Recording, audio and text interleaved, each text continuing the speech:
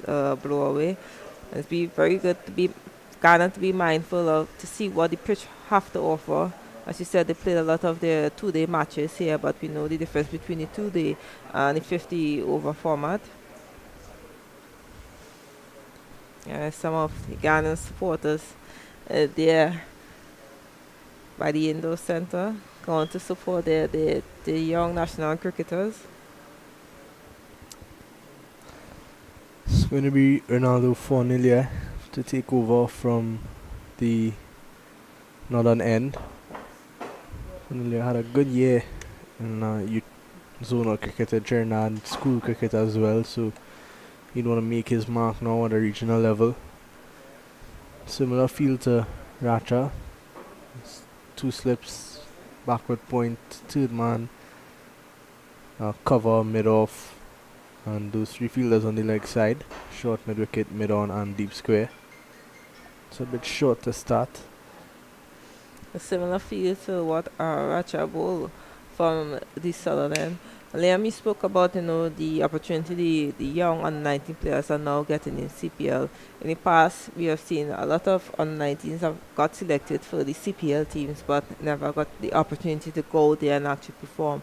And now, if you look at we know CPL only started Thursday, but if we take a look at last year, a lot of the younger players was getting the opportunity. And I think that's needed because the level of the cricket in the Caribbean compared to the under 19 level in England, India, Australia as the big three, as you know, the level is like very competitive. And we see us last year just over cover, single down to third man. Ramnath is off the mark.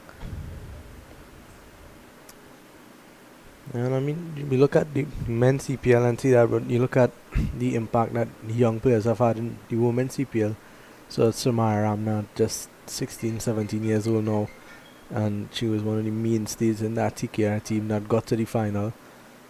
Zeta, James, all of these young girls could, they still play under 19 cricket and they still, getting the opportunity to perform in a tournament like the CPL.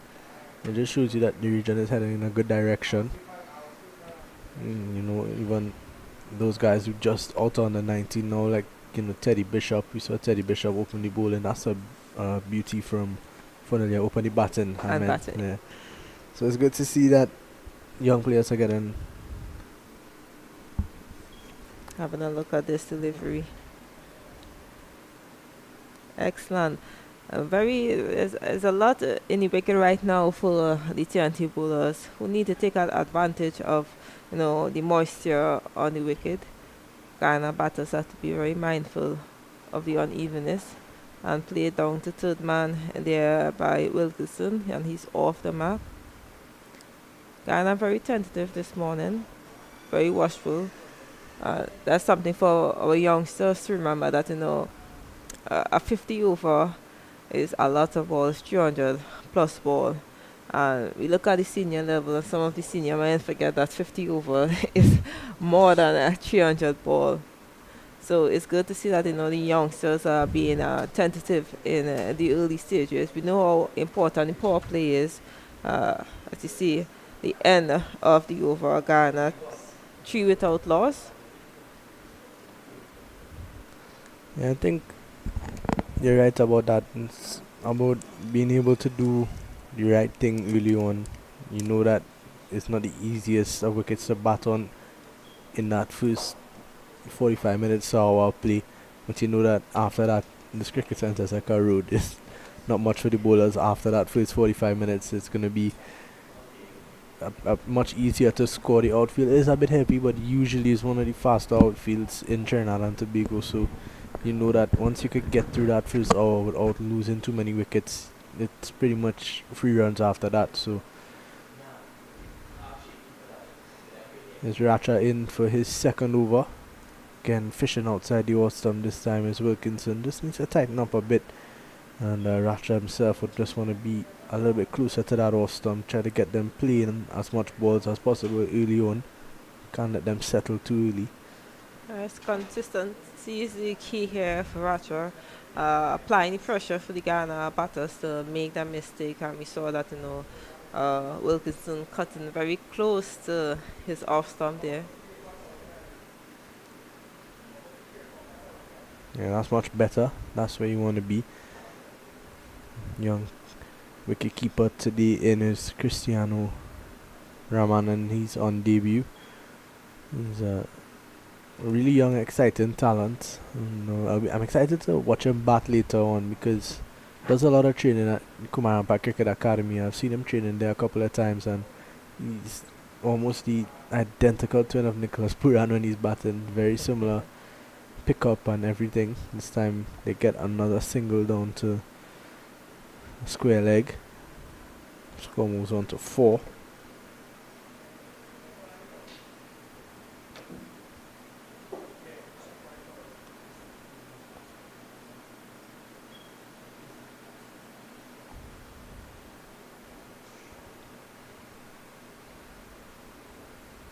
Not much movement from the ball here from Racha.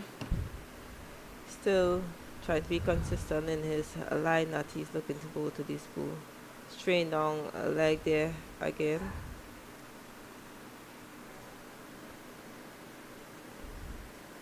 Yeah, just needs to tighten up a bit now, Racha. Knows that when he gets that ball in his area, once he finds his length quicker rather than later, he'll be good because he is really dangerous. He's got some good pace on him. One of the fastest bowlers in the competition. And it's not had the heights of the tournament that he had last year. This one driven nicely past that man at cover, and it's going to run into the boundary for 4 now. That's a good looking shot from Ramprasad Ramnath. Yes, plenty whip there on offer. Ramcha, he's struggling right now to be consistent with that line and length he's bowling. And any opener will see a ball like that and smile at it because it's just opportunity for him to free his hands. If you take a look back at that first ball at Ratcher Bowl, right on top of offer, just back of a good length. That's the line and length. That's right there. The line and length he should be bowling. Quick single there by Ghana. Yeah, he had a really good tournament last year. You remember that he would have picked up a 5 in, or I think it was 6 in one of the games across in Presal, and he would have set this tournament alight, but he's not quite had the same heights as last year, and it is probably a good thing for him as a young cricketer to get these experiences early on in his career. Another full delivery and driven past the man at cover, but he gets back. Mendoza gets it into Racha, and they pick up an easy 2 to finish the over. Oh, that's going to be the end of over number 3 now. 12 without loss. And Trinidad and Tobago would want to pick up an early wicket. We keep mentioning the importance of getting early wickets and getting yourself into the game early because of how easy it becomes to bat after that moisture dies off and it dries off. It's going to be interesting to see how Brendan Boodoo rotates his bowlers in this first hour as well. They've leaned to him a lot throughout this competition to pick up wickets. As you know how important it is to pick up key wickets in the power play. I believe that's the reason why Trinidad decided to bowl with the conditions to try to put Ghana batters under some pressure. But Ghana batters, Mr. Wilkinson and Ramnath is batting really, really good right now. Tentative. Spoke too soon. He had a flash of that one. It was a good delivery from Fornelia, just moving away a bit. Ramnath would have seen that he was pitched up and was looking to play that booming drive. Didn't make any connection though. See adjustment in the field. Yeah.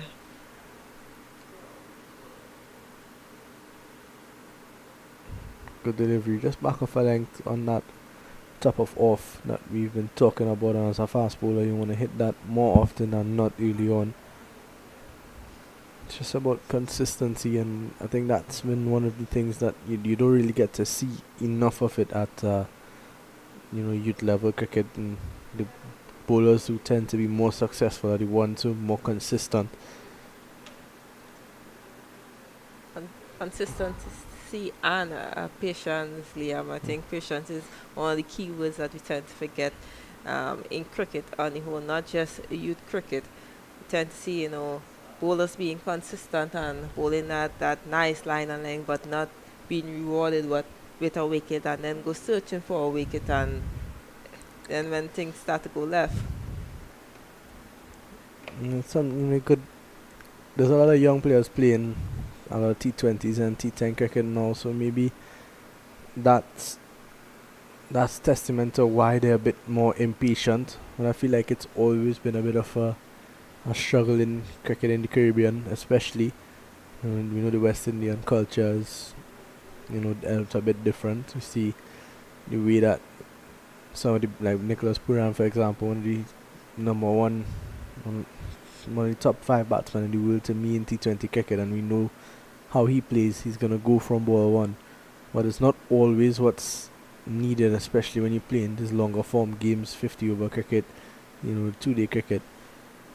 Shot selection becomes so much more important. That's the end of the fourth over. Guyana 13 without loss. Ramnath on 7, Wilkerson on 3.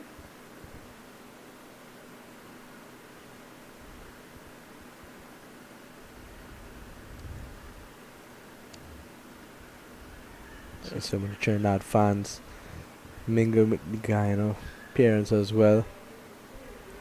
And it's good to see that the Guyanese parents have traveled all this way to come and support their kids.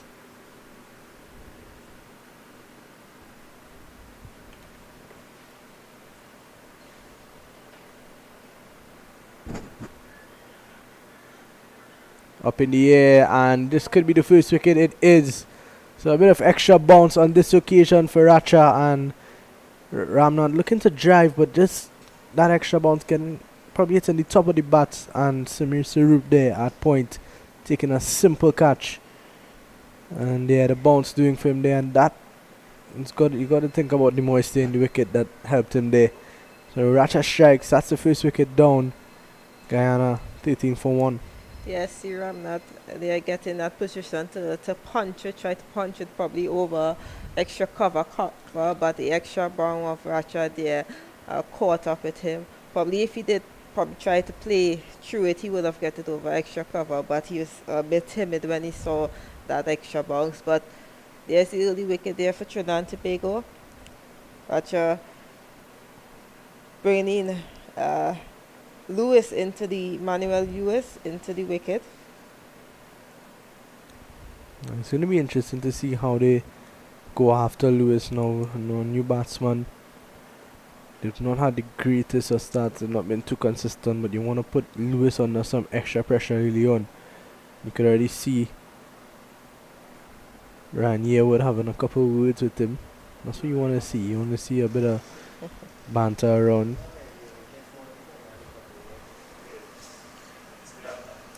I've always been a sucker for banter. I always say that, banter is banter, but banter is not disrespect. Because when we walk off the field, we have our conversation and we sit down and we still chat the cricket. But when we on the field, we're on the field. I also bring out that aggressive passion for the youngsters, to try to show up or try to get the opponents under pressure.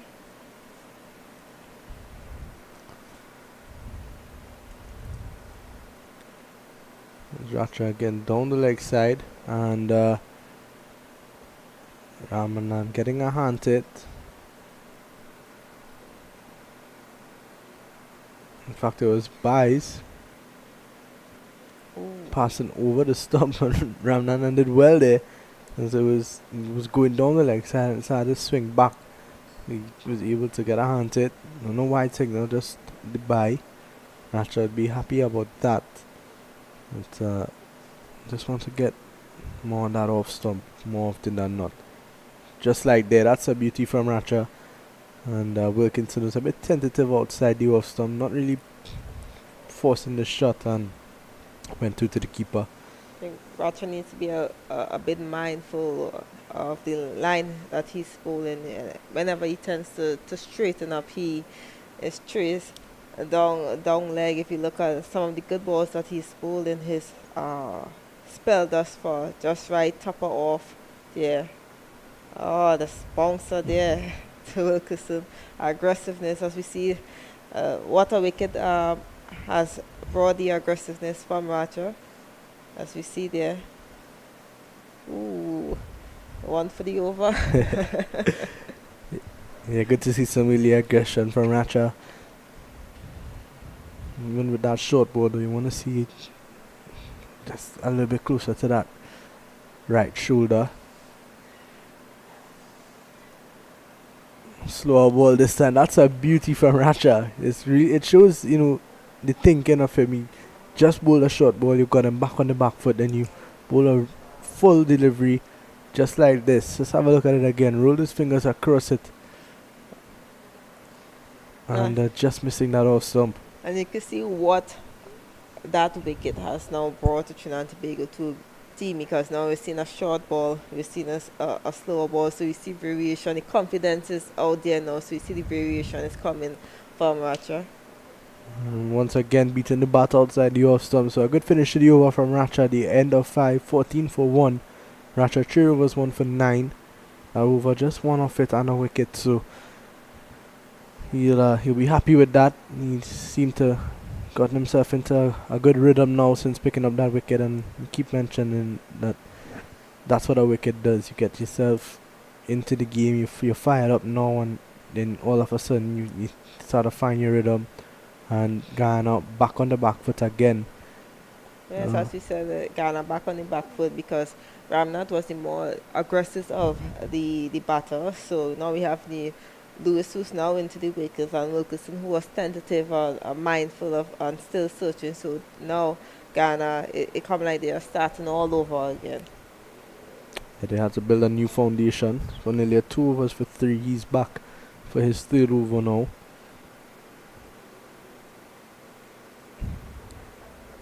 It's a good delivery, nice length, and Lewis just on the front foot pushing it back to him.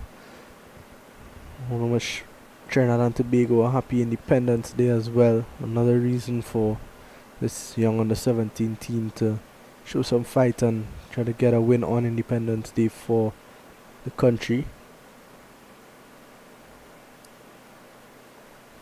Driving again is Lewis this time, and just beating the fielder at transfer cover. Run out here and all.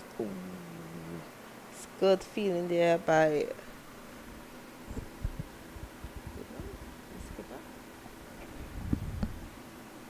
It's like Iran Basant at cover.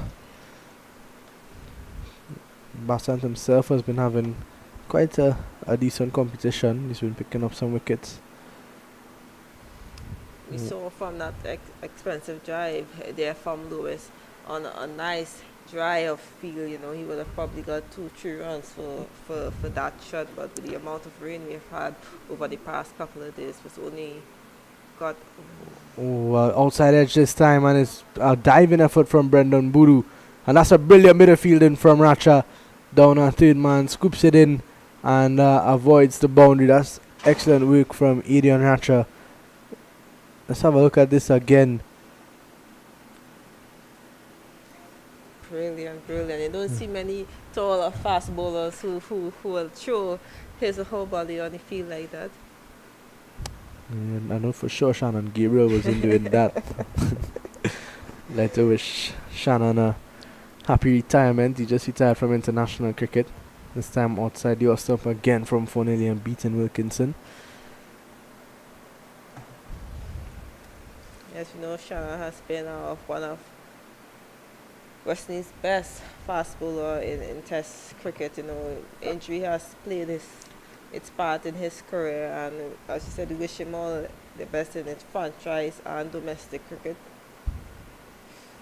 Another good delivery, and Trinidad and Tobago, you just see that there's a bit of fire in them at this point, and we've got to say that it's been led by Racha First, that wicket that he picked up, and a couple of brilliant deliveries in the last over, and then now he's energized the team a bit with that excellent bit of fielding down at third man. So credit goes to Racha and Trinidad and Tobago feeding off his energy at this point in time. One delivery to go in over number 6.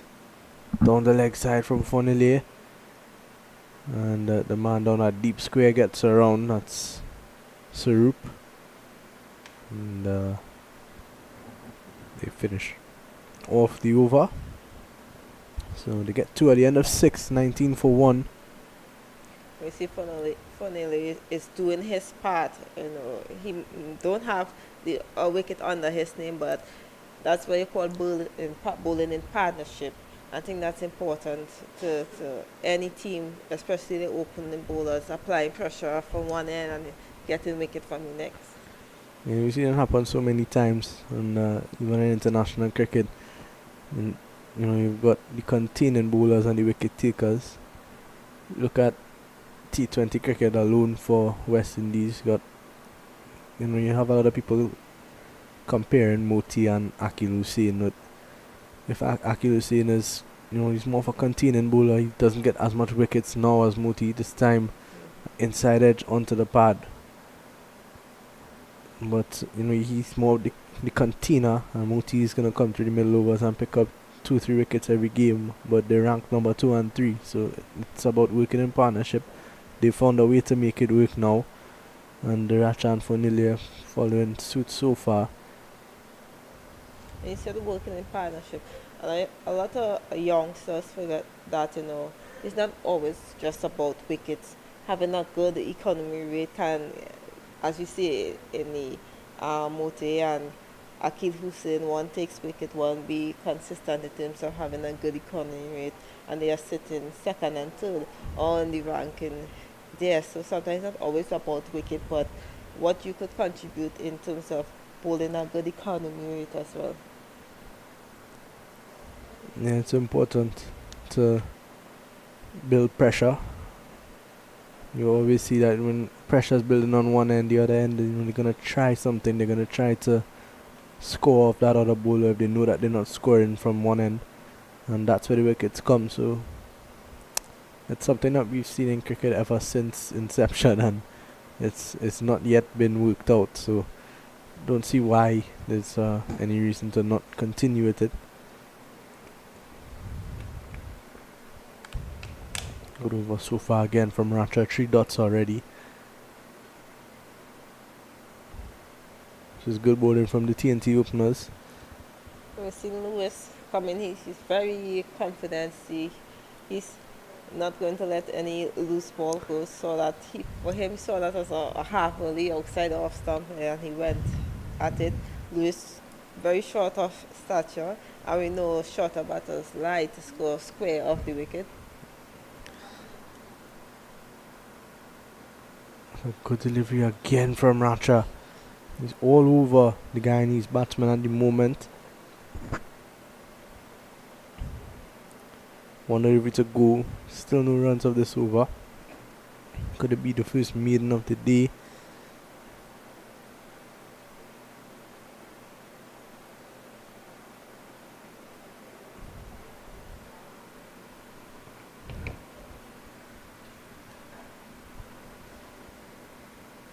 Delivery again, appeal for caught behind, but that one just beating that outside edge again. So a brilliant over once more from Adrian Racha, and at the end of 7, 19 for 1. That's the first maiden for the day. What is we have to see here now is what Skipper Budu is going to do. Is he going to hold short spells from Racha, or he's going to continue him for the next couple of overs, because he's gotten in his zone right now. A lot of times we see bowlers maybe over bowl a bit. You got 4 good overs out of him. I'd probably give him one more. There's obviously the rule on the 19 on the 17 cricket where when your fast bowler bowls 6 overs, he has to take a hour break before he can bowl again. So I'll give him one more, and if he's feeling good, because Racha is really a fit cricketer as well, so there's no real question about him being tired or not. I think he'd be fine. Now they put in another slip, so 2 slips and a gully for Fornillier. And this time cut straight to Mendoza at point. I'm very happy with the adjustment made to this fielder. Skipper Blue, he's supporting his bowlers. From the spells thus far, I've only seen him straight down the leg side once, and that was the last ball of his last over. Yeah, he's been consistent. This time cut into the pitch, and Brendan Boodoo's at gully picks up again. The runs have dried up for Guyana on the past 3 or 4 overs now, and Trinidad and Tobago could sense that something's gonna happen soon the way that they've been bowling. And good captaincy from Boodoo as well to put that extra slip in now and keep adding to the pressure.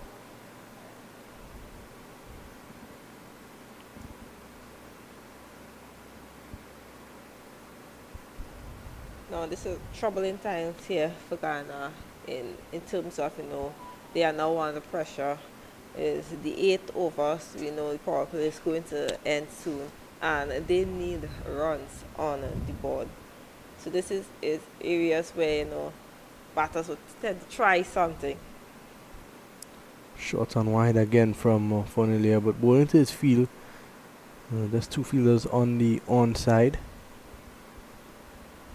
4 dots again, so no, just 1 run in, or just 5 runs in fact in the last 3.4 overs. So it's just a matter of time before you get Wilkinson forcing a shot or trying to score. Beauty from Fornillier there, not much that Vikash Wilkinson could have done about that. Take a look here at the replay. Lovely rhythm approach to the crease. Square them up there. And I'm sure the fielders is asking why was there a nick? It's good consistency here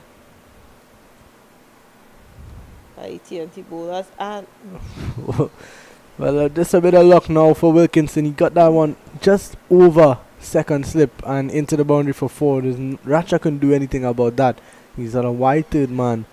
It was short and a thick outside edge over second slip and into the boundary for 4. So a release really for Guyana.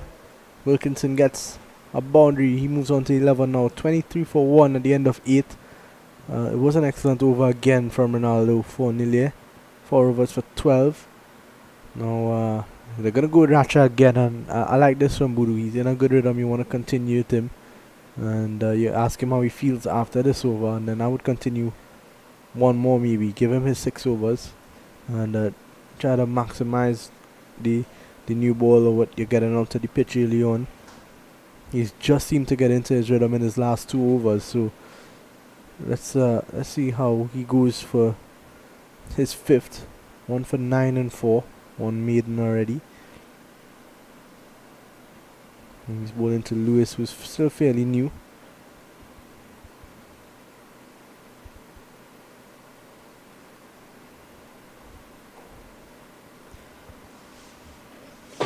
half volley there by Ratcha. If there was one adjustment, if you were captain out there, you would have made for the field for Ratcha, what would it have been? I think now that he's been consistent outside the off stump, I would take one of those fielders on the leg side, rather be the mid on or the short mid wicket, and have an extra man in the cover, or maybe even an extra slip. With the way that he's been beating batsmen outside the off stump, probably put another slip in. Yes, I share the same sentiment, because I look at the fielder at mid on who hasn't fielded a ball in his spell thus far. So I would have brought across that short mid wicket, and probably put a cover and bring around that mid-off fielder like 5 steps to his right and help support Roger with those. When he misses length, sometimes he tends to miss his length and goes those half volley, but we know if that extra fielder go into that cover area, there will be support.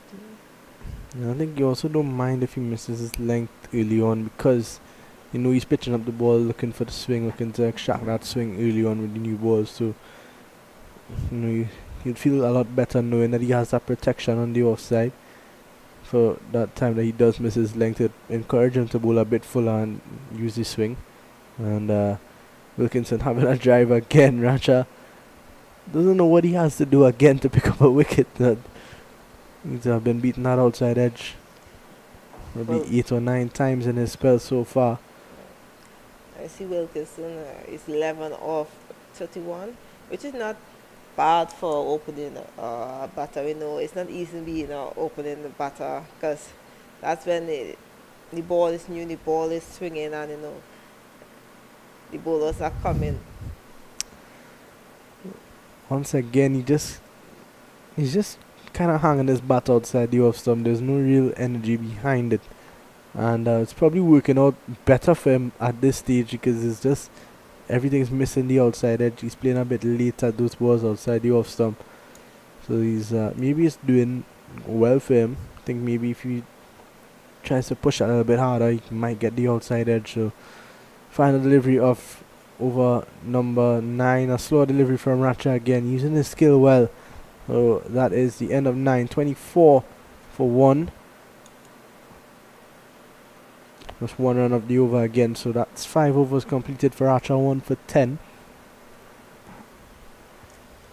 Yeah, it's probably a little adjustment for the Guyana batters in terms of Raja, who's trying to bowl that outside off, probably a middle and off, probably bat on the off stump and just get behind the ball and punch it because there's space coming, and as you see that cover area is open, so there's a single up for offer there. It's going to be fun later to continue. Same field, 2 slips, a gully, third man backward points, cover, mid off, then a short mid on and a deep square. The sun cutting back in. They seem to nip back off the seam, and that inside edge goes to Jordan Mohammed at short mid wicket, and they get a single. Good bowling partnership here by Fanilio and Raja. They're not in the wicket department, but he's surely putting Ghana batters under pressure. He's very consistent with the line and length he's bowling. We've already seen 2 balls going through that slip area. Looking to cut this time and missing out again. There's a lot of plays and misses in this first 10 overs. Trinidad to be good. Feel a bit slighted by that, and when they've gotten the edge, it's been going over the slip fielders or through that gap between second slipper and gully. They've been a bit unlucky, Trinidad and Tobago. They continue to do the right things, bowl in the right areas. They've impressed me with their consistency this morning. When you look around at some of the other teams, you've not seen that as much. That's a beauty, and this time he gets the edge. And Wilkinson finally, his torrid stay out in the middle is over now. He goes for 11 of 35 and a much deserved wicket for Ronaldo Fonile. And you see his teammates hugging and supporting him because you know how hard he worked for that wicket. And take a look at that replay, look at the line and the length. Not much there for Wilkinson. He just seemed to just had nothing behind the shot, That's something that our young batters need to know, that you don't have to put your bat to every ball, Be aware of where your off stump is, leave alone some on the ball.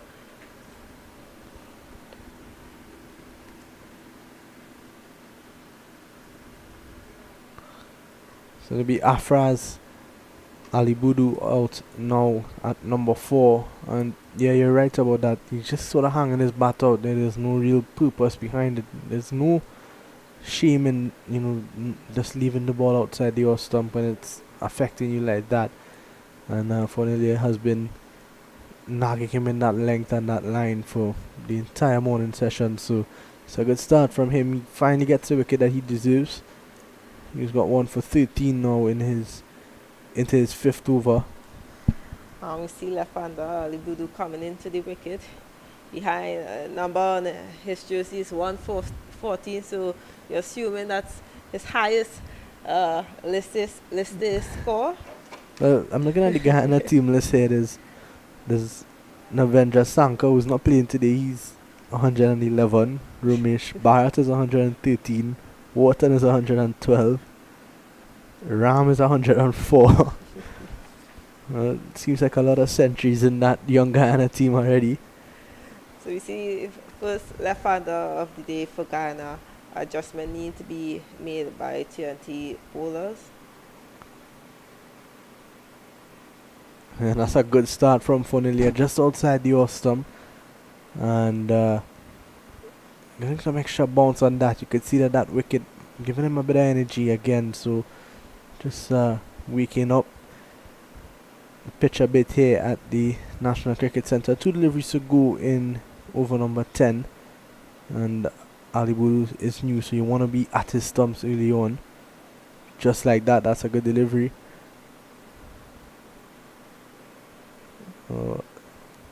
One delivery to go now.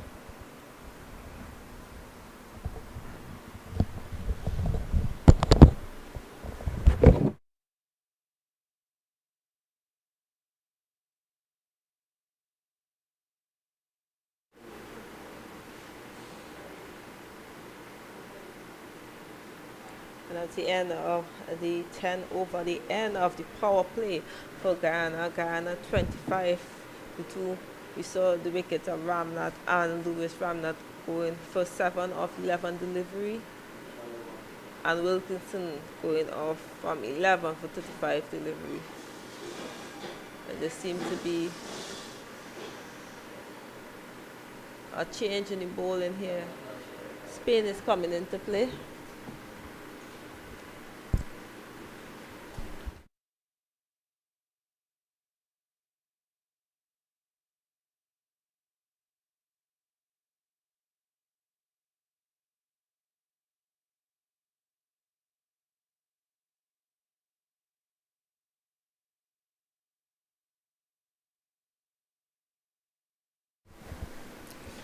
Good morning, Trinidad and Tobago. Happy Independence, 62nd Independence. And good morning to my colleague, Good morning. Mr. Sid Gree. How are you today, sir? I'm fine.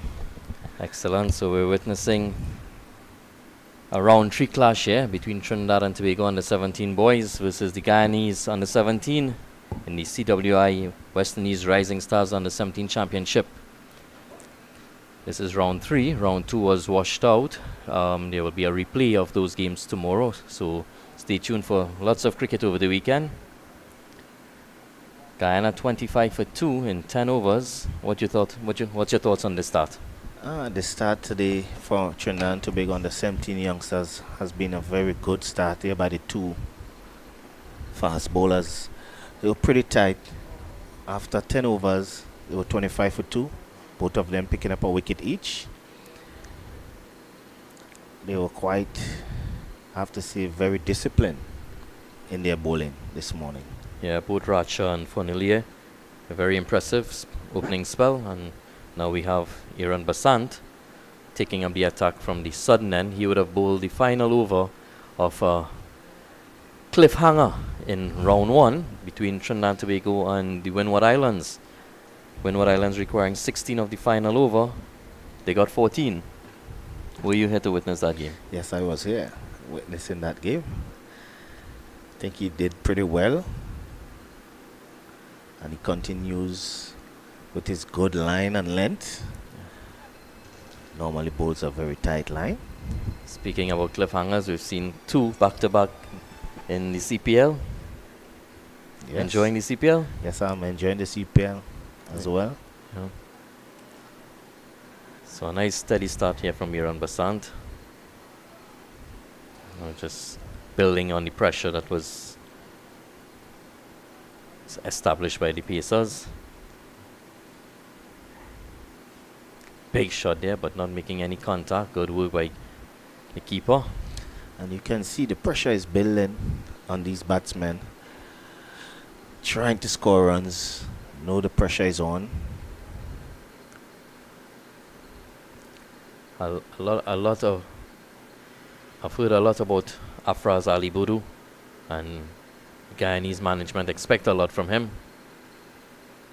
Did make a half century in the 2D version, but since then he got injured. He's now back fit and he's at the wicket, so he'll be aiming to impress. We have selectors looking on.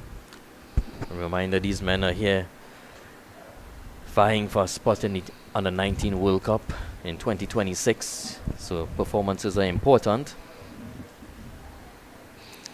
Once you put on your national colours, we expect you to be trying to perform at the highest level at all times, because once you put on that colour, you seem to be the cream of the crop. Agreed.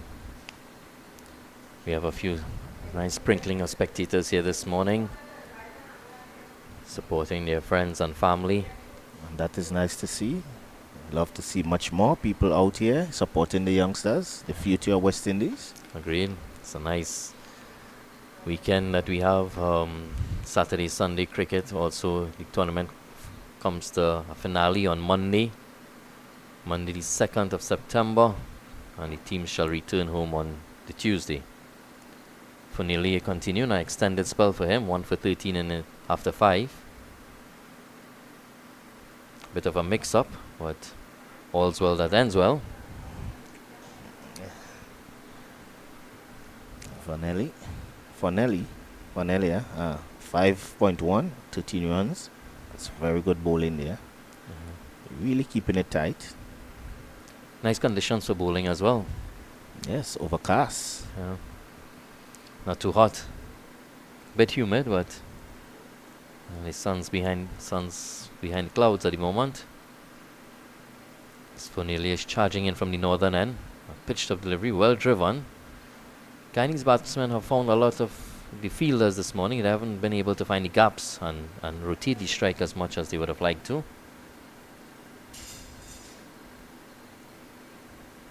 Very steady. Losing 2 wickets within the first power play, not the ideal start. 28 for 2 in the 12th over. Definitely need to consolidate.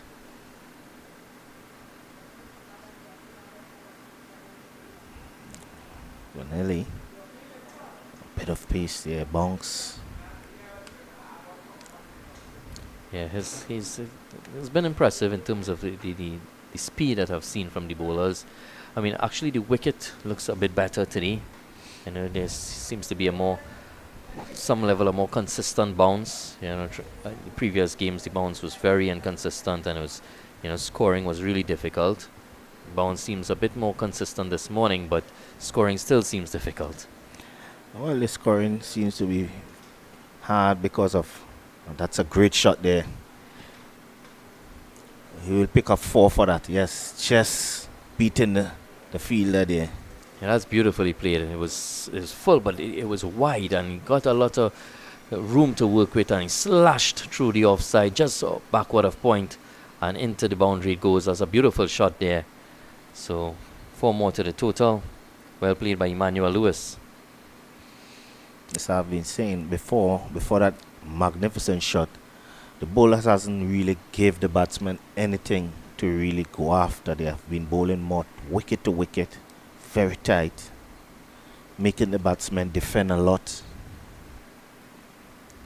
Trinidad and Tobago at the top of the table at the moment, with the only completed game in the 50 over format thus far. Have been hampered by the weather, so we're hoping that over the weekend we can get some sunshine and see these young men play as much as possible for the benefit of themselves as well as West Indies cricket. 2 umpires we have today. Presiding is Mr. Joseph and Mr. Davis. One from Antigua, the other from St. Vincent. And he also resides a bit in Grenada. Another beautiful shot, pitched up and driven. Wouldn't go all the way to the boundary this time. Consideration for 3, but they decline and stay on 2. So it's well played. It's nice to see that he's finding the gaps now. You know, as more time you spend at the crease, it will become easier. Yes, or this time for Nelly, bit too full.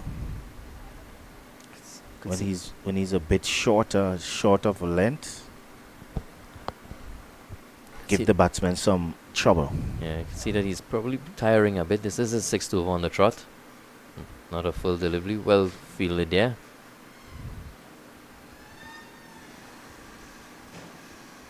That's the end of the over there. Joseph Mendoza at backward point. Good stop by him. So after 12 overs, 35 for 2, scoring just under 3 runs and over. Basant will be continuing from the sudden end. Some Guyanese spectators as well, here to support their sons or grandsons.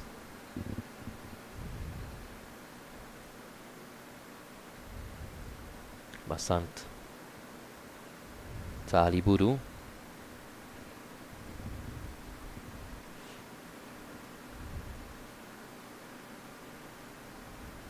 Oh, that's a misfield there. Looks like Racha cover point, and again, that's much better running by the Guyanese batsmen, and they get 3 on this occasion. Well played there by Ali Budu. Just rocking back on the back foot, punching it through the offside and picking up 3. A nice looking shot. Not a bit of misfeeling there.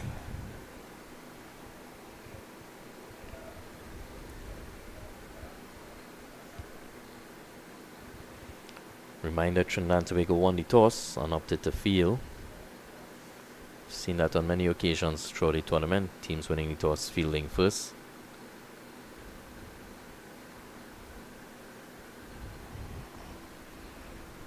It's a nice comeback there by Basant.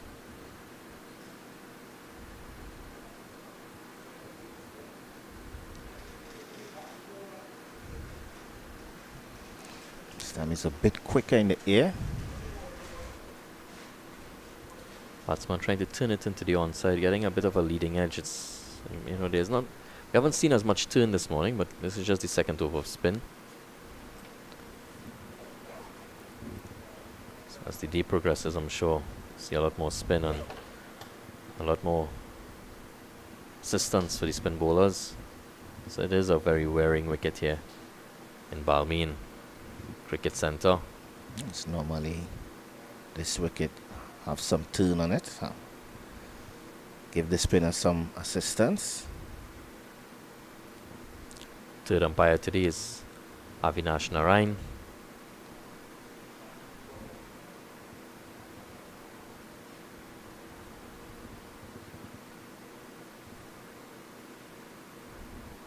Full delivery and just stroke back to the bowler. So a very steady start. So at the end of 13 overs, it's 38 for 2, and then the umpires have called for drinks. Yes. To the start of the game, and we'll be back shortly. Well, for the start of the game, I think Trinidad and Tobago has done pretty well here for the first hour. They have kept the bowling tight, keeping the Guyanese batsmen at bay. I think that's a pretty decent start for the Trinidad and Tobago bowlers and fielders as well, team. But I think they will try to continue on this same vein, and I know the Guyanese batsmen will try to up the ante here, try to get some scoring in this second hour at least. I hope we'll see a very entertaining 50 overs here today. Hopefully we'll get the full 50 overs here today. See a bit of cloud passing by. Hope the breeze take it away as well. So we'll be right back after the break. So we'll continue after the drinks break here. So we'll be back at Balmain Couva in about 5 minutes.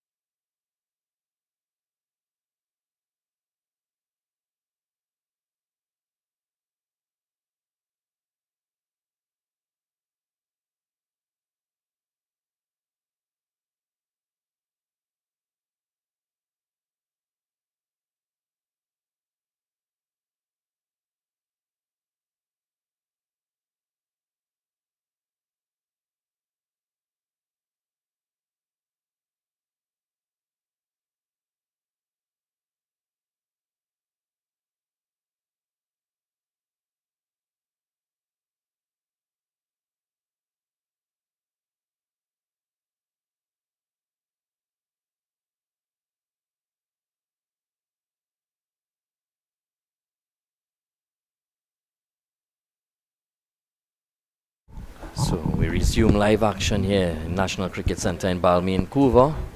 Bowling change from the northern end. It will be Jordan Mohammed, left arm orthodox. Facing up is Afraz Ali Budu. And a bit of turn, but wrong line. Went on to fine leg. Batsman getting something on it, so one more to Afraz Ali Budu. With that kind of turn, I think Mohammed needs to have a leg slip there. Yeah, that's a good call. Very good call indeed, Sid. But that was the first ball, so maybe against the left-hander, maybe we'll see. When the left-hander is on strike, I'll get myself a leg slip.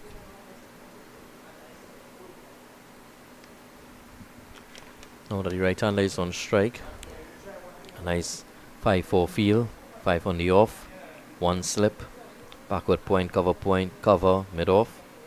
2 fielders on the boundaries, long on and deep mid-wicket. Short and wide, cutaway. Mendoza backward point slipping, so allowing batsmen to cross over for 1.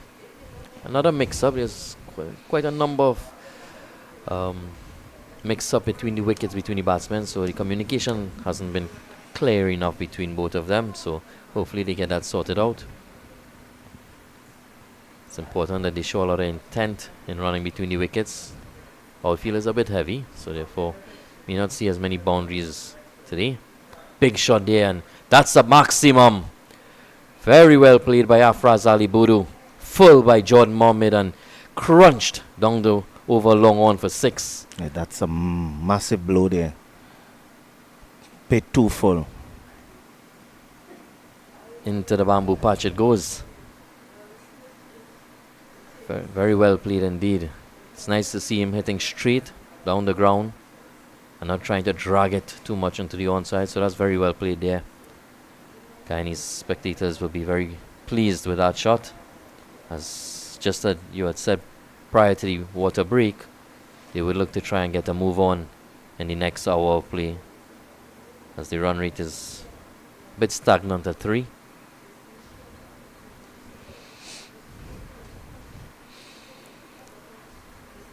Mohammed the pitch is offering a bit of turn, so he just needs to be mindful of how full he wants to get that ball. He needs to get it a bit just short of a length, just between, forcing the batsman to try to be on the front foot in 2 minds. Yeah, allow the ball to work off the pitch, get some turn. On that occasion, it was just meat and drink for Ali Budu. It was too full and he just climbed onto it. Yes, even though the pitch is offering some spin, if you bowl full toss balls at length, you will be dispatched in this tournament. Yeah. These batsmen have some pretty good skills, so I know they have to be mindful. How impressed have you been with Jewel Andrew, man from the Antigua and Barbuda Falcons, 17 years of age, making a 50 on his debut in his CPL debut? And yes, in the first game, I was quite impressed of the way he came in and bat. I was a bit surprised at the time he came in the wicket. But you can see he has a lot of talent. And he's one of, for the future, for West Indies. Most definitely. A lot of maturity on his part as well. We wish him well for the remainder of the CPL and for many years to come. As Jordan Mohammed continues, this one a bit shorter, dragged down a bit. And Ali Budu unable to find the gap. Straight to mid-wicket, no run. So it's 46 for 2. Jordan Mohammed a bit under pressure now after conceding that 4th ball. Another full delivery, and that's well played. He's found a gap, and it goes into the boundary. The fielder slips on the covers, but the ball goes into the boundary for 4 more. So it's really positive batting here by Ali Budu post drinks. Yes, Ali Budu is really taking on the the left arm orthodox spinner. He knows the ball is turning into him, so he's really going with the spin as well. You can see the intent of really going after that bowling. So the most expensive over of the innings.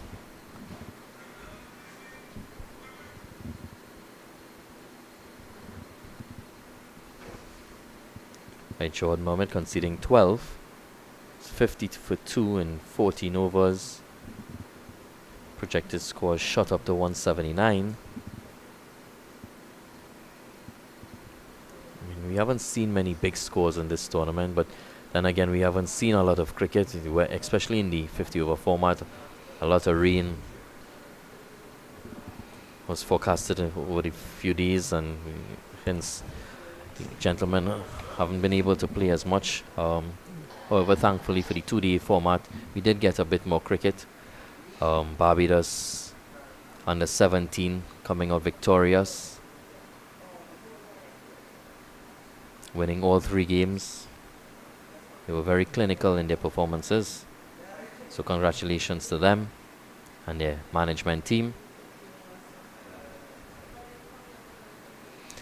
Yes, and I have spoken to one of the coach of the Barbados team, from the Barbados team, and we had a good conversation, and I'm quite impressed of the way the Barbados Cricket Association is going about doing their business of developing the young players. Yeah, you can see they're reaping the rewards of that already. You know, they have been victorious at the under 13, under 15, under 19 levels. Now at the under 17, as we see one of the substitutes going to have to come on in the field as That's Jaden Kent. Shaden Kent, who slipped on the boundary, holding the back of his neck. Hopefully it's nothing too serious.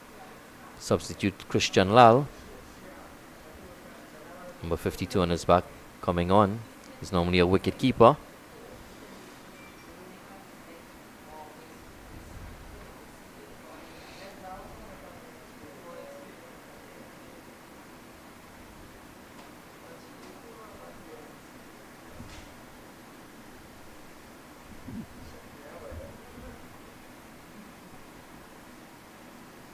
Behind the wicket for Trinidad and Tobago today is Cristiano Ramnanan. So a bowling change from the sudden end. The captain has decided to bring himself on, Brendan Boodoo.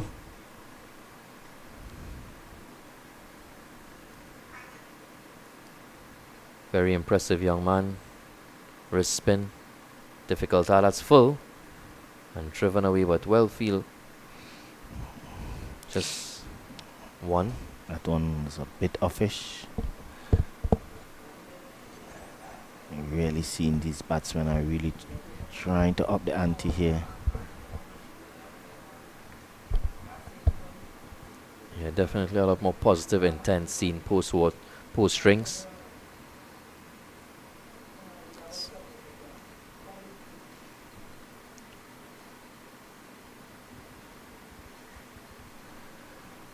Afraz Ali, the 6 on a 4 in the previous over. His confidence will be high. Was very good line there. Yeah, really well bowled. A bit of extra bounce as well. Well taken by wicketkeeper Ramnanan.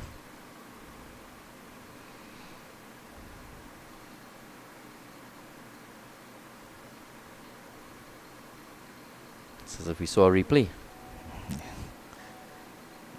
And that's the line. Has to keep it very tight there for Boodoo.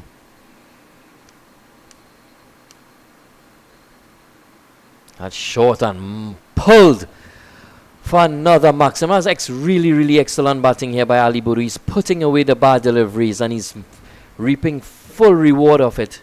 Short delivery, going back on the back foot, using the depth of the crease and smoking that over deep mid wicket for 6. Well played. Yes, it was short, slow, and was there to be punished, and Boodoo didn't miss out. Yeah, he's definitely making full use of those bad deliveries. He's quickly moved on to 22 of 15 deliveries.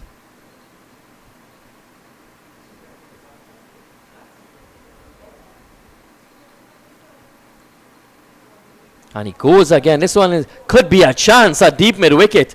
He settles and he takes it beautifully. Very comfortable catch by Darius Batu Singh. I think Budu was drowned in honey there. Tried to go after the bowling, but this one was a bit fuller and didn't get hold of it. And this one was straight into the hands of the fielder at deep mid wicket. Simple catch, and he has to go. He will be disappointed with himself for that shot. Yeah, most definitely. Getting himself to a really good start. 22 or 15 deliveries. And I mean, there was a lot of positive intent. So I don't want to deter him from, playing positive cricket. But at the end of the day, it's important. Your team has lost 2 wickets already. You need to build a partnership. And, he went for another one. Maybe could have just struck it. And, but on that occasion, finding the fielder. So you can see the disappointment in him. And that's good to see because he knows that there's a lot of runs out there for him. Unfortunately, he has to go back to the pavilion. Incoming batter will be the captain of Guyanese, Jonathan Van Lang. But I have to give good credit to the bowler, the captain there. His first one was dispatched for 6 short, and this time he pushed it up further and forced the batsman to go after him. Yeah, Brendan Boodoo showing a lot of courage there, not trying to bowl too fast or pushing it through quicker. It was a nice slow delivery with some loop full and encouraging the batter to go, and picked out deep mid wicket. A really nice catch here by Batu Singh as well, settling it and taking it very comfortable. So 57 for 3, Guyana in the 15th over. Captain Van Lang at the crease, facing up Brendan Boodoo.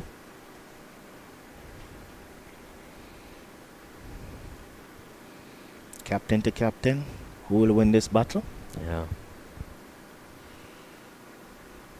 We also saw in the 2-day game Van Lang playing a very, very impressive knock against the Leeward Islands to allow Guyana to win outright in that particular game. This one is full and driven, slightly uppish, but down to long off. He's off the mark immediately. 58 for 3 after 15.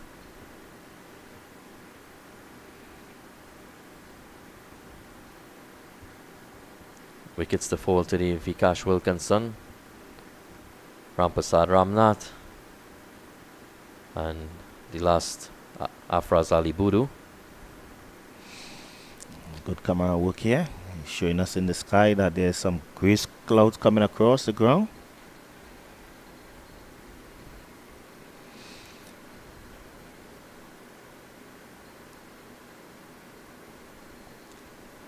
Yeah, must compliment the ground staff as well. They did some excellent work. We had a lot of rainfall previous days, and they did a lot of work for us to have a prompt start here this morning at 9:30. So compliments to the ground staff here at the National Cricket Centre and throughout the 3 venues, both at Inchanali and Gilbert Park. So Mohammed will continue. Hope he will try to get a much better over.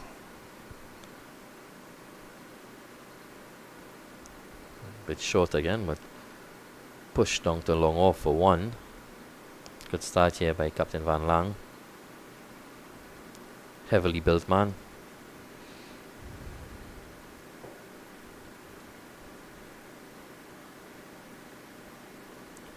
Since the water break, Manuel Lewis hasn't gotten much strike.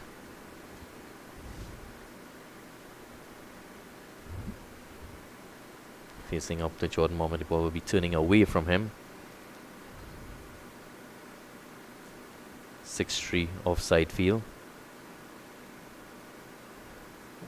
And outer half of the bat, just wide of and at backward point. Crossover for another single.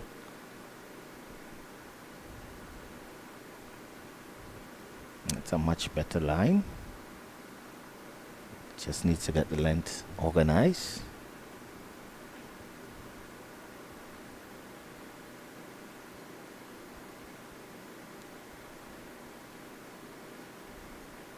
Too full.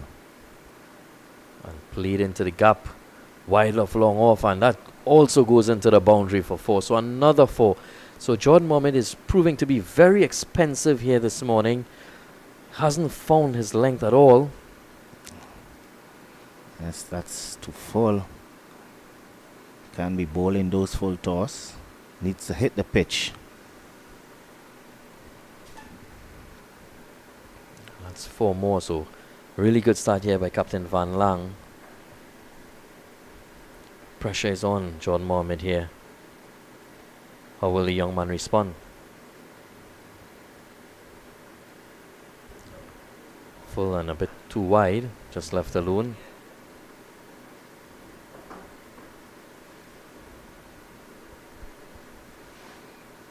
Needs to get it much closer to the batsman.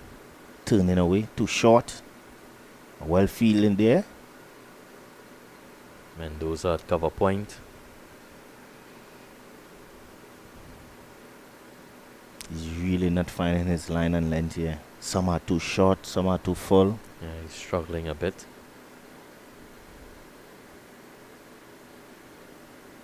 Much better in the end to finish off the over. So at the end of 16 overs, it's 64 for 3.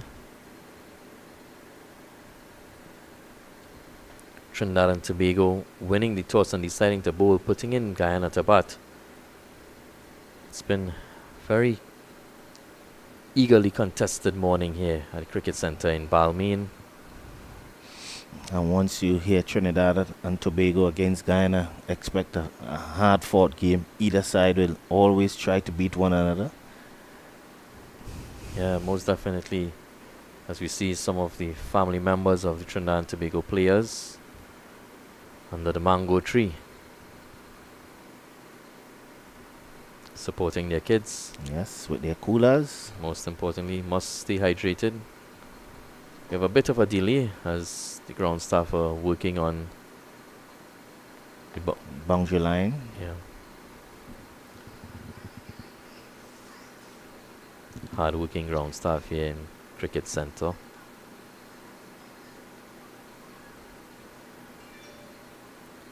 Brandon Boodoo would have conceded a 6 in his previous over, but came back with the wicket.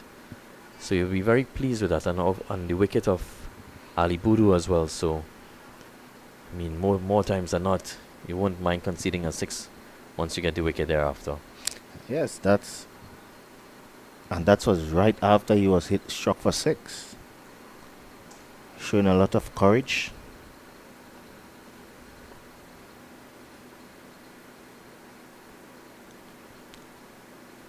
Very well bowled. Lewis stroking it straight to cover, no run.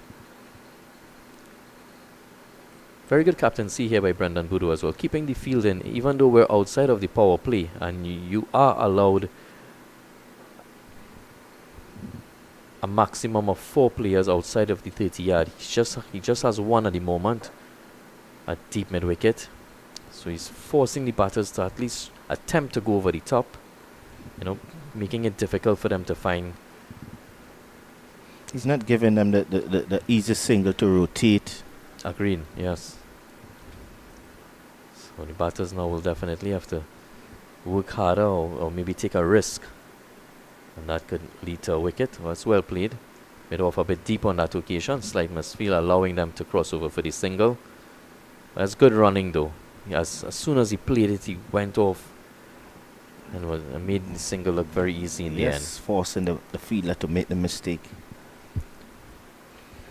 So now for Van Lang, the field he pushes back long on and long off. And deep mid wicket is still out there. Very well bowled, good line and length. Van Lang just pushing back on the back foot and stroking it to the offside, no run. Brendan Boodoo has been very impressive throughout his competition. It's good bowling. That's well played, and they're going to jog across for 2. Simple 2. Very well. Excellent gap finding there by Van Lang. Waiting on it and just using the wrist to find the gap. So that's really well played by the Guyanese skipper.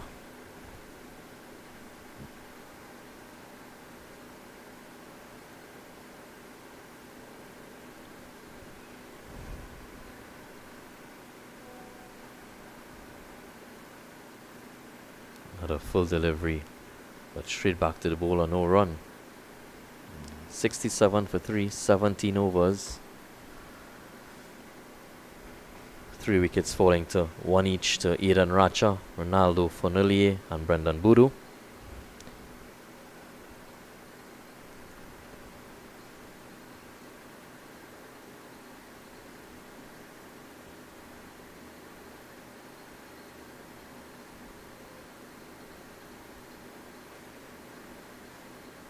Definitely a lot more spectators here today than we've had on previous occasions.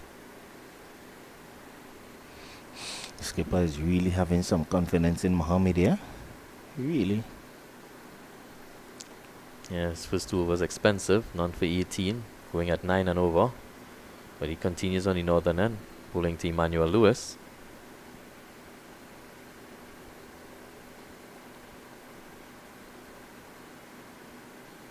Again, he over pitches and it's very well stroked.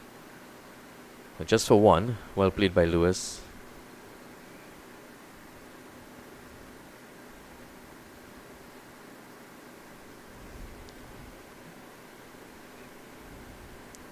Jordan continues to struggle to find the right length on this wicket. And he's actually getting some turn, but he just needs to find the right line and length. Full toss. Another one. Just gently stroked down to long off for 1.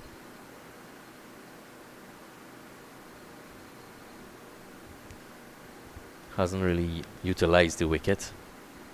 And there is turn on offer, as Sid said, but his length's just been too full.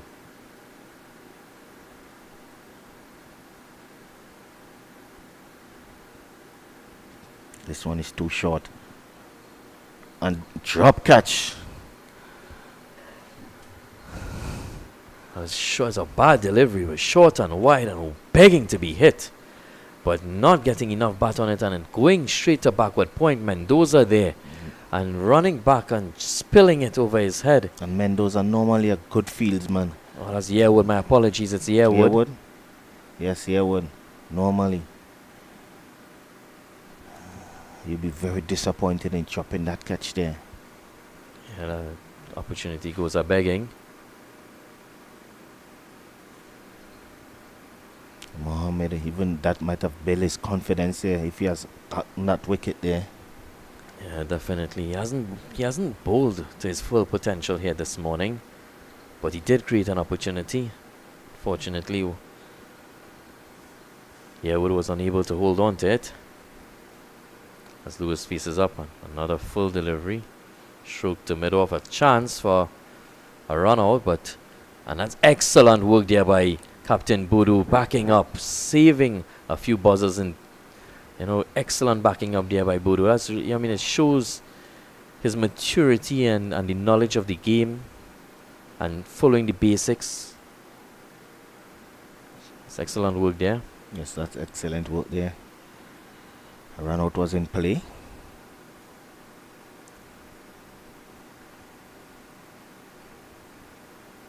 Not a full delivery. It's really struggled to find his length there and stroke down. Captain Van Lang content with just playing it on the ground for 1. So after 18 overs, it's 73 for 3.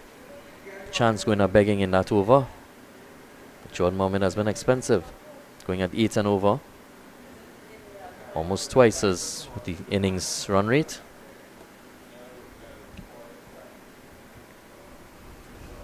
See a lot of cloud cover here in Balmain. Encourage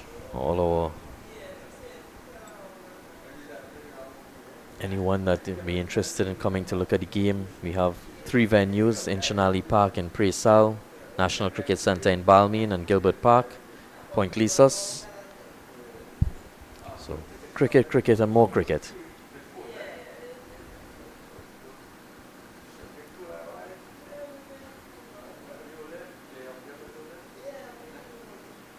Boodoo continuing from the sudden end.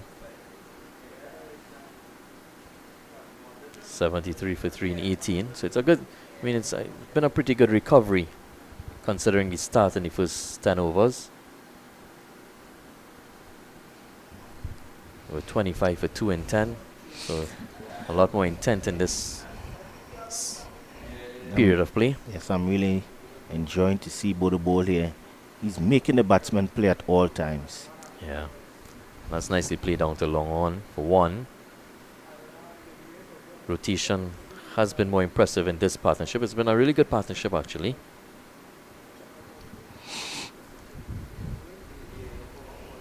Been rotating the strike well, putting away the bad balls. Was gifted an opportunity. Lewis, that is. And this could be out. This could be out. Yes, and he is out. Great bowling here by Bodo. Pitching it up, forcing the batsman, making the batsman to make the mistake. Tried to go over extra cover and was caught just in the extra cover region there. That's good bowling there by the skipper. Yeah, very impressive by Brendan Bodo. Continue to bowl accurately and forcing the batsman to make the mistake. Emmanuel Lewis unable to capitalize on the chance given to him earlier. This one again trying to go over the top, and again compliments to Brendan Bodo because of his field placing, not allowing the easy singles, especially for Emmanuel Lewis, having the field up and now forcing him to go over the top. He decided to take the risk and was unable to get enough bat on it, and finding the safe hands of Batu Singh there at extra cover, and he goes. So that's the fall of the 4th wicket, 74 for 4 in the 19th over. The new batter coming is Romesh Bharat. Yes. Brendan Bodo is really bowling. As I said, just a couple balls before, I'm impressed because he's making the batsmen and then play. Try to make the batsmen and then play at every delivery. Not giving them any free balls to leave alone. He's bowling more wicket to wicket. So he's forcing the batsmen and them to play. If they miss, he hits. Yeah. And also excellent work by Batu Singh. That's now 2 catches for him in this game. He's taken some good catches throughout the tournament, actually. Saw him take one at Gully in Inchanali Park earlier in the tournament. One-handed. Had the entire Praisal in an uproar. So he's had a good day on the field today as well. As you see, new batter Romesh Bharat.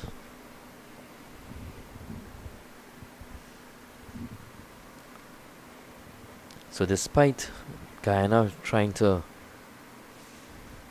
show a bit more impetus in their innings, they've lost a number, and they've lost 2 more wickets in this period. As Romesh Bharat facing up Captain Bodo. This one is just quicker delivery coming into the batsman, the new batsman.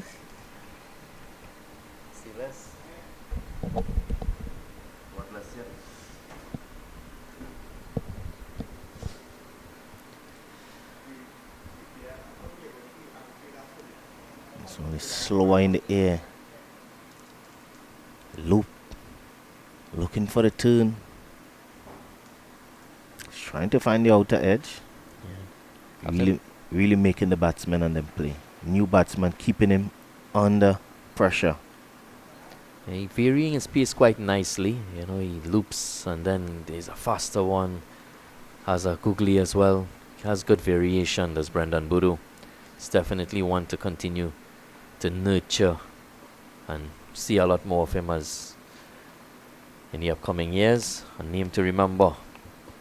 Brendan Bodo, hailing from Southeast Trinidad, a southpaw.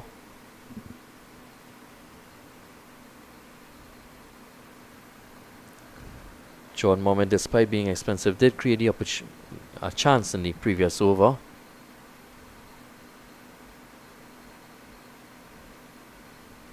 And he's continuing from the northern end. Yeah, we're now in first slip.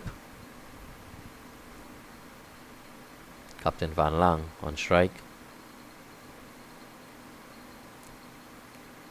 Continues to overpitch. This one, thankfully, he had Bodo at cover to cut it off. No run.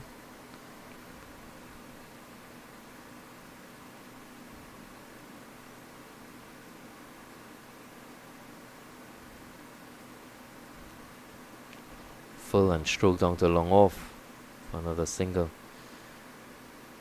Just really hasn't found his length at all this morning. John Mohammed.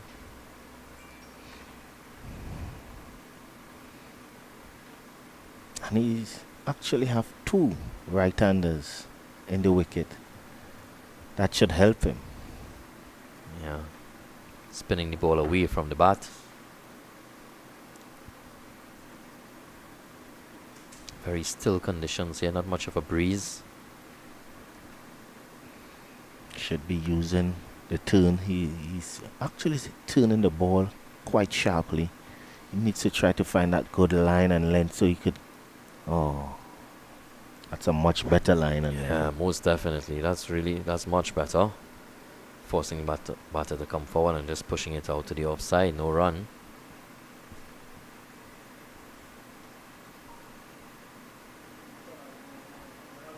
This one too short and just left alone outside the off stump.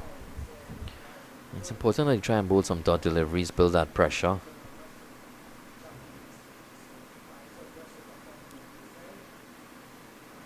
That's much better by him. 3 dot deliveries to the new batter. So it will help to have the new batter on strike. He would be a bit nervous. Yet not yet off the mark after 6 deliveries.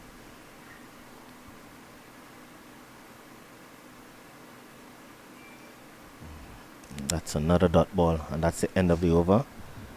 Much better over there by Jordan Merman, just conceding 1. So after 20 overs, Guyana being put into bat a 75 for 4. As my stint with Mr. Sid Gray comes to an end. Yes, and we'll have these two. And we'll hand you over to Mr. Mamchan. and Miss Brittany Cooper.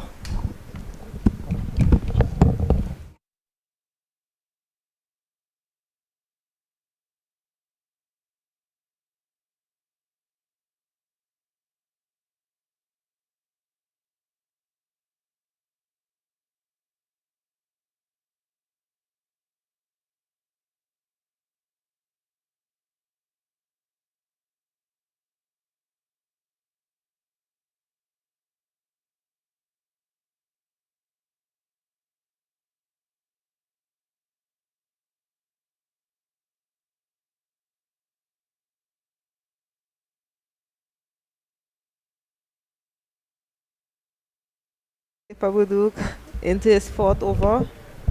Already picked up 2 important wickets for Trinidad and Tobago. Skipper leading from the front.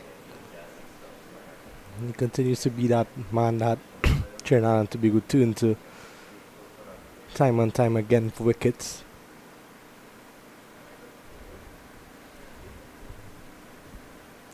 A good piece of fielding there on the long on boundary by young Yearwood.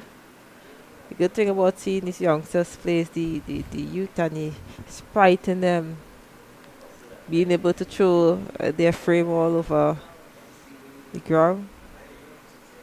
I like this field from Boodoo for the new batsman. Just the one fielder out on the boundary at mid-wicket, but everybody up close to the bat. It's a good delivery again. Beat not just the batter but also the keeper as well.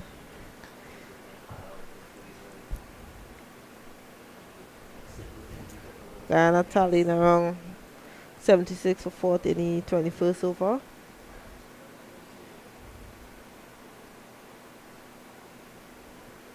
Some work into the leg side.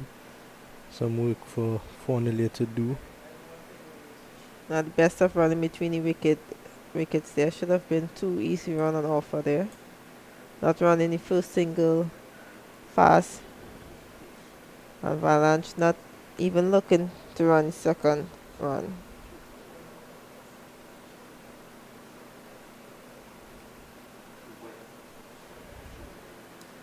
Getting some turn on this occasion. Avalanche backing away, looking to play the cut, but some sharp turn away from him. And more of a defensive feel for the stronger of the batters in the wicket. And more aggressive. And there's a catch down to There's great feeling there by the fielder, young Adrian Ratchet. Racha. That's Ratchet there. Good bowling, and he's having a really, really good day today. As you see, close to the boundary, balanced, and was very aware how close he was to the boundary rope. And there is skipper Budu striking again, taking the important wicket of Van Land. You know, Van Land was dropped on 8 in the 18th over.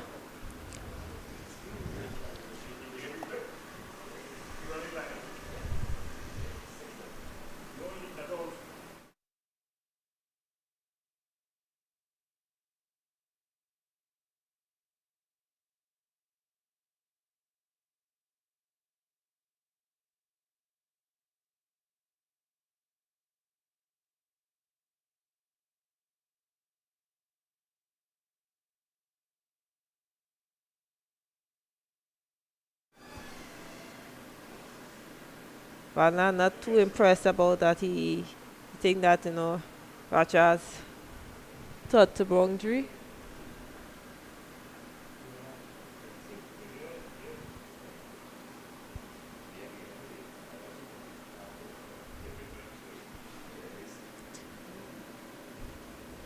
No.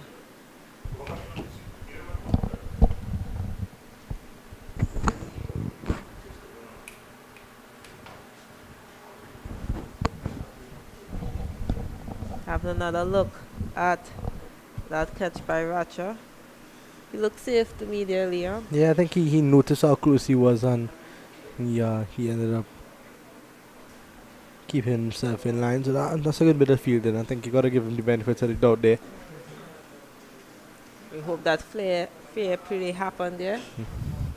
Want to keep the good spirit of the game and let honesty prevail. So that's wicket number 5. Brings Adrian Hetmeyer into the crease. He's in at number 7. Mohammed 4 overs for 25. Now he's back in for his 5th. He's been pretty much the most expensive of the bowlers thus far. Yes, Mohammed has been a bit expensive. We saw a partnership that was built where, you know, he got knocked around for a couple of runs, but now there's 2 new batters within the wicket, so probably now he could reassess and apply pressure on his 2 batters. And a beautiful drive there by Bharat. Chase and 4, goes to 4. Yeah, look good. Looked in full control of that one.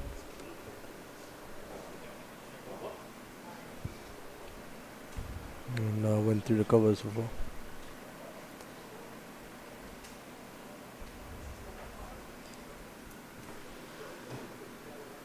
Skipper Budu have to be very mindful on how he's going to use Mohammed. As you said, he's been the most expensive of the bowler, already 29 into his 4.2 overs. He's gone over the wicket, and this one's slower.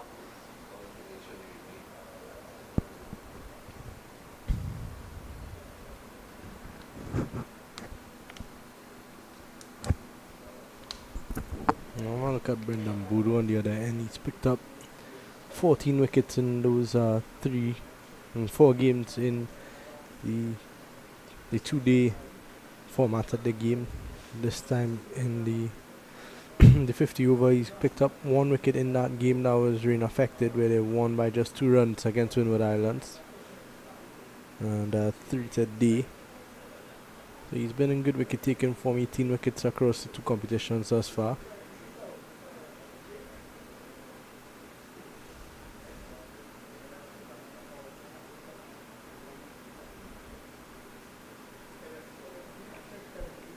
Mohammed would have picked up a 5 as well in one of those 2-day games.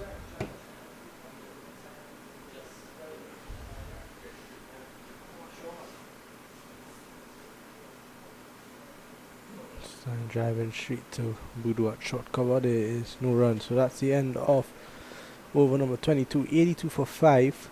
Budu 4 over 3 for 14. Rachan for delay.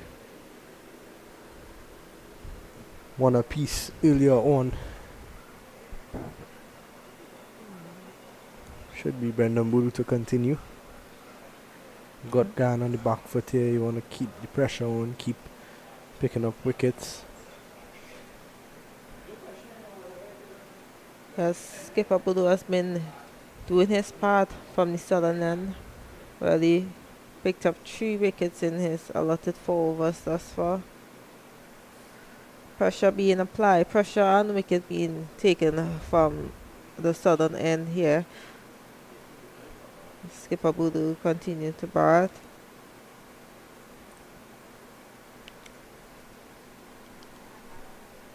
Yeah, Big good delivery there. Yep. Big partnership needed here by the Guyana batters.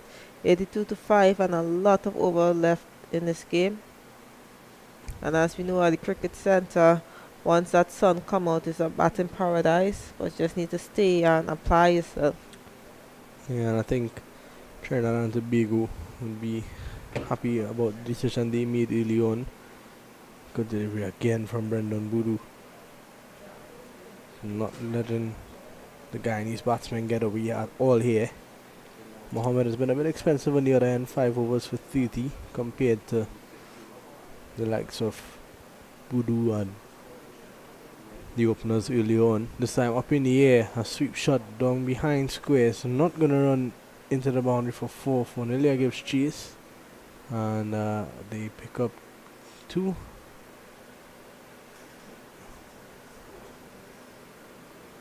Not getting the Yes. connection you would have liked. That's a top edge, but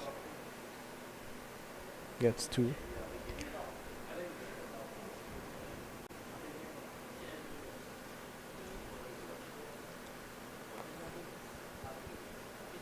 Very tentative there by Bharat. Skipper Budu adjusting his line there. Very consistent on that top off stump. Holding that length and tempting Bharat to drive.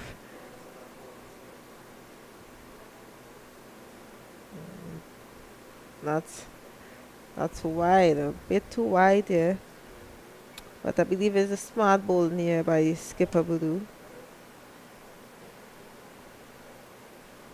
It definitely is. He's in now for his final delivery of his 5th. And flicked away into the onside.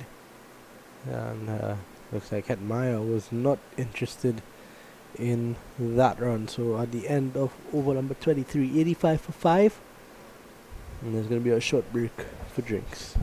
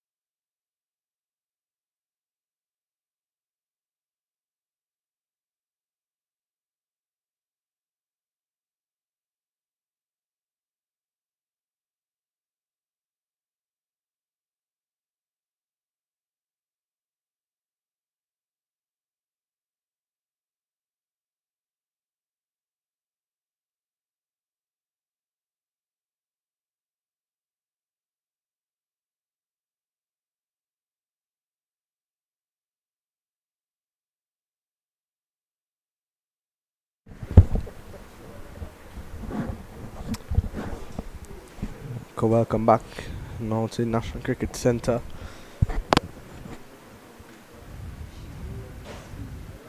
It's going to be Jordan Mohammed to continue from the northern end. I'm surprised that Wudu has stuck with Mohammed for so long.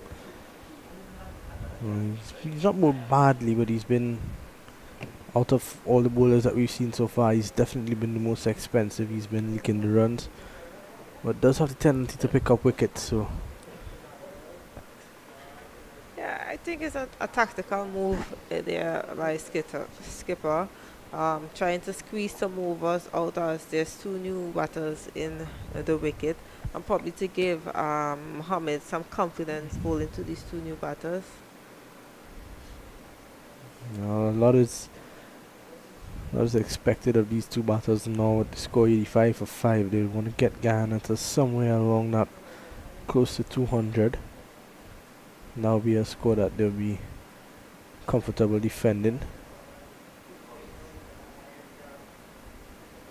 Mohammed bowling a ball better line and length coming around the wicket to these batters.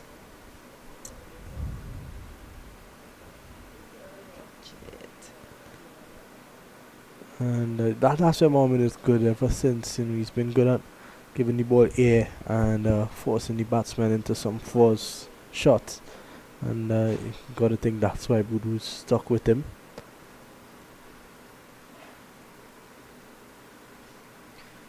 I think the plan here for Mohammed is probably trying to get the batters to drive the ball in the air to that extra cover area, because he is bowling that length, and with the angle he's coming from around right over the wicket, he's a left-hander. I see a good comeback over there by Mohammed bowling his first maiden of the day. Ghana 85 for 5 after 25 overs. Well, I think I would have liked to see maybe another short cover, 2 short covers catching for Hetmeyer and for Barrett, because Mohammed is giving the ball here outside the off stump. Anytime they look to go forward and drive, they're going to drive a bit upish, and it gives you that extra chance of taking a wicket. It's going to be Budu 5 overs, 3 for 17. He's going to continue. I think we might see him probably go his 10-100 shot, because he's been bowling so well. And you got Ghana on the back foot. There's no reason to let up.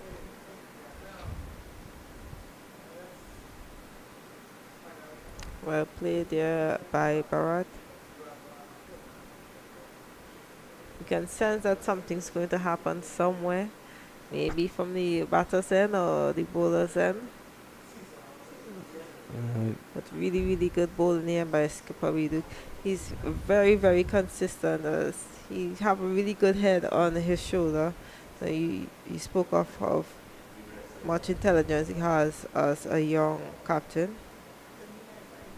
This time in the air, there's no one behind square, and it's going to run into the boundary for 4. A good looking shot there from Ramesh Bharat, and he gets some much needed boundary for Guyana. Just pitching on a leg stump there. Easy sweep there for young Bharat. Just straight in line there, skipper Budu. He really is one of the best young cricketers in the region. Would have captained the Trinidad and Tobago under 15 team last year, where they won it all in Antigua.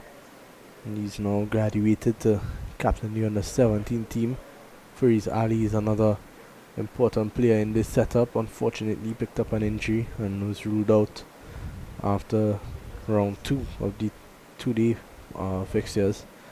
But I think you look at some of those performances that Trinidad had, you've got to think that they missed someone like Fariz Ali in that 2-day format, and now they're missing probably some batting. Clearly just in the bowling department, but not much that in the batting department. And that's something we see around the Caribbean.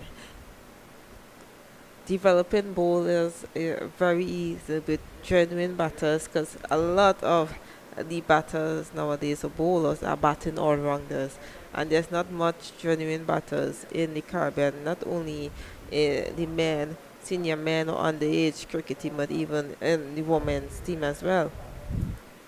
Yeah, it's true. It seems like almost everybody could round their arm nowadays. And yeah, you're right. You don't have enough of those genuine batsmen, and you got to have guys that fully focused on their craft and are able to do their job and not score runs. Maybe Mohammed to continue. You go. No, man.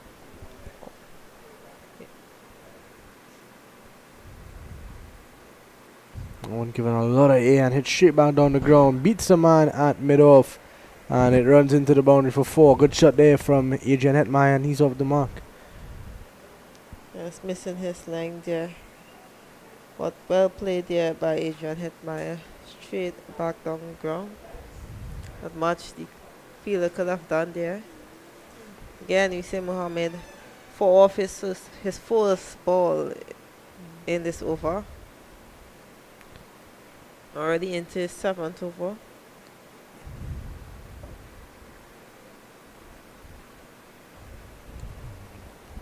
Bit wider this time, outside the off stump. Got his length right on this occasion. Good judgment do from Hetmeyer.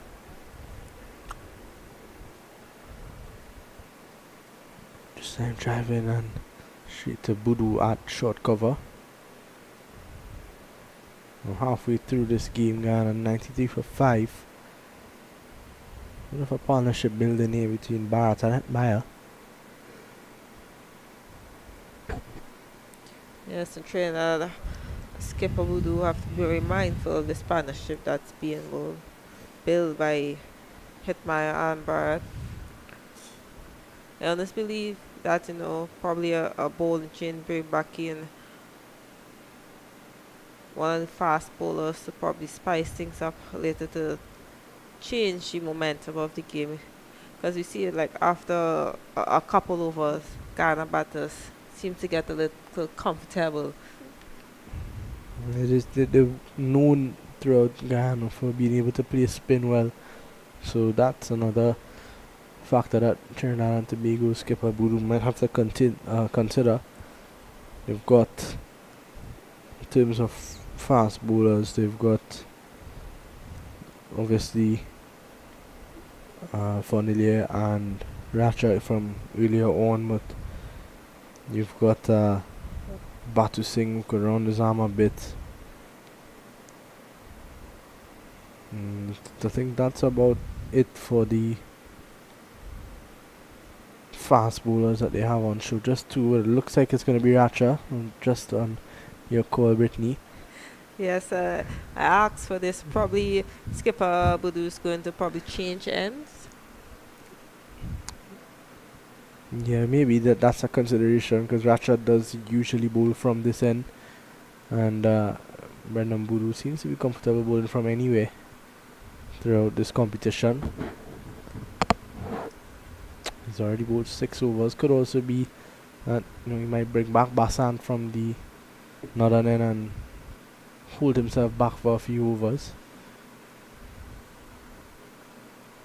I tend to be a bit mindful as a skipper when we tend to hold back our bowlers for down in the depth. Sometimes the game doesn't even go to 50 overs.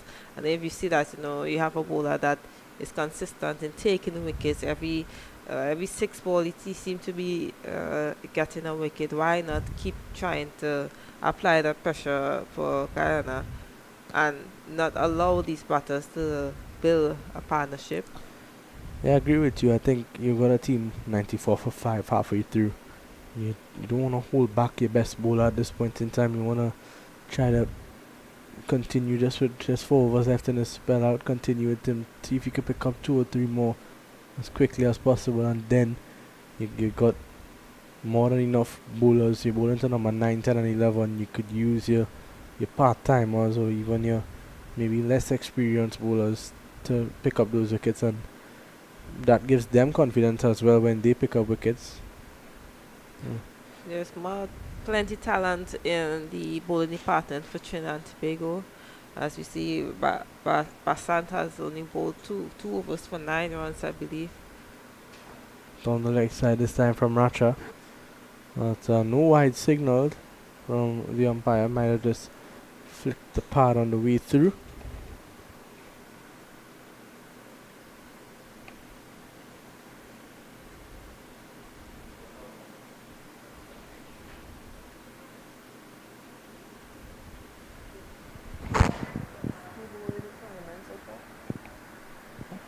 And there it is, almost a wicket there for Trinidad and Tobago.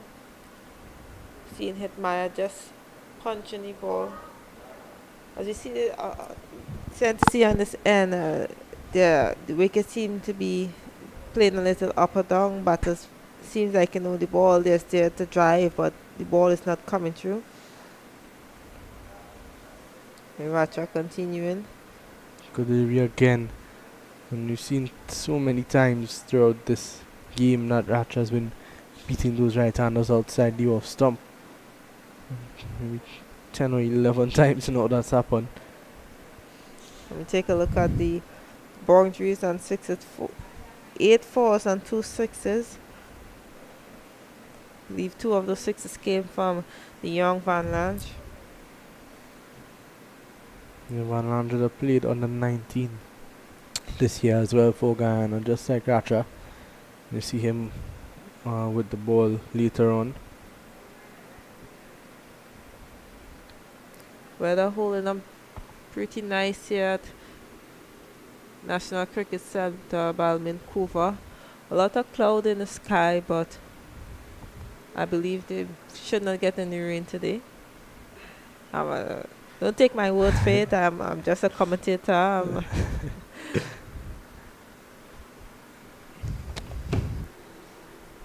I've seen stranger things happen here at National Cricket Centre, and it's been hot sun all day, and then all of a sudden there's 30 overs into innings and no more play for the rest of the day.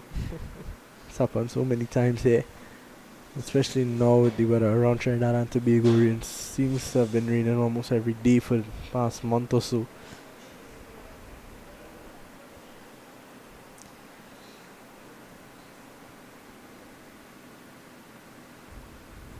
And there we have another bowling change. It seems like Aaron Basant, who will be replacing Mohammed from the at bowling end. A change that was forced by skipper Wudu, with Mohammed being a bit expensive.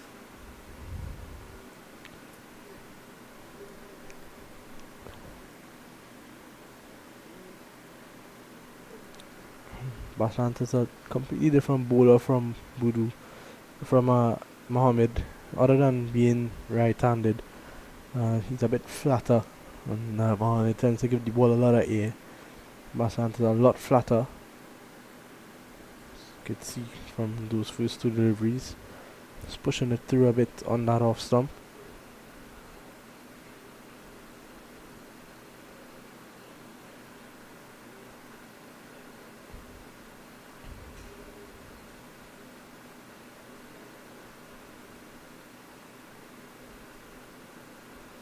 Sebastian Boland having a long on, only 2 fielders outside the inner ring, and that's long on and a deep mid wicket. Have a silly extra cover there. Looking for a young hitman to drive that ball in the air. See 4 dot balls. Driving through the covers again this time, and man at mid-off does the fielding. That's I think it's Mendoza.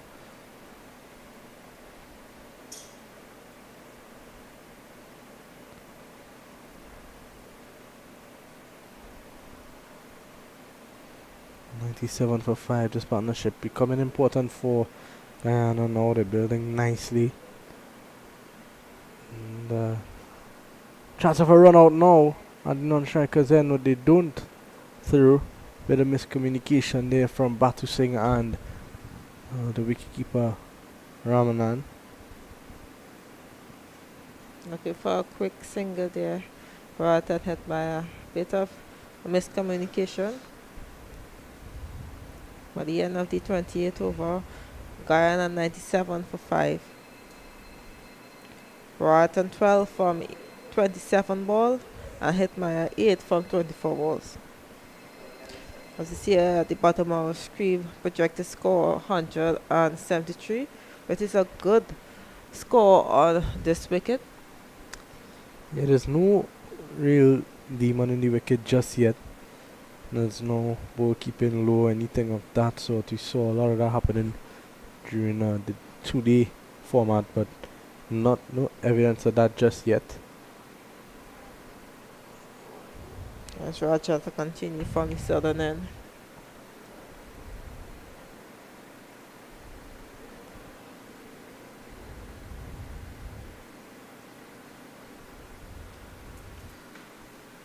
Trinidad and Tobago will be searching for a wicket. Not a big partnership between Bharat and Hetmaya, but any partnership is a good partnership in cricket. I see young Bharat trying to cut that ball of Raja.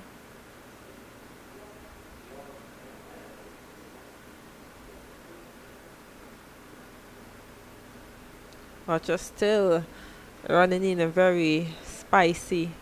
See that energy through the wicket. Young, fit, fast bowler for Trinidad and Tobago. So now hit to Basant at short mid wicket, no run. I think at this stage Trinidad and Tobago just need to be patient. Keep doing the right things. One thing they'll be happy about is that Guyana aren't really getting away. And it's just about controlling the middle field. It's a good delivery from Racha, peace and rising on Rumesh Bharat. And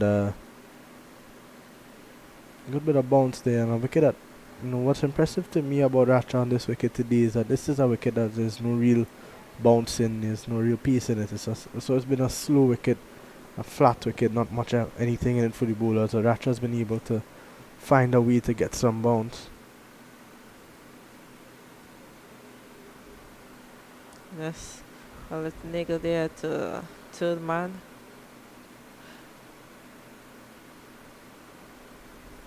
Racha's been consistent in the second spell thus far, being the go-to bowler for skipper Budu, bringing in that consistency and putting pressure on the young Ghanese batters. As we see some dark clouds hovering over the National Cricket Centre. I don't think those clouds are anything to worry about. Usually you look to the right of screen is where the rain comes from. But I've seen stranger things happen. I've seen sometimes that all of a sudden the clouds on the left come across and clouds on the right meet in the middle and it just falls here at the cricket centre. So The rain falling on at the National Cricket Centre, and no rain is falling at freestyle. Yeah. So rain falling on one side of the flyover and sun shining 50, 100 meters away. it's going to be Basant to continue 3 overs for 8. He's going to be looking for a wicket now. 13 of 32 for Bharat. Pace is up.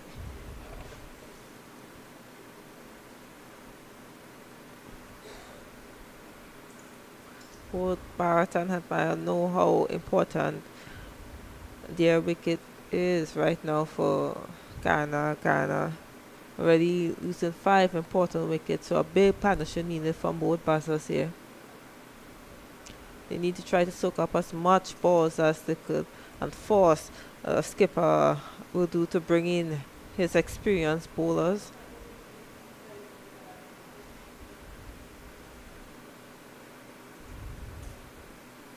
Barrett trying to find that gap between cover point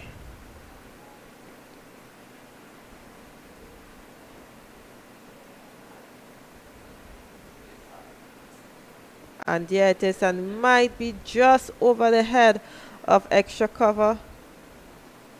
Almost another wicket there for Trinidad and Tobago. Almost first wicket there for Basant.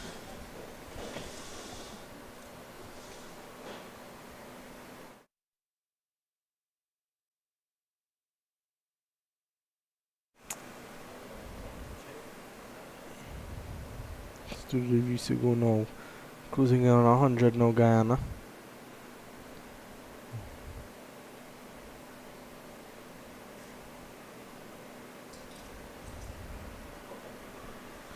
Partnership 22 of 53. This time driving, and it's a brilliant effort from Brendan Buru. Beats him on the fielder mid-off. Does the fielding at the end of 30. It's 100 for 5.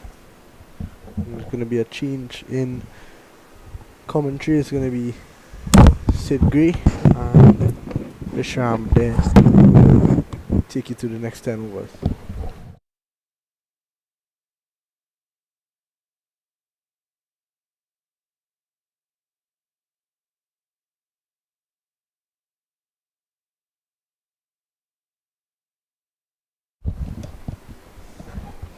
In fact, it's not time for Vishram just yet. It's going to be my good old friend Sid Gray here. The second best Mamchan.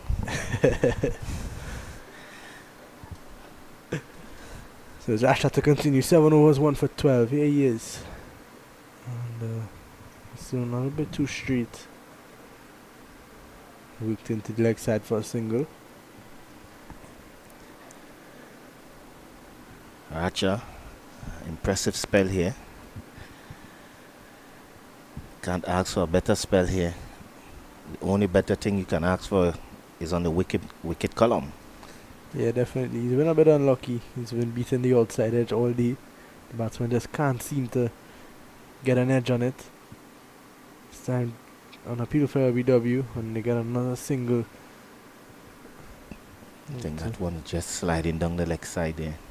Yeah, too straight again.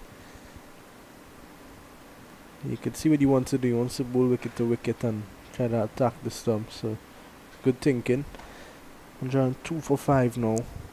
Trinidad and Tobago wouldn't want to let Guyana get anywhere too far away. 150 or anything around there would be what they're targeting.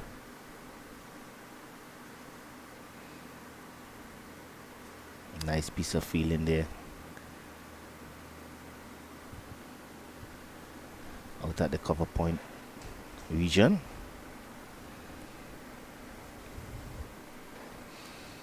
We have been seeing some nice outfield cricket as well. Just the only one mishap for that drop catch for the Trinidad and Tobago unit.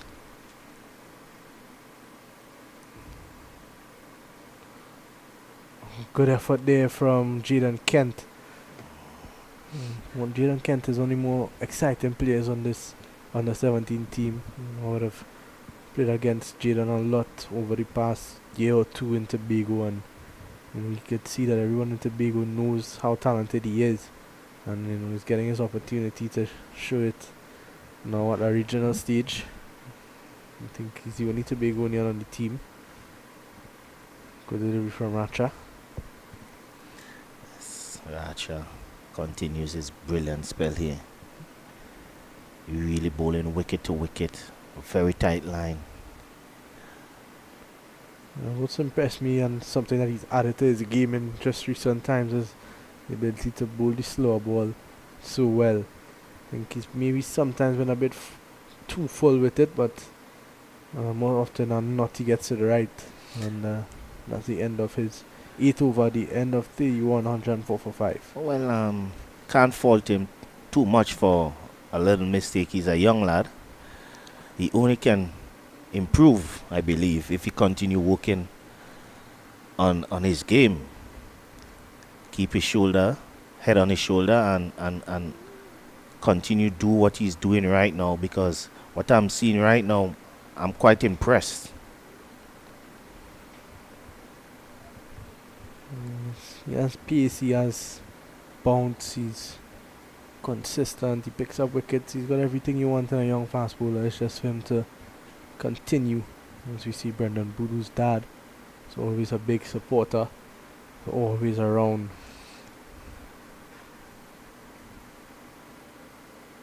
So good delivery from Basant.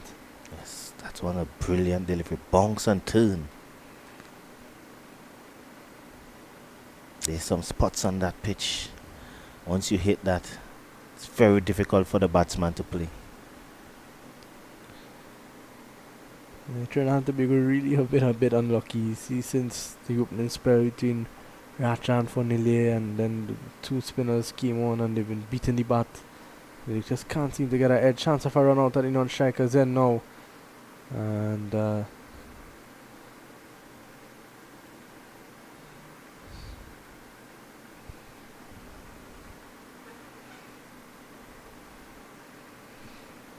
really think the Trinidad and Tobago outfit will be trying hard to get the Guyana outfit out here for as a low as possible score.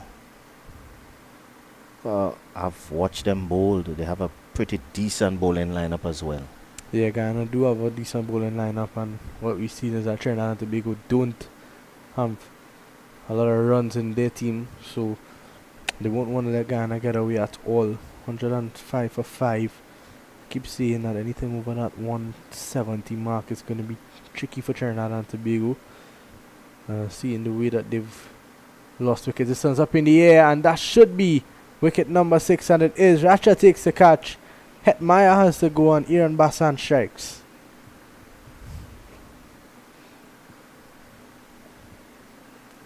Turning away, bounce and turn, taking the outside edge. Simple catch there. That's very good bowling by Basant.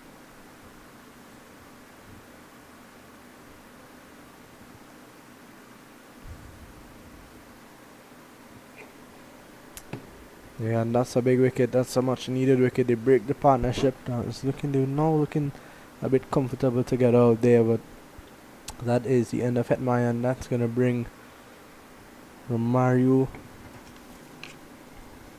Ramdehall in at number 8. I just thought you was going to say Romario Shepherd.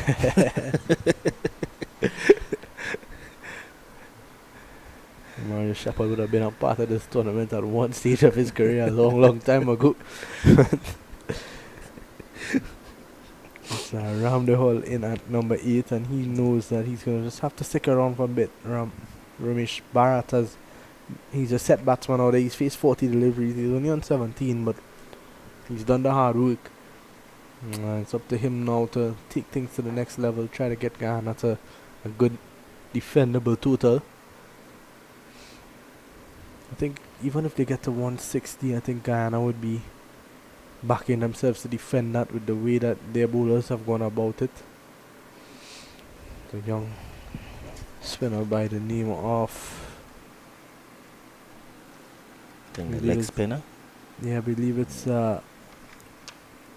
Latif. Latif. Yeah, he picked up Yes, Latif. a lot of wickets throughout the 2-day version of this competition, and he could be pretty dangerous on this wicket. We've already seen a leg spinner today on show pick up 3 wickets in his 6 overs as skipper Boodoo. You have Latif, and plus you have Langi, the captain. Yeah, Van Lange, he's Van picked up a Lange, lot yes. of wickets. He's their probably most experienced player. He would have played under 19 earlier this year as well.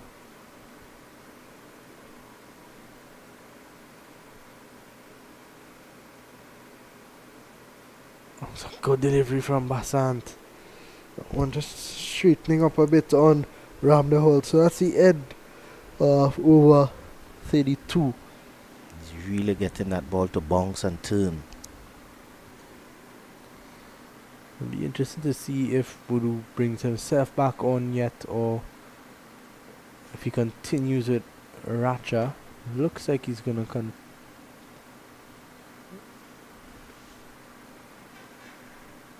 No.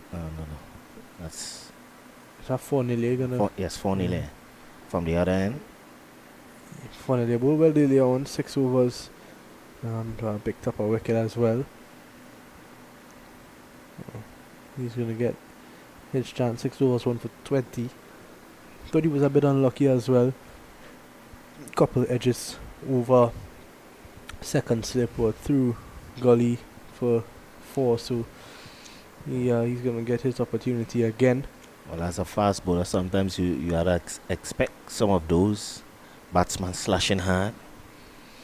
You will know a lot of that.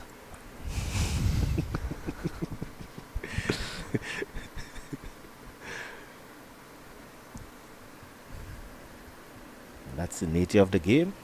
Yeah, it's all part of it. As 4-0 runs into bowl, his first delivery of his second spell. Starts pretty well again, just outside the off stump. It's a bit of a warm-up delivery there. Just remember, Trinidad and Tobago won the toss and chose to bowl first, and I think they'll be pretty happy with that decision still. They will not get much out of this wicket if you're a bowler, and Racha early on was able to extract the extra bit of bounce on the pitch that you would have gotten with that general softness early on. So good decision from Buru. Yes, well, I know for the past couple of days we have been having some rain, so I know that's undercover. So a little bit of moisture was in the wicket, and they have used it very wisely. This time down the leg side from 4-0.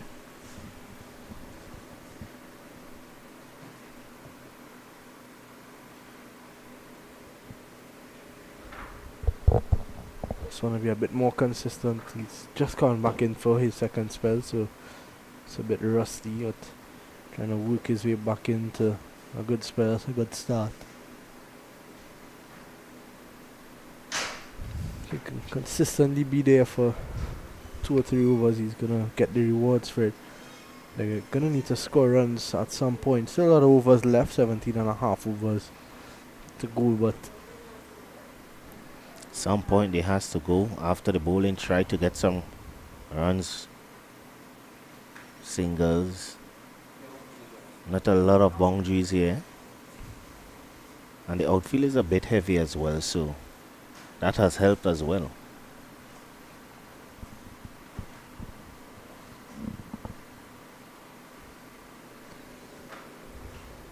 yeah, there's no real peace in the outfield. Normally, what we see here at the cricket centre is if the ball passes you in the 30-yard circle, just pick it up by the boundary. It usually runs away quickly, but the heaviness not working in Guyana's favour at all today. It's 107 for 6. They've not scored at an extensive rate. It's about 3 runs and over.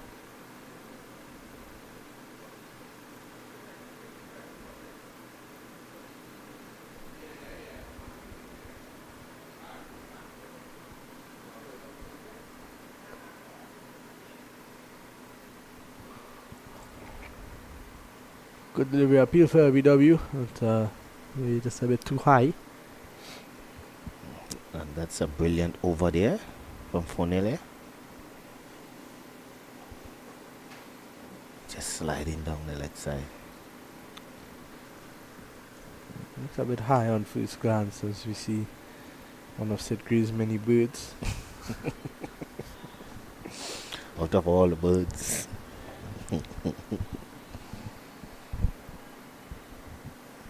I see these birds flying around with those dark clouds.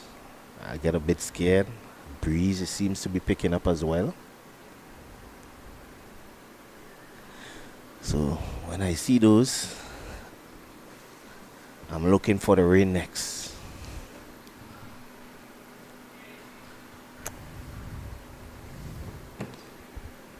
News just coming in that Dwayne Bravo has decided that He's going to retire from the CPL.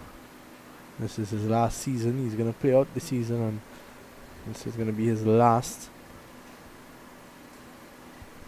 I think a lot of people were expecting that, though. He's already retired from most other leagues around the world, and this time beating the keeper is Basant, and they get back for two. It's good running from Bharat and Ramdal. I think that was runs. Didn't see any sign from the umpire, maybe edge or something. It looks like an inside edge, maybe, but yeah, batsman signal into the keeper there that he got a inside edge through. Driving through some nice shot there from Bharat. He's turning it up a bit here. He's looking to play more shots now as he moves on to 21. Doing Bravo would have won 3 CPLs as captain, 5 as a player.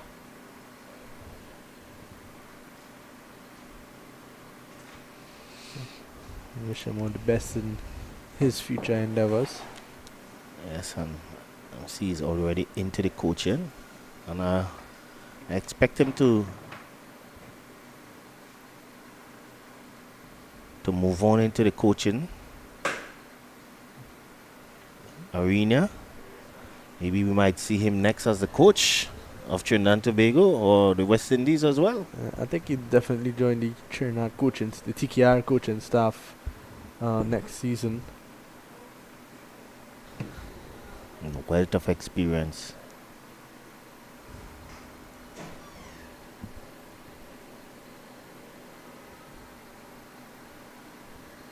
It's good bowling from Basantis.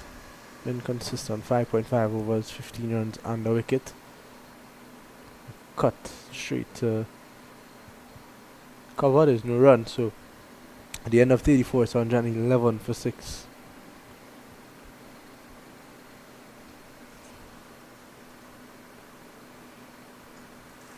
As he was talking about Bravo, I think we need to see more of ex-players get into the coaching arena, sharing their wealth of experience, the knowledge of the game onto the youngsters.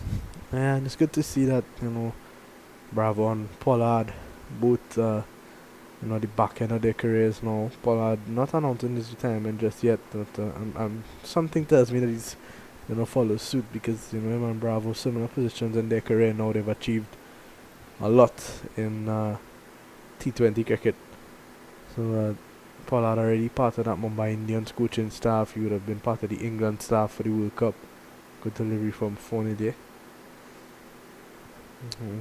Would like to see them get into the West Indies coaching staff if possible. I think Bravo did a really good job with Afghanistan. Yes, I was quite impressed.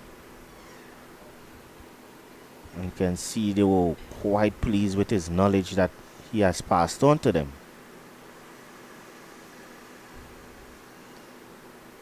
You could learn a lot from the likes of Pollard and Bravo. Would have played over 1,000 T20 games between them. That's not experience, I don't know what is.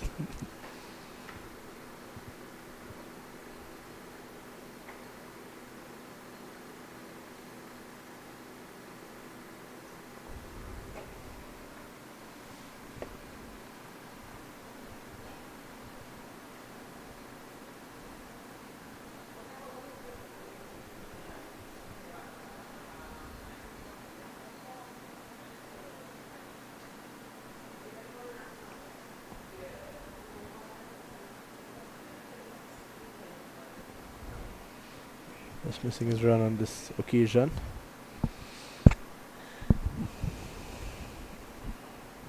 That's smart there by the youngster. Didn't have the right feeling there. Stop and reload.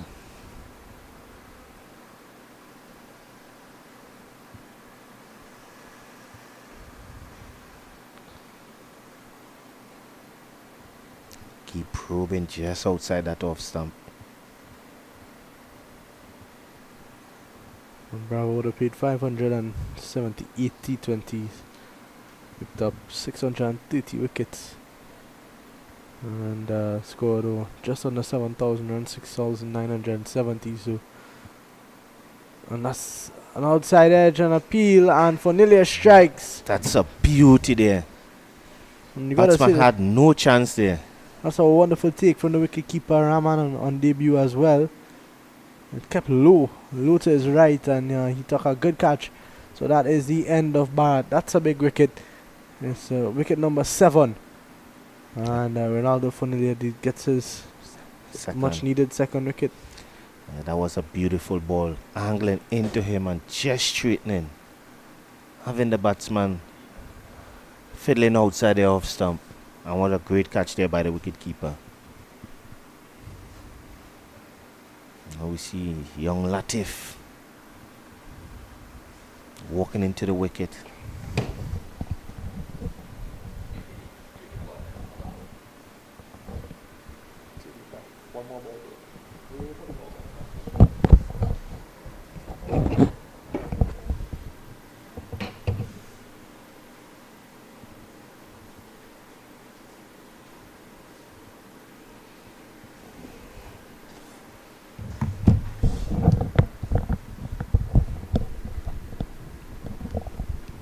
Welcome back to my co-commentator. Thank you, Sid. So we see Guyana at 112 for 7 in the 35th over, losing a few wickets rapidly. We had Latif just working out into the onside for a single. Very impressive bowling here by the Trinidad and Tobago lineup. Bowlers here has done pretty amazing job here. Bodu 3 for 21. Fornell 2 for 24 in 8.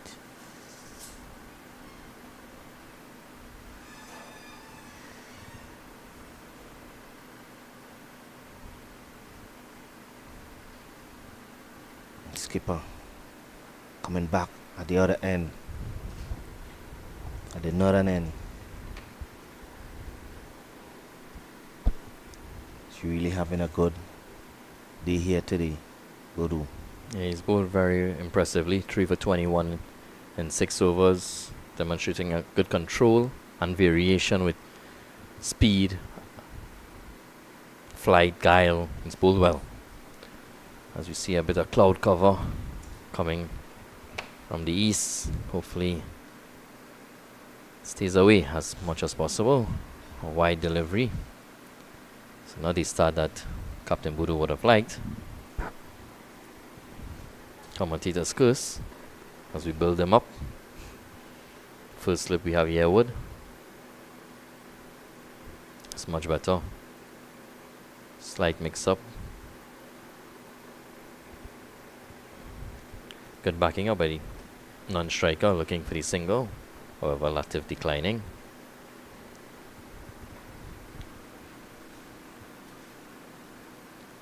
And he's gone. Latif went down the wicket. Someone called him from somewhere. But this time he has to go. Great bowling there by Bodu. Yeah, excellent work by wicketkeeper Ramnanan. You know, Latif been running down the wicket and just pelting a swipe across the line. And being deceived in the air. It was a bit faster. An excellent work again by Ramnanan behind the wicket, Cristiano Ramnanan. And that spells the end of Latif. So the fall of the 8th wicket, Guyana now just crumbling in the end here. They're 114 for 8 after 34.2 as the players take drinks.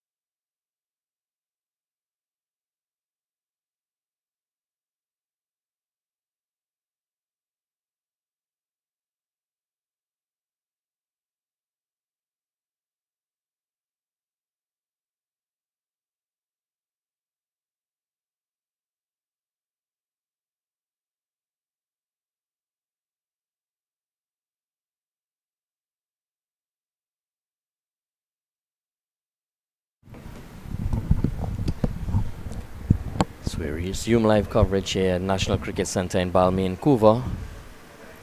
Guyana 114 for 8 after 35.2 overs, being asked to bat first in this 50 over clash. New batsman Devon Wharton. Yes, and I think the Trinidad and Tobago will try to wrap up this batting lineup as soon as possible. Yeah, most definitely. Another impressive spell by Brendan Boodoo. 4 for 22. He's bowled well all tournament long.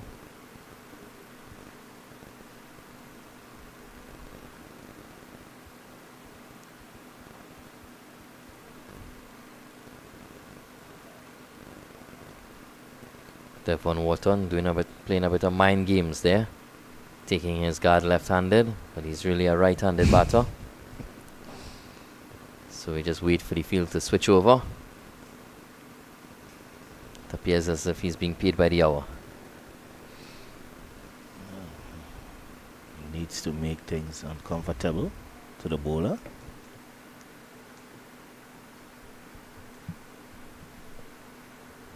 Bit short on that occasion and just guided straight out to backward point, no run. Standing umpire, Mr. Joseph from Antigua. What are your thoughts on the umpiring in this game thus far and throughout the tournament? What I've seen quite good umpiring here. Can't complain. And bowl him all wrong, playing down the wrong line. And Boodoo picks up another wicket. That's his 5th wicket. Devon Wharton not troubling the scorers. Mind games not working here. And Devon Boodoo sending him back in the pavilion for a duck. Impressive bowling by the young man, taking up a 5-wicket haul. And who's to say he can't get his 6th with a ball left in this 7th over. He's bowled impressively well. And he's totally dismantled this Guyanese batting lineup. That was a brilliant ball there.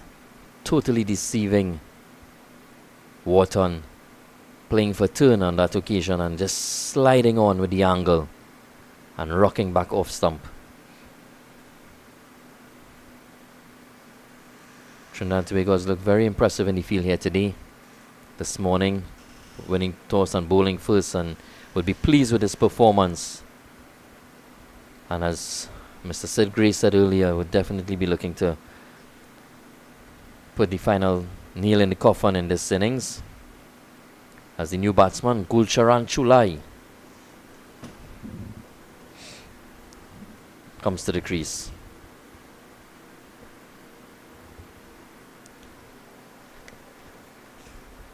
And it's not just been impressive bowling by Brendan Boodoo, but he's also done very well captaining the team. His field placing and field setting has been very impressive. He's forced the batters to attempt to go over the top, and because of that, he's created more opportunities. And in the situation that Guyana in, he's done incredible work both with ball and captain. So I'm very impressed with Brendan Boodoo. Yes, he has been doing pretty well all around. In the field, he's leading by example. You can see by his mannerism out on the field. You can see he's into the game, setting, showing that he's leading by example. Let his other players follow him by he's just leading all around, feeling. Can't ask for more. Yeah, from your captain. Agreed. He's done impressive work.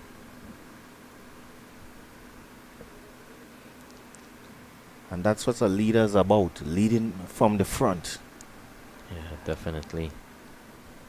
As we see, Ronaldo Fonilier, he's also bowled very well here today. 2 for 24 in his 8.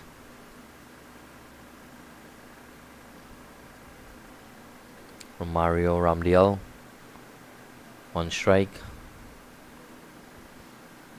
Every run like gold dust now for the Guyanese. Yes, they will try to see how much more runs they can accumulate here. See, what's disappointing to see is that it's 36.1 over, so there's still a number of overs left in the innings.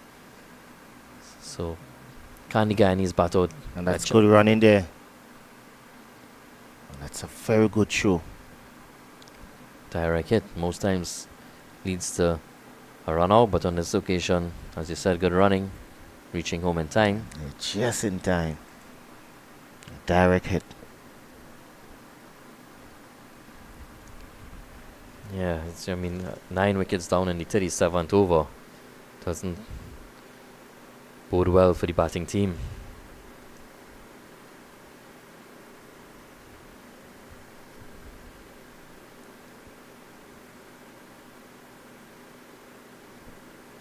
Opportunity for these two men to face another 13 overs after this one.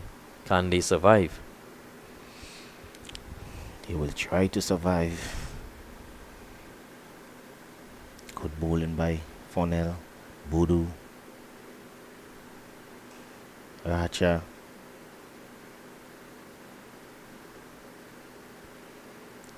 Yeah, they've attacked as a pack throughout. They've been very consistent. It's just a bit John Mormon who was a bit expensive, but besides him, all the others were very economical.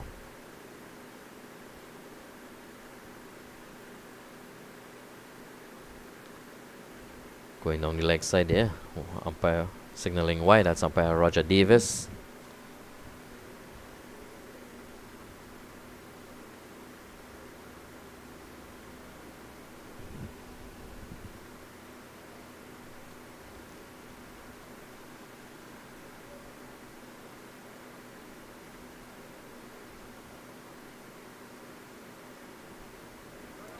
Opportunity for a run out. Big mix up there. But batsman eventually getting home. Just in time. Let's get back in time.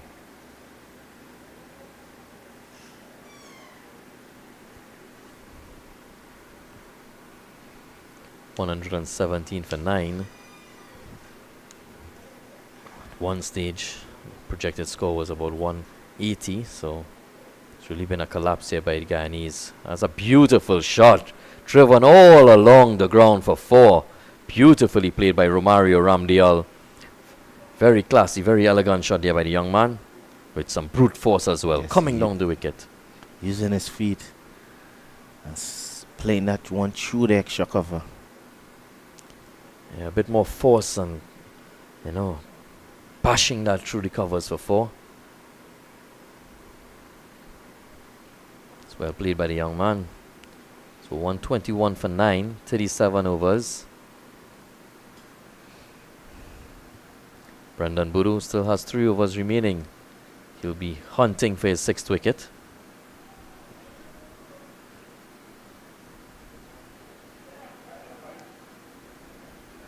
If you're a betting man, Sid, do you think he'll get his 6th? I think where he's bowling, can't put it past him. Yeah, he's really been impressive, and he's attacking even more now with 2 slips in play. Spinning the ball away Good bowling there. from Chulai and now going past the edge. Wicketkeeper Ramnanan. The number 11 batsman in. That ball is just too good for him. Yeah. There you go again. Ramnanan, sorry. Good glove work there by the wicketkeeper. Yeah, Ramnanan has had a very impressive day behind the wicket. Your thoughts on him? Very decent young man behind the wicket. Hasn't given away much in the back. This time he's out and he's picked up his 6th wicket. And Boodoo has picked up 6 wickets for 22 runs. For just raising up on quick hands there by the wicketkeeper. We have just been speaking about him, and he has just shown us his great glove work here. Yeah, some of his skill set and abilities. He's done really, really impressive. Cristiano Ramnanan behind the wicket, but more so impressive was Captain Brendan Buru here today. 6 for 22, rattling out the Guyanese under 17 boys for 121 in 37.3 overs. Very impressive performance by Trinidad and Tobago outfit. After winning the toss and bowling first, they'll be very pleased with his performance, Agree. Yes, they cannot ask on anything better. Now they have won the first half. I have to say, first part of this game. They have to go out now and do the second part and bat smart and get this 122 runs. Yeah, you would think if they bat 50 overs, they should get there, but the Guyanese will have another plan. They would be, they also have a very attacking bowling lineup led by Gulcharan Chulai, left-arm orthodox.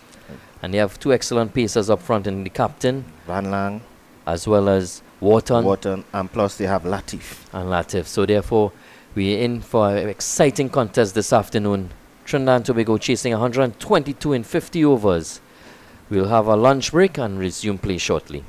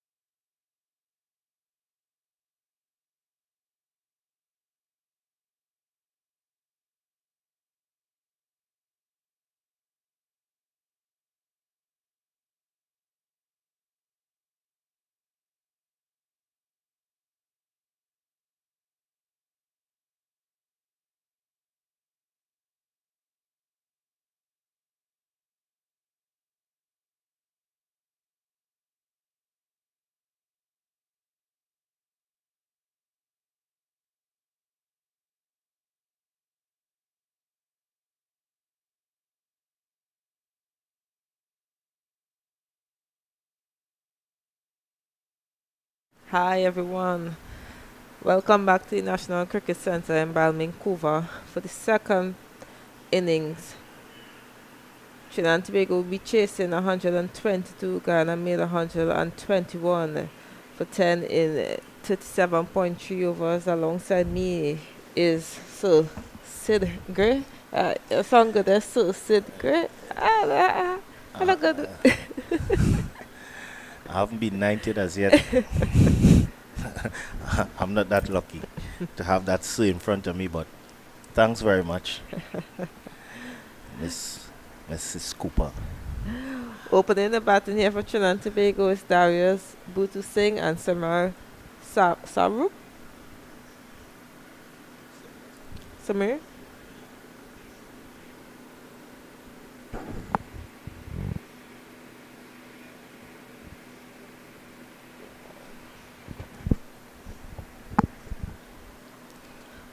A tough ask here for Ghana skipper for the Ghana bowlers there.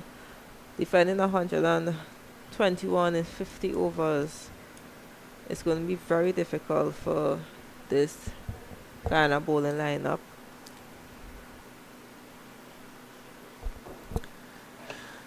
I think the Trinidad and Tobago outfit have to be smart here. Going at 3.2 runs per over. I think it should be gettable in 50 overs. They just has to be smart. Play smart cricket. Try to pick up the ones and twos when the bad balls come. Dispatch them.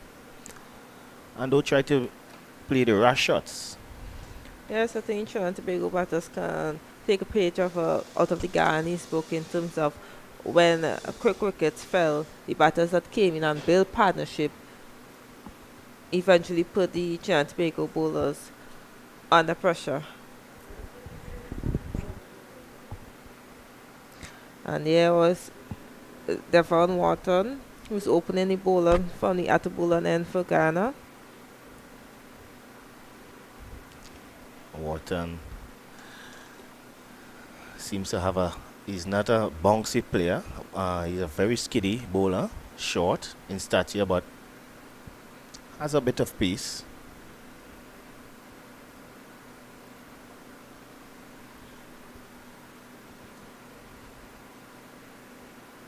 Well played there to mid wicket by Sarup. Conditions in Ghana favor right now a bit overcast here at the National Cricket Centre. Rain seems to be falling. You know, when they say Shogunas, they say it's called Shogunas and up the north. In the Shogunas Port of Spain area. Well, we are quite lucky to have no rain here at this moment. I hope it continues this way so we can get a full days of cricket. First run on the board there for Trinidad and Tobago. A wide.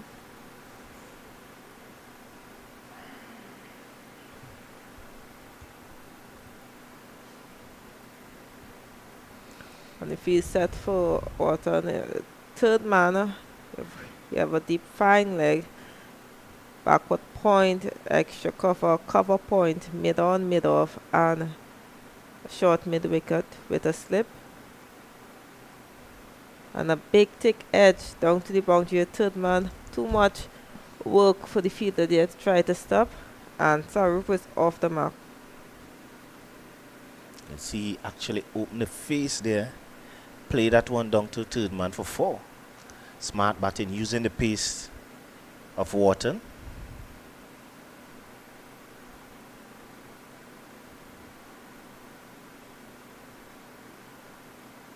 Said Wharton got that ball up to Sarup's chest. Sarup is a tall left-hander batter. So you've seen us for that. Yeah, it's something the wicket for the bowlers, the fast bowlers. Again, well played there by Sarup. I think this is a ploy I've seen the Guyana outfit has deployed. For the last game I saw them, they were mostly bowling a lot of short balls to their opponents. It seems like they are trying this again today against the Trinidad and Tobago outfit.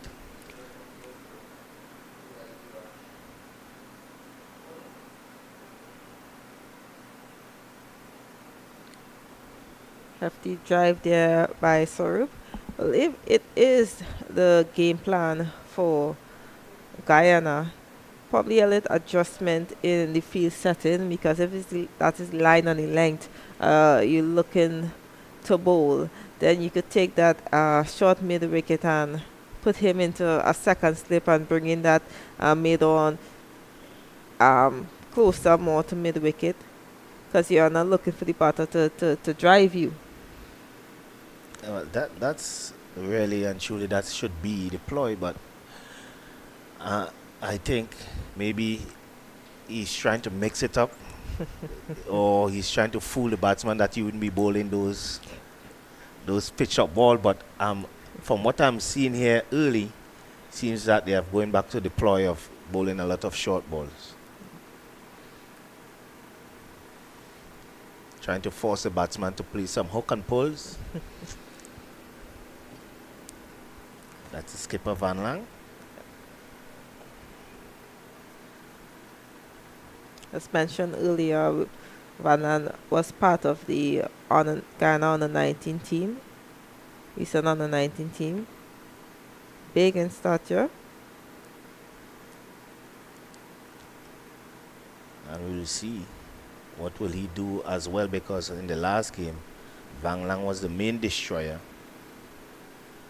for them with Latif, and he was bowling a lot of short balls. Excuse me, a lot of short balls to the batsmen. I would like to see what will be his ploy here today.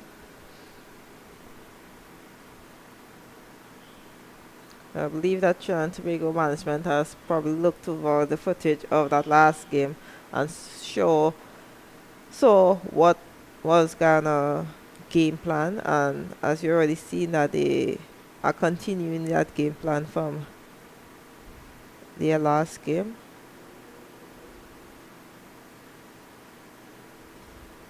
Ball seems to be coming through nicely into the keeper gloves there.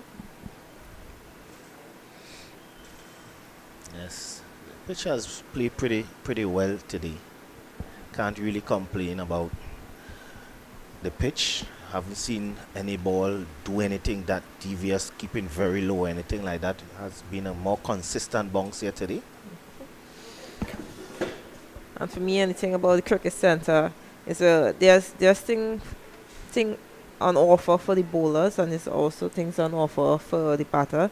I believe, once the bowler be consistent in the line and the lengths that they are looking to bowl, things would be great. But as soon as they miss a length on the center wicket here in the cricket center, you will be punished.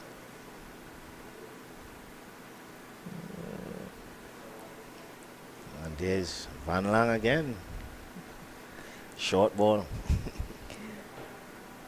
The anti-batters have to be very mindful how they're going to play these first 10 overs, chasing a mere 121, having 300 plus balls to face it. They have to try to restrict these opening pair bowlers of Ghana to not get any early wickets, be very disciplined. Many times you see that the youngsters try to take on the short ball because they find that no one should be bouncing them.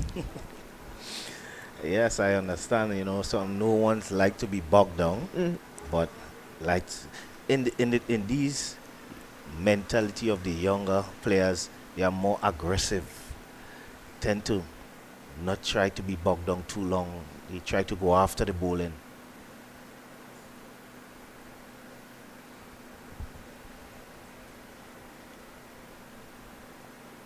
It's a new breed. Very much so. I don't think that's it. You think that's difficult for the older coaches trying to understand the new way cricket has developed and try to another short ball there, and to finish the second over, Trinidad and Tobago 5 without loss. You have to have a lot of patience if you really want to play the game of cricket in a longer format.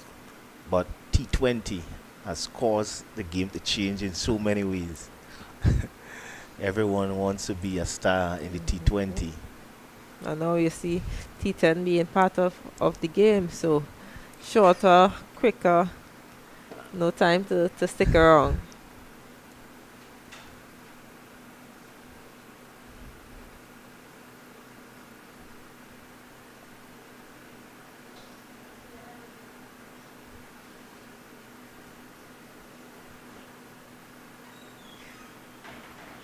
That's a lovely drive there. Pick up 1, 2. Easy 2 there for the batsman. And just a bit of update on the other matches between Barbados and Jamaica. Jamaica batting 165 for 9, 45th over. Game against Leeward Islands and Windward Islands. Leeward Islands batting is bowled out for 133.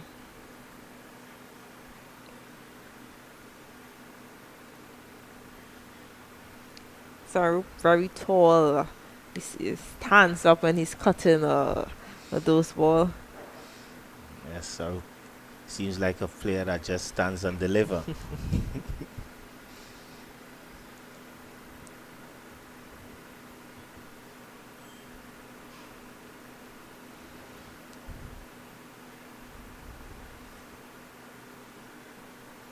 Worked away off the legs there by Sarufi. Will be looking for 2.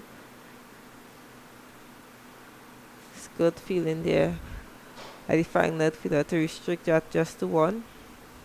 And running between the wickets will be very important. We saw in the first innings, the running between the Guyanese batters wasn't the best. And I think that did cost them at least 10 to 15 runs. You always push hard for the first one and see what's up.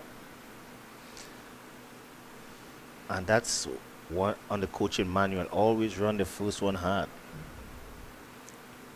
Make the fielder make the mistake.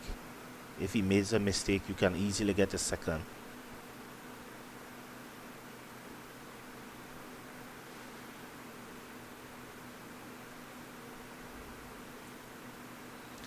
You know what, I've been quite impressed by the fast bowling department who I've seen here today from both sides so far.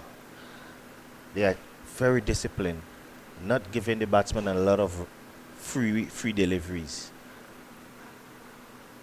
This is so good for the future of West Indies cricket, what I'm seeing here today.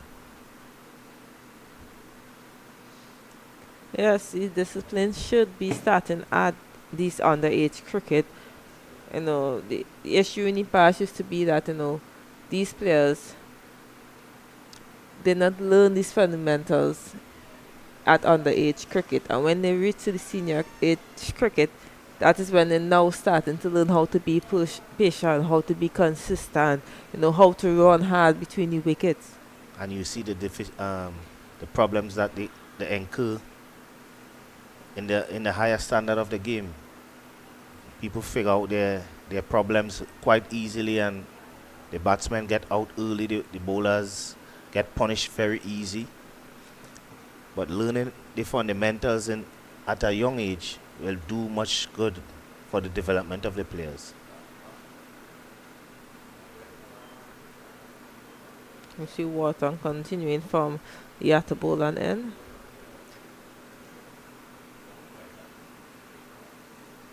A lot of effort put into that short ball.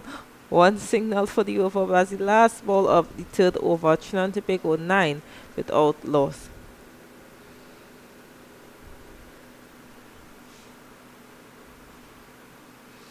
And as we see, as I've been saying earlier, you have seen a lot of short balls here from the Guyana outfit. A lot of effort balls. Yes.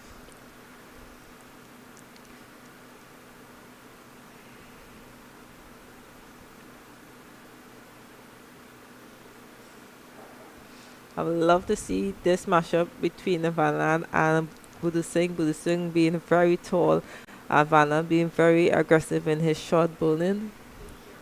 Are we going to see Budu Singh be aggressive to Vanland or be respectful? I think Buddha Singh might be more respectful. I don't think he will try to hook or pull, but I believe if it's short outside the off stump, you will try to cut as much as possible.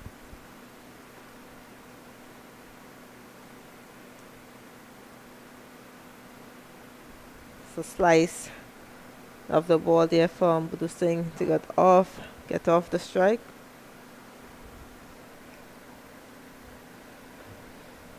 Shamroop has only faced 9 balls, no runners with. So Budu Singh is doing all the scoring here.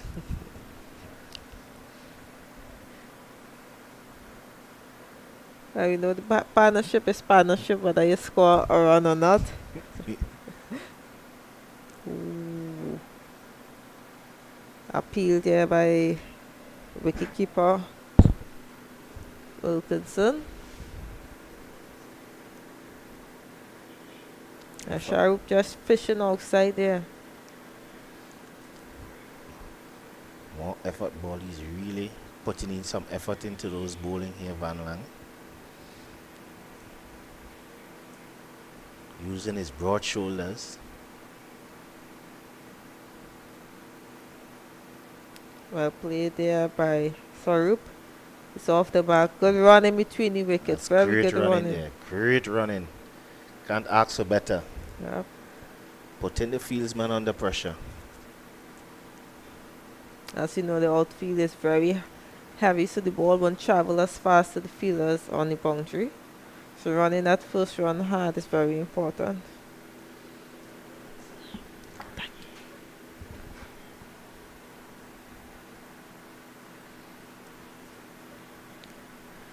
So still is a bit overcast here at the National Cricket Centre, so I just got myself some coffee to warm me up.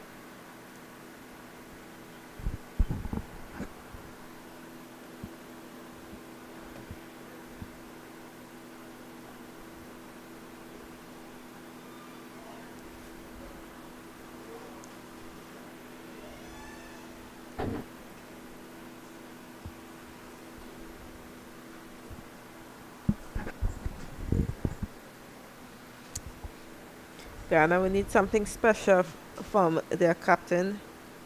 He needs to deliver and deliver big. He needs to break this partnership. Partnership only 12 thus far, but can't allow Trinidad and Tobago to get comfortable.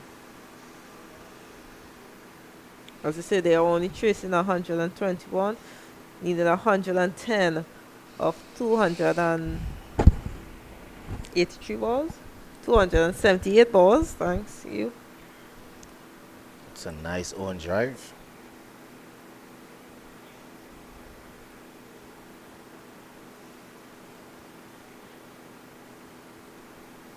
So say, did you take in any of the West Indies versus South Africa games or the women's CPL games? I did not see you in the crowd, so. Putting me under pressure here. I saw you. That's the end of the fourth over. Trinidad and Tobago 12. We lost of them. So what you are trying to tell me, you are giving me an invitation for the next game? Yes, so we need all the support. As you saw, the women's CPL final was free, and you know, Trinis, we love freeness. So it almost had more people there than the men game. Yeah. I wasn't at the game, but I did support you all.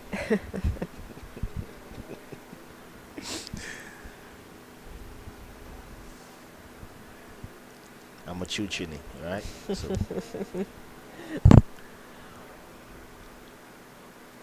well, I'll take my my invitation for the next game up front.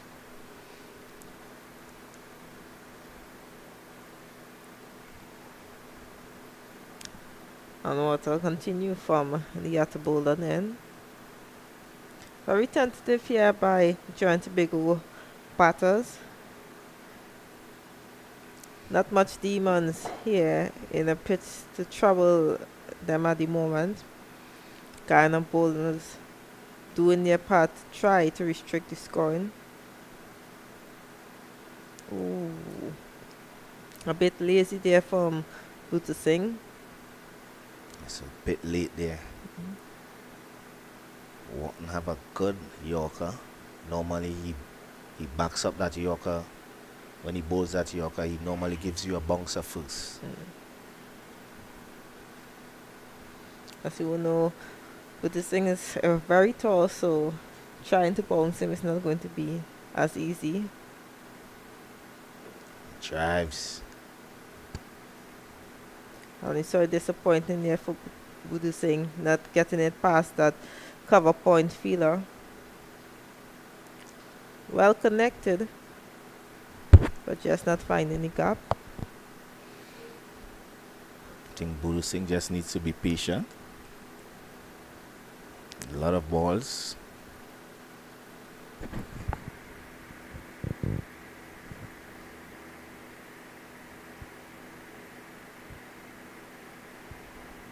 This time he tries to hook.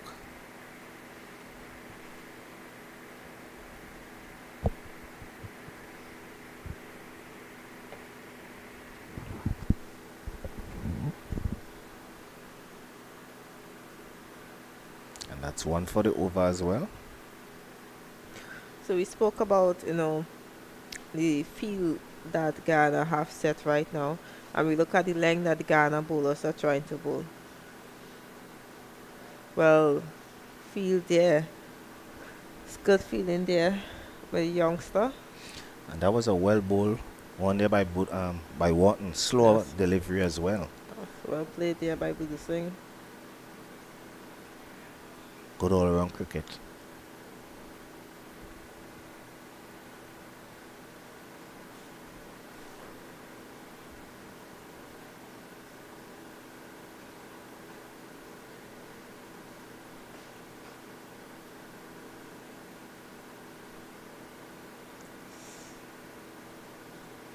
Yeah, misfield there by Ghana. Can't afford any of those when you are defending a low total. Bowler need the support from the fielders on the ground in the inner ring circle. Just can't give away those easy singles when you're really defending a low total. Every run counts.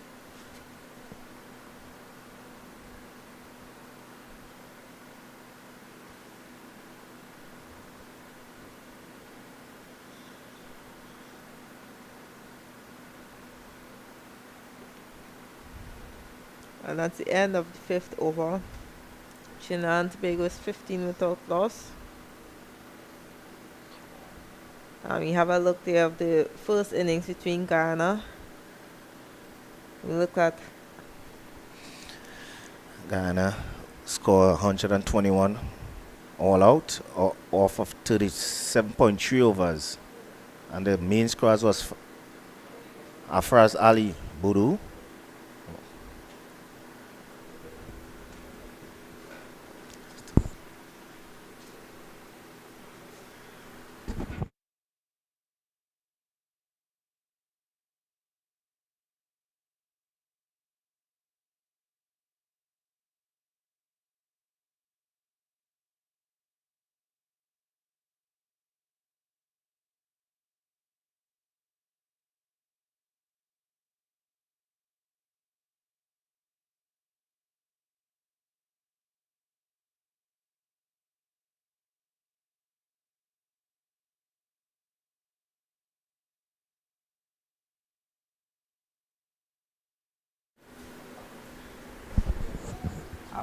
Alligator.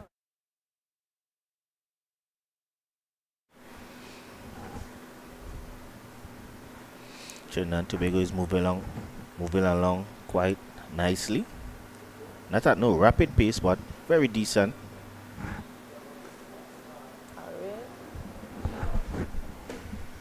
And I know you hear what I'm hearing, Sid.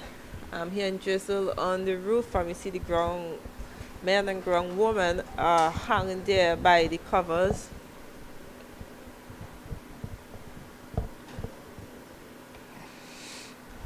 Van Land would love to get a wicket here before the rain comes. A strained down leg there.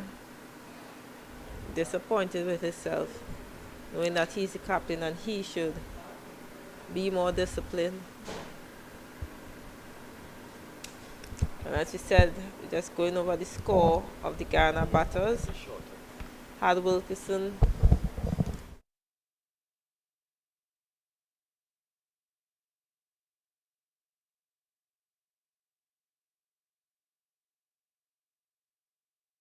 22, Vanland 14, Barhat 21, Hitmeyer 11, Ramdal 8, Lataf 1, Wharton none, and Galdi none. And the pick up the bowlers for Trinidad and Tobago. We have Racha, who bowled 8 overs for 1 wicket. Finally, 9 overs, 2 wickets. Basan, 6 over, 1 wicket. Mohammed, 7 overs, no wicket. And Skipper Budu, very impressive for the day. 7.3 overs, 6 wickets for 22 runs. And there's a big appeal here for a run out. That's 2 appeal, 1 for LB, and then the other one for a run out.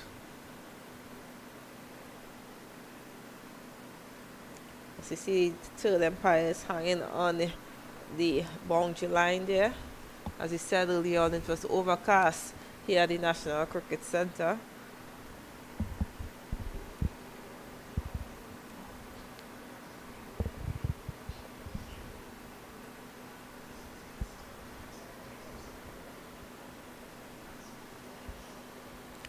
And this time he cuts through the cover point, run in, get back for 2. Didn't try to overhit it, just find a gap. And we see there's a change in field for Budu Singh. Van Lang now have a deep square on a fine leg. Just bringing the third man.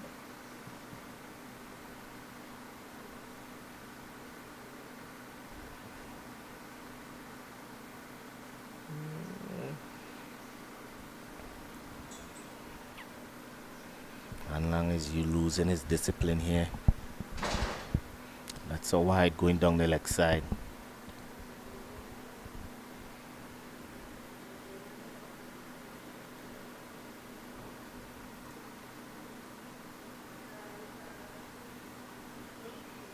Goal there by Lang. And at the end of the 6th over, Trinidad and Tobago is 22 without loss.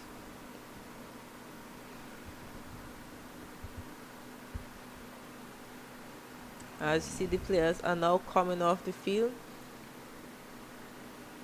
It's not drizzling as hard, but I believe it's a precaution because it's gotten really, really dark here at the National Cricket Centre. Yes, no sunlight here. Really dark clouds over this cricket center here. So hopefully this would not last as long, so we can continue as shortly as possible.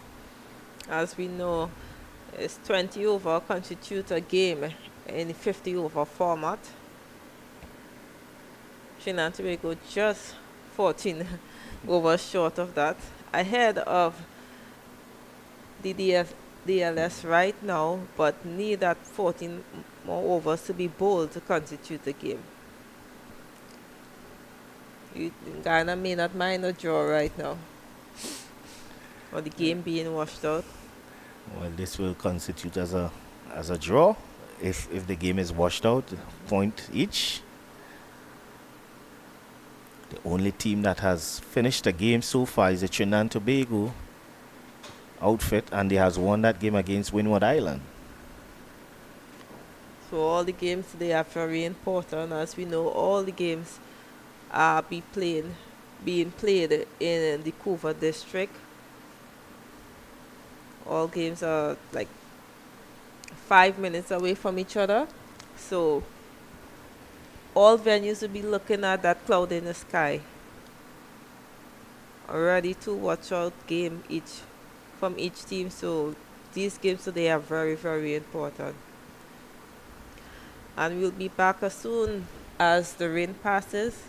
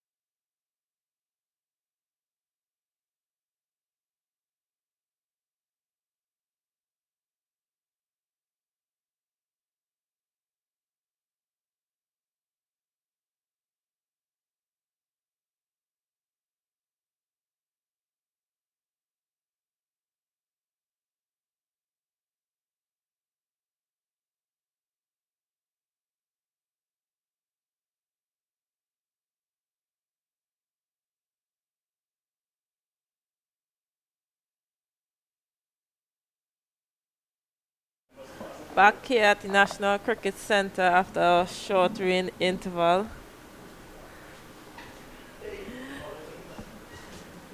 No overs has been lost. I believe it was just like 20 minutes. And Mr. Sitz,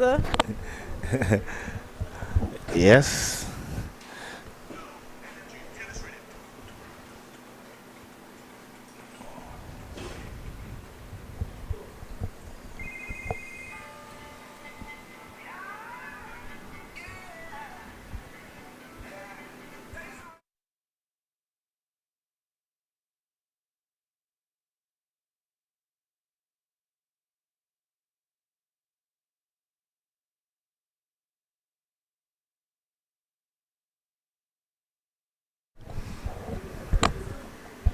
and we see the Van Water continuing from the outer boulder then.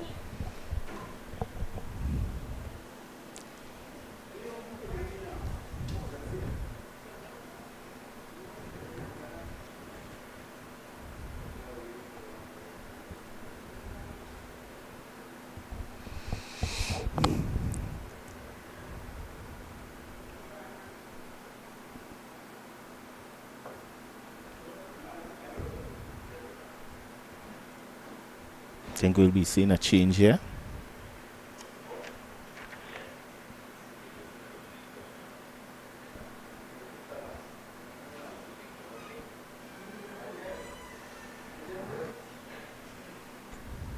Change of bowling. Yes. Lewis, I think it is. Emmanuel Lewis.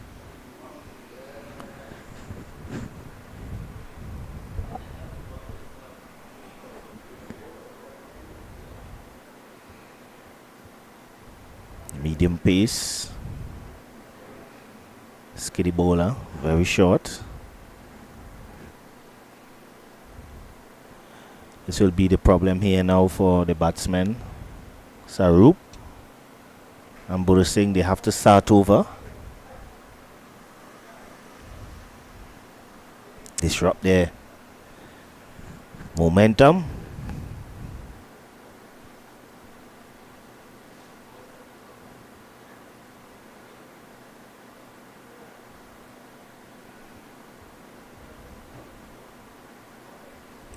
Let's push that one in the leg side for a single. And looking at the approach from Lewis to the crease, it's coming wide of the crease, trying to angle the ball into the left-hander. Yes, I think he will be trying to bowl a lot of slower balls.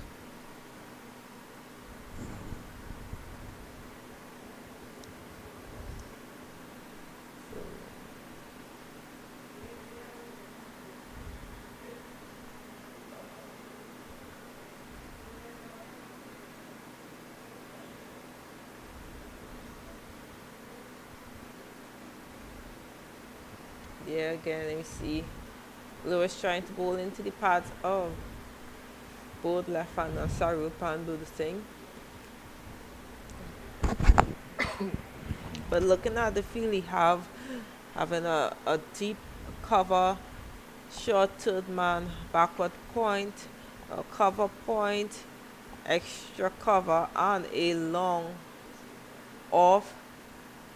You'll question why he's trying to bowl on the pad of these two left-handers when the only fielders he have on the leg side is a short fang leg, short mid-wicket, and a mid-on. Yes, he needs to bowl more to his field on the offside.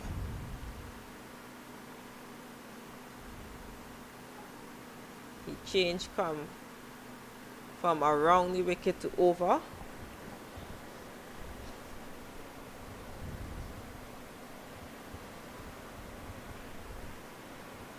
This is Trinidad and Tobago needed 97 runs from 261 balls.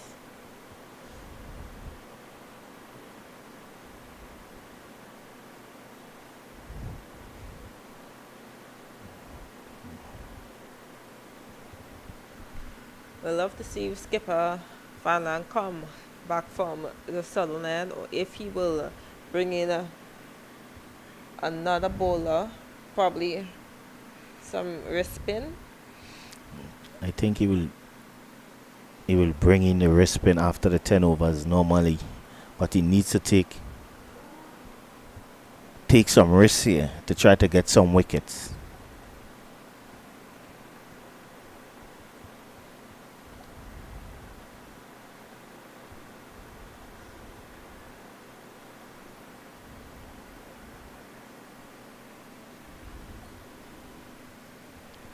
Seems like Adrian Hetmeyer is getting loose on the field. He might be the bowler that's coming from the southern end. That's another misfield by Guyana, of course, a single. And Trinidad and Tobago is motoring along, getting the singles, moving the score along. No need for big shots. No need for big shots. And clearly Guyana fielders are helping by all the misfield that they are having right now.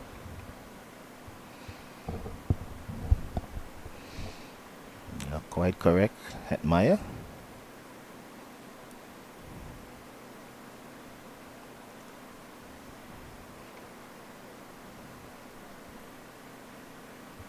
Yes, a little drizzle wrong right now. I see the third umpire is hanging on the edge of the boundary. Nothing much to be concerned about, but we know how quick it is for a hard drizzle to happen, so it's just precaution. Groundsman there is ready in case umpire calls for the covers on.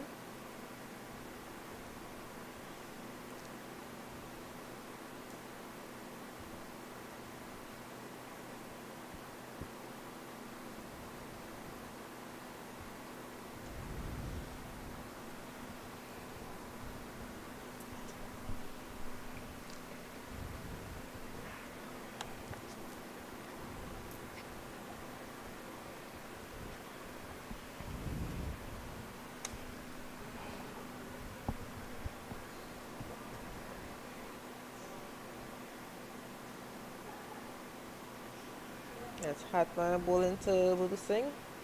Budu Singh just casually punched it out on the offside. Budu Singh just standing there and just playing with his eyes, playing off the pitch. Not much foot movements.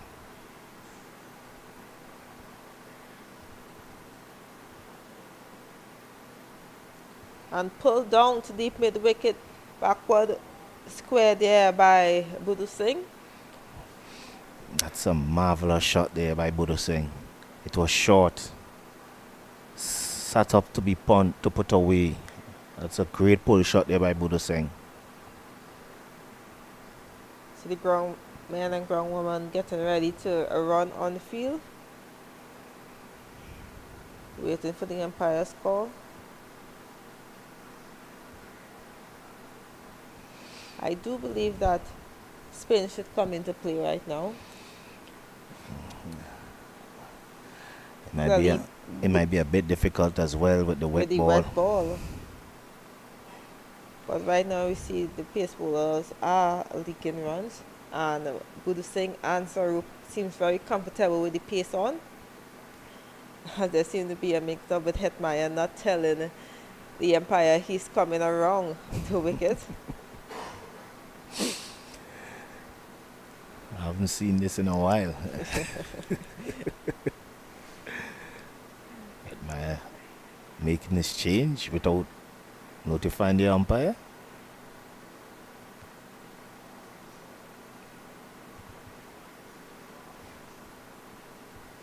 The adjustment was made in the field. The flying leg is now coming into the circle, and there's a deep square.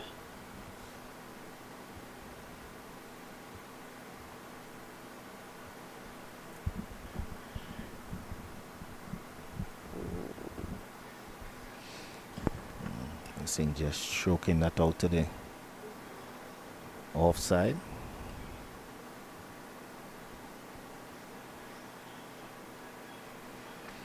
Budu Singh is standing very tall when he's batting.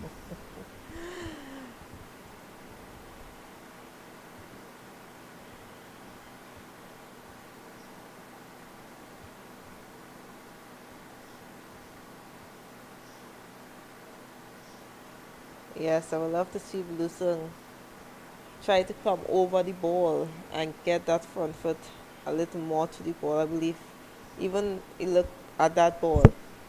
In his stature, I'm a tall person, so I could attest to this that a tall person, and if you are bowling that length, that is considered a half volley. Yes, Once you get to the ball, yeah. yes, needs to use those long levers. He's not really stretching his foot out. He's just halfway and using his Arms, yep. arms. He has good eyes, maybe, and good hands, so he's Yes. just halfway and just using that hand-eye coordination. But this is the early stage of his career, so plenty learning still to take place. Not being able to get that half volley away. As the end of the 8th over, Trinidad and Tobago is 33 without loss. Bluesung is 18 from 27, and Sarup is 8 from 21.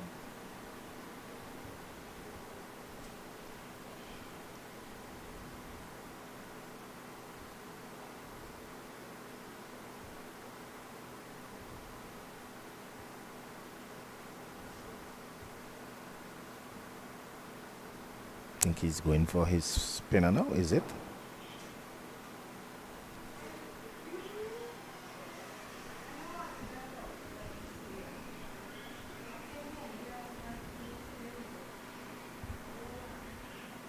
No.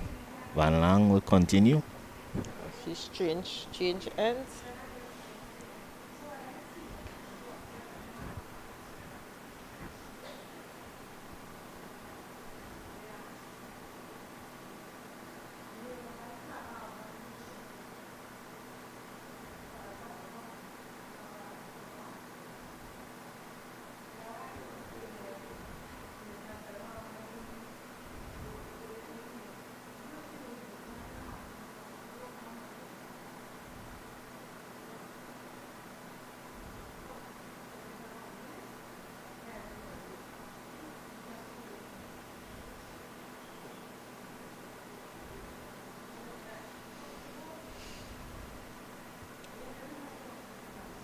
As we see what skipper Van Lan can offer from the at bowler end, and started with a pretty ball.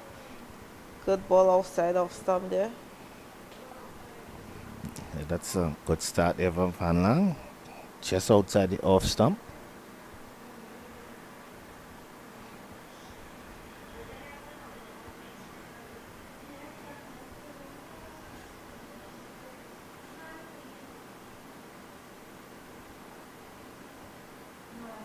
And going down the leg side. An appeal there by bowler and keeper. Ball nowhere close the path, so let's see. Walking across the stump. Could be very dangerous there for the batsman. A bit too far across the stump for me.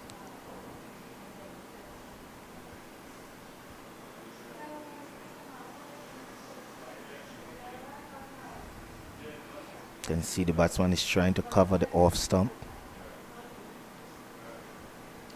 And the sun seems to be trying to peek through the clouds here at National Cricket Centre.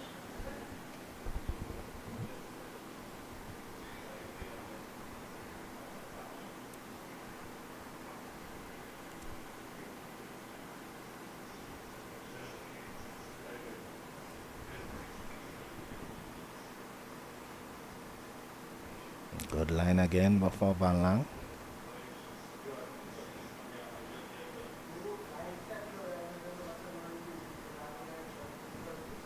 And just an update from the other games.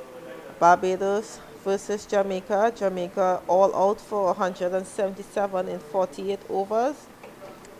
Leeward Islands versus Windward Islands. Leeward Islands being bowled out for 133. Windward Islands now batting 40 with the loss of 3 wickets. Good line. Good bounce there from Van Lang.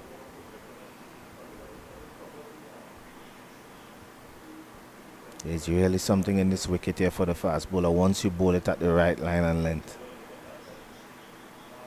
Just short of a good length.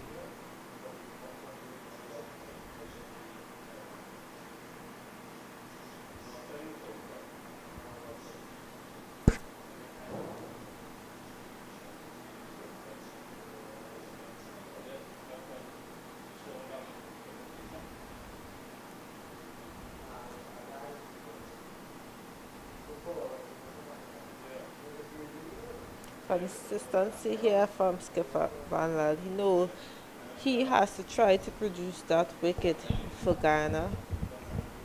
Changing ends now to see how successful he can be from the after bowler end.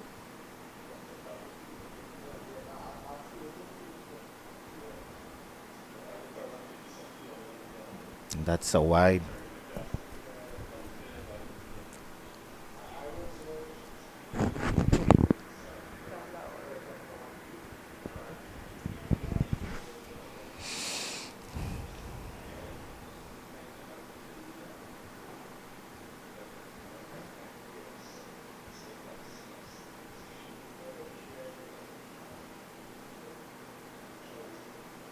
Another wide there. Needs to get his radar right.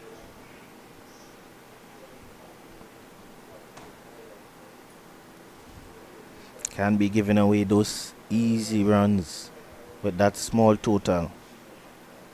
2 back-to-back wides here from skipper. Seeing disappointment in his face after delivering those balls. And transfer run out here. Oh, and how's that umpire? Just in time. Love to see a replay. I think it's closer than you think, Singh. I think his Yes. bat was in the air there.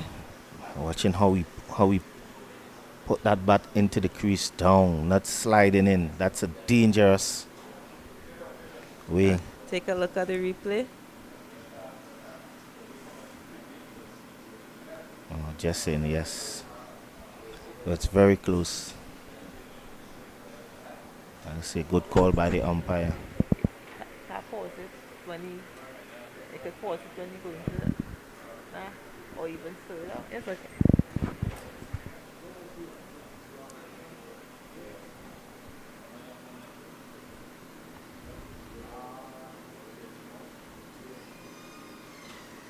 You're taking a look. Yeah, just in there. A bit lazy for Sarup. Good work by our producer there, Aidan.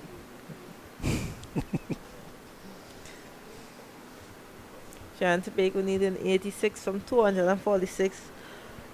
All 10 wickets in hand. And we see is Wharton, who is change end. He and skipper Van Laal has changed end.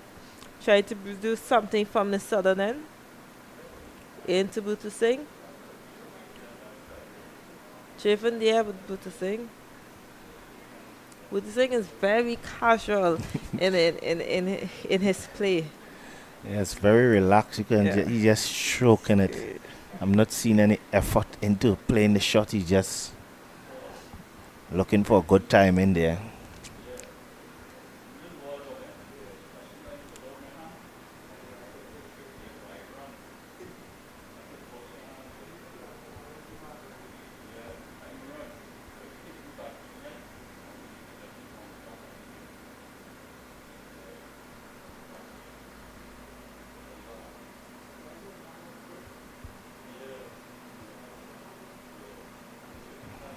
Appealing.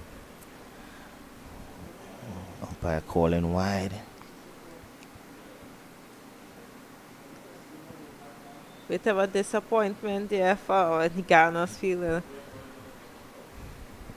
Bowler Wharton going up. And a late appeal there by wicket keeper Wilkinson.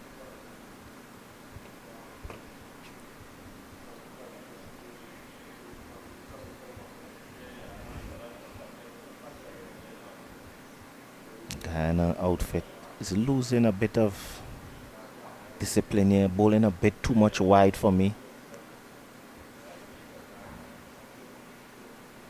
Giving away easily runs here.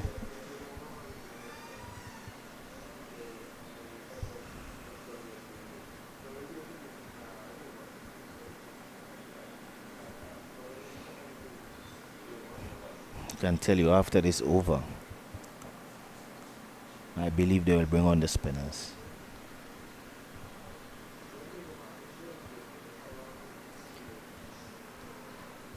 We tend to wait whenever we play in 50 over cricket, wait until after the 10th over to bring on the spinners. But we've seen how the game has developed so much that even in T20 cricket, you see a spinner opening the bowling when there's still two fielders outside.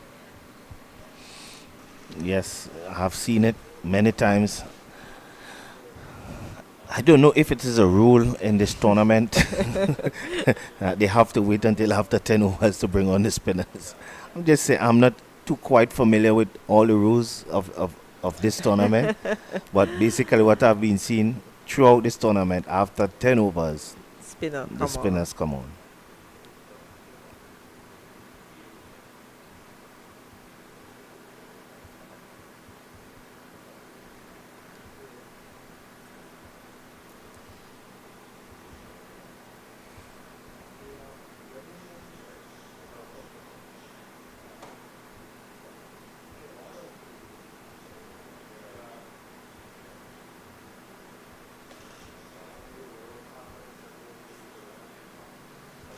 In underage cricket, think we tend to be a little tentative. We don't challenge ourselves. We both are a simple 6-3. No, you hardly you see 7-2 or a spinner coming to Yeah. open the bowling, and that's a no ball. Yes, a no ball. May have overstep there, Free hit. but I'm not happy with overstepping. Being a senior bowler of the Guyana team, he knows he should do better.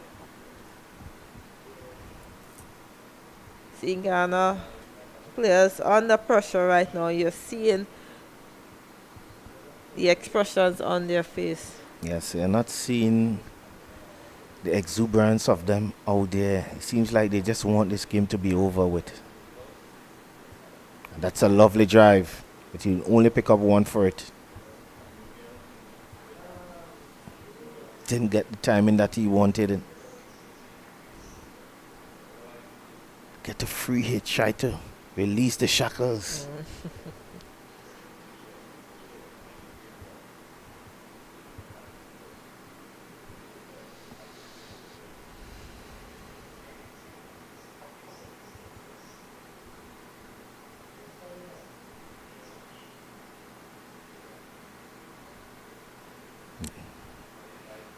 Just drive out to cover point there for no run. And that will be the end of the over. Trinidad and Tobago 40 without loss after the 10th over. Wood Singh a 19 from 30. Sarup 9 from 31. And we will have a change in commentary here.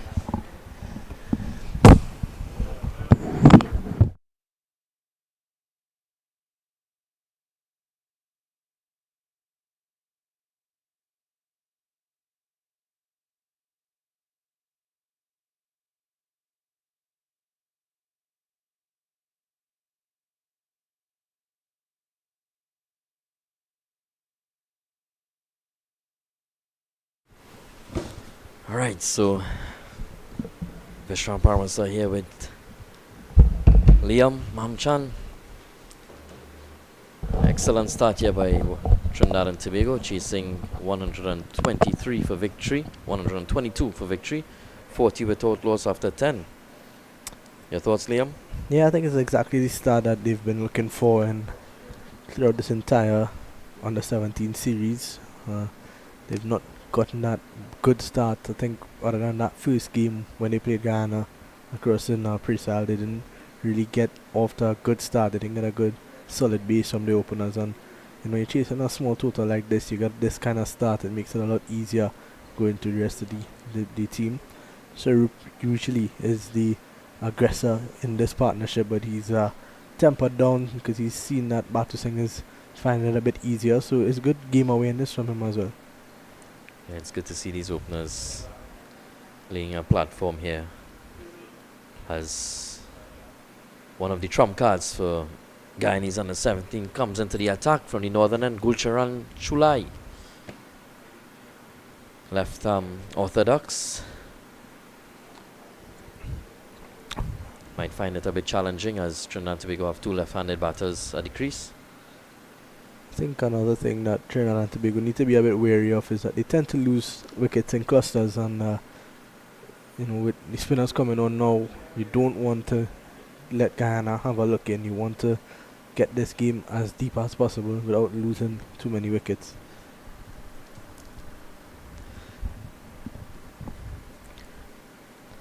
Yeah, we've seen throughout this tournament wickets falling in clusters, as you said.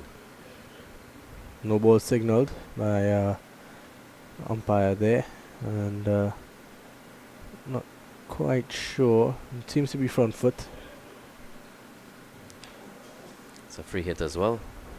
Yeah, so we see all the fielders just heading back onto the 30-yard circle. In order to change the field, you could just drop your fielders back. So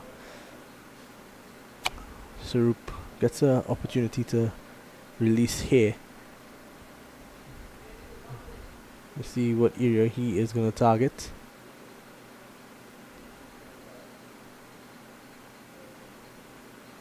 Now the umpire is saying that the first slip needs to stay at first slip. He can't go from first slip to third man. So he's just now in a bit of a fly slip. So I guess that they'll be okay with that.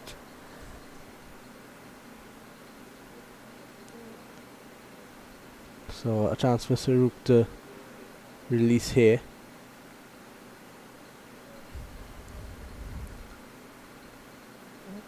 And he's gone down to that deep square leg region. Gets one. But the connection that he would have liked there. Just dragging it a bit too onside, but well bowled by Chulai.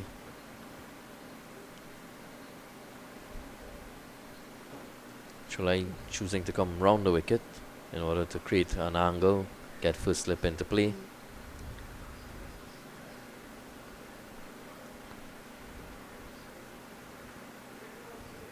Some good looking drive there from Batu Singh wide of mid-off. Doesn't get another single. So Trinidad and Tobago doing the right thing, just trying to rotate the strike, trying to keep things ticking. You don't want to let Gulcharan Chulai be how dangerous he can be. You don't want him to settle into a nice line and length and get on top of you. So good thinking from Batu Singh and Sarup. We haven't seen the Guyanese create much chances. I mean, it's unusual to see because they are a very attacking bowling lineup. So it's been a very impressive start here by the openers. Yeah, I think they've been solid, they've been tight, they've not allowed Guyana to ever really get ahead of them. And chasing small totals, tend to take it for granted sometimes, but I think the way that Sarup and Batu Singh have gone about it, they've gone about it the right way. So that's the end of a good first over from Gulcharan Chulai, the end of 11:43 without loss.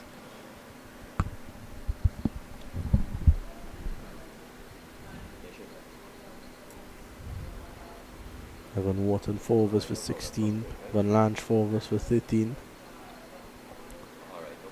And just 1 over from Emmanuel Lewis for 6 runs.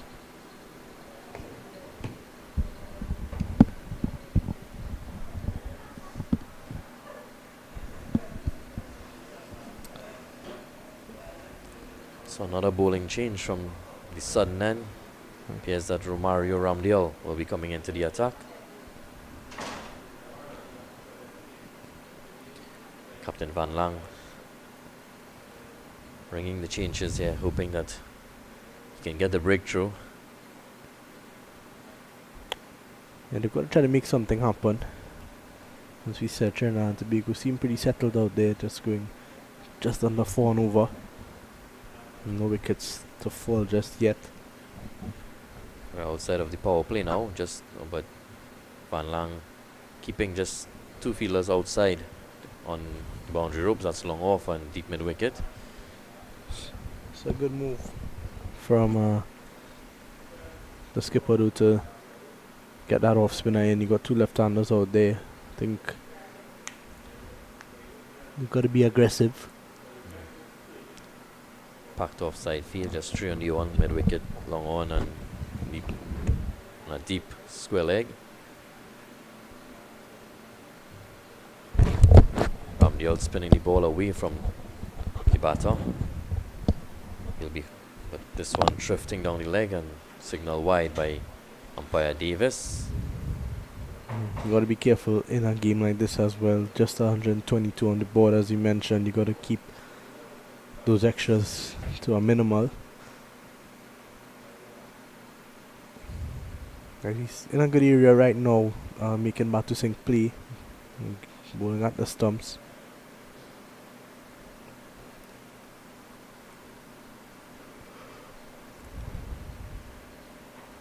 It's a good delivery. Yeah.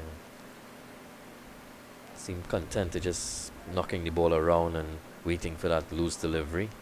Not forcing the issue here.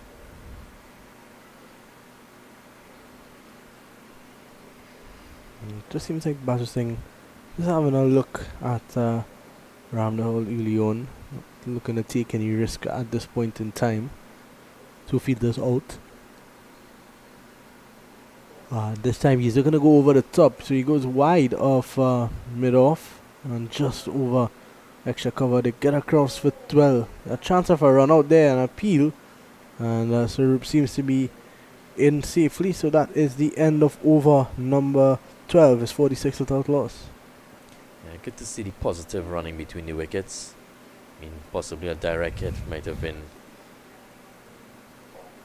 a spell of danger for Samir Sarup, but on that occasion, if bowler unable to collect, breaking the stump without the ball in hand. So not out. But it's good to see the positive running between the wickets, as I said before, because it's important. If you're not getting the boundaries, you have to rotate the strike, turning ones into twos into threes, and that's what we're seeing here. Despite the minimal number of boundaries, they're still scoring just under 4 runs and over. Yeah, it is due to that positive running that you mentioned earlier. So more that they could keep this up. So 10 of 87, a bit timid, a bit, out of character from him. But it's good to see that he's showing awareness, he's showing game awareness. Sees that Batu Singh has been the aggressor. 22 of 37 for him. Just provided that anchor rule, that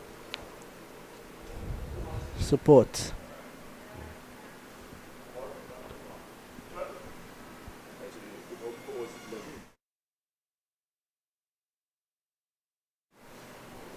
Chulai continuing around the wicket,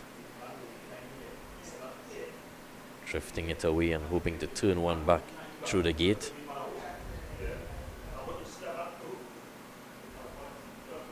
A bit short, but drifting onto the pads and guided down to fine leg. There was a half appeal from Gujran Chulai there, but nobody was interested. Yes, that's Sarup got a better inside edge.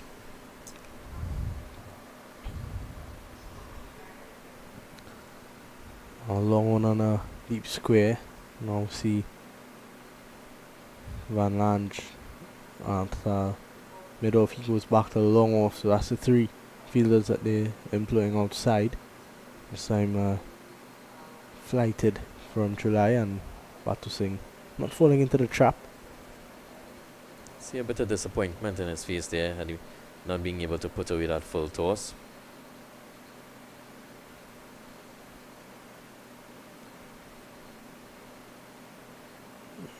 And driven nicely down to Van Lange, and they get another single, so just closing in on that 50 now. It's been a really impressive opening stand here by Trinidad and Tobago. They've looked clinical thus far. We'd like to finish in the same manner. It's July to complete the second over. Again, over pitch and nicely driven to long on for 1. So we have some updates from the other two games. Barbados under 17s chasing 178 for victory, a 4 without loss in the first over. And Leeward Islands making 133. Windward Islands in pursuit of 134 for victory, a 54 for 8 in the 16th over. Seems dark days there for the Windwards. Liam? Yeah, Israel Morton and Micah McKenzie getting the job done for the Leeward Islands. What we've seen though from Leewards is that they've been struggling to get big scores, but they've been able to somehow, defend those scores with that excellent bowling attack that they have, that spin bowling attack of McKenzie and Morton. And they're also very well led by Theo Edward. Just like to thank Brittany Cooper for providing us with those updates. We have an excellent team here in the commentary box. Ramdale continuing and Suruk just on the back foot, playing it out to the offside quietly. So a bit of a stalemate. Batsmen not really willing to take any chances at this moment, and Guyana not looking penetrative. This one shorter and played into mid-on for no run. Trinidad content with just accumulating.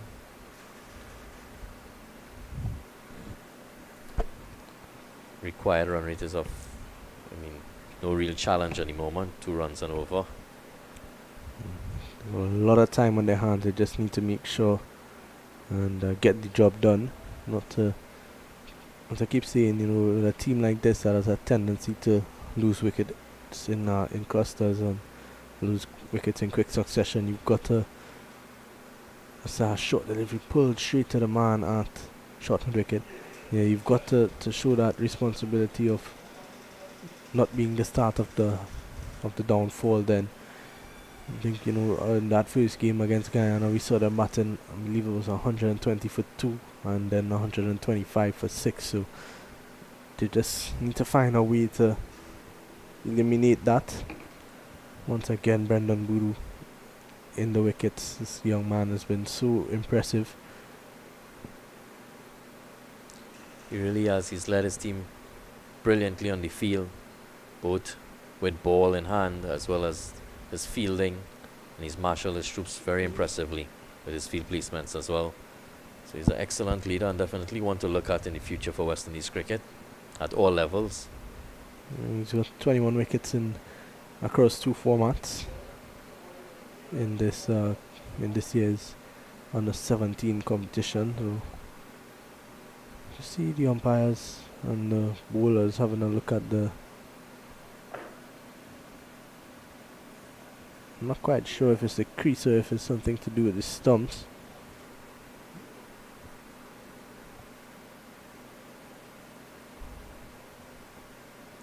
There's a bit of a break in play at this point in time. Quite a bit of stop-start to this innings. A bit of inclement weather around as well, but thankfully we haven't seen those downpours as we've seen in prior days. So for that we're grateful. And I think because of that stop-start sort of start that we've had, I think it impresses me even more the way that Batu Singh and Sarup have gone about it, because you tend to see that breaks in cricket usually you lose your concentration as a batsman, and you usually get out a couple overs after the break or the over right after play resumes. So it's good concentration shown, and it's shown that they've been able to come back out after the break and settle back into their innings. Just one short now of the 50 partnership. And Batu Singh drives nicely, and a misfield from the skipper. Chance of a run out, and Batu Singh is in safely. So that's going to be the 50 partnership of 87 deliveries. In fact, Batu Singh, he's on 24. Samir Sarup on 12. Very pleasing to see these young men continue They both have a start and would like to carry on as deep as possible. It's a big appeal. Guyanese very hopeful. Backs against the wall, so therefore they definitely are eager to get a breakthrough. This occasion not out, said by umpire Joseph. I think just maybe that bat hit in the ground more than anything. And you could see that Sarup was quite confident. He did not nick that one through. See a bit of desperation here in the Guyanese now. 50 without loss in the 15th over. A small total to defend. Desperate for wickets. You can see Gulcher and Chulai opting to go around the wicket to create that angle and bring that first slip as you mentioned, but he's been a bit too wide. And this time wide down the leg side, so he's been all over the place. Very, very much unlike him. Generally very consistent. Just hasn't gotten the penetration and... Well, there is a negative matchup for him as well, bowling to two left-handers. That's why I played there from Sarup. Just a late dab down to where a third man would be, and they get two. Good smart batting from these two. Yeah, you were mentioning about those matchups. They're just, the left-hand orthodox bowler getting the ball to turn into two left-handers, and then that's why he went around the wicket to try to get that ball away. He's now gone. He's not going to try over the wicket now, which in theory should be easier for Sarup and Batu Singh to get in line with the ball.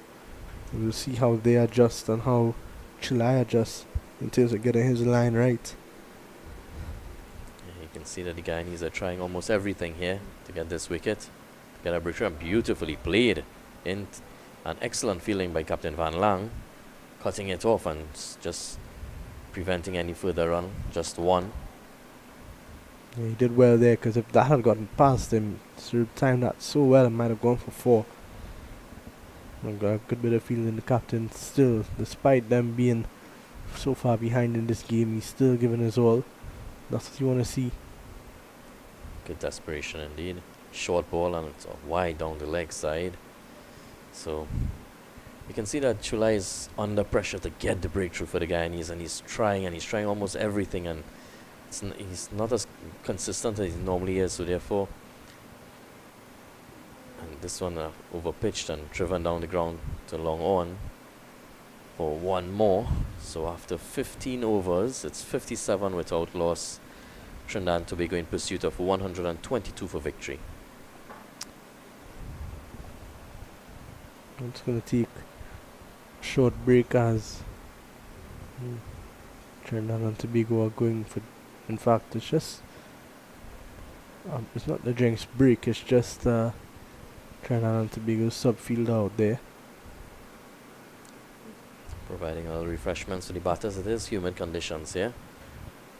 Sun not just out. It's cloudy but very humid. As you see, the Guyanese head coach walking around boundary ropes with advice and some water in hand. It's going to be Ramdale to continue. They're desperate need of a wicket now. For the 65 required. Required run rate has dropped under 2 runs and over, so that really doesn't pose much of a challenge. It will just be the only way Guyana is going to win this game is if they bowl out Trinidad and Tobago. And at this point in time, it doesn't look very likely. I think what Trinidad and Tobago want is to get this job done without losing more than maybe 1 or 2 wickets, because I think you look back at the scores from the past round of the past few rounds of 2-day cricket, they were very heavily dependent on Brendan Boodoo with both bat and ball. So it's, leading into this 1-day series, you wanna see what else you have. You wanna know that you could depend on Batu Singh for a game, you could depend on Sarup to stick around, you could get some runs from Jade and Kent. So it's positives all around for Trinidad and Tobago in this game. Yeah, thus far they've really had a good game with both bat and ball. It's just about getting the job done in a clinical manner, as you mentioned. Patterson just finding the fielders at the moment, unable to penetrate the field and rotate strike. That could lead to building pressure on our batsman as well. So it's important that he's able to find those gaps. And has a big swing at this one down the way. Long on would be beats the mid-on fielder and runs into the boundary for 4. Good looking shot there from Batu Singh. It was given some air as we have a look at it again. And Batu Singh just getting his front foot out of the way and dragging this one down to long on for 4. Yeah, a bit overpitched, and he had the room to go use his arms and going over the top, getting a boundary. That will definitely release whatever pressure that there was building on him. 3 consecutive dots, and Ramdev just giving him a bit of a loose one. And Batu Singh, after spending time at the crease, he's seeing the ball much better now and is able to put that away. So he'll definitely be feeling a lot more comfortable. I think if Trinidad and Tobago could win this game by 9 or 10 wickets, it sends a real message to all the other teams in this competition. Obviously, Barbados would have won the 2-day format, but Trinidad and Tobago won the last game by 2 runs. I believe that's the only game that was completed in this 50-over competition so far. And it seems like today we're going to get a full round of completed matches as well. So Trinidad and Tobago will be on top once they win this game. We have a replay of round 3. That will be tomorrow. So action live at 10 a.m. weather permitting. All games will be played as 20 overs per side. Reduced formats, keeping in mind the workload for these young men. It's difficult to be playing 350 over games in 3 days. So yeah, it's not the first time that we've seen this happen. Usually around this time in Trinidad and Tobago there is a lot of rain. So I believe back in 2027, it was 2022 I believe it was, and the under-17s had a lot of rain affected games, and they had some games that they switched over to T20, and some big scores right here at the National Cricket Centre. I remember when Islands played against Trinidad and Tobago and got to almost 200. So now that July hasn't looked very penetrative, they've brought a bowling change from the northern end. It's Afraz Ali Budu taking over the attack, and that was a short wide one. Sarup finding the gap into the offside and rotating strike for a single. So Trinidad really just consolidating their position and seemed bound to victory here. They've never really seemed to be affected by anything that the Guyanese have offered up to them, both bat and ball in hand. That's one just giving a bit of extra bounce. Ali Budu is a bit taller. Batu Singh is also quite tall, so it didn't really trouble him as much as it might have troubled some of the shorter players. Cuts away to short cover who misfields it, and Wharton's out there at deep cover. They get 1. Guyana unable to stop the singles as well, so therefore batters will feel a lot more comfortable just rotating the strike and also getting those loose ones to find the boundary. So batsmen were feeling very relaxed out there. You can see the confidence building in them. Guyanese continue to bring the changes, field changes, bowling changes.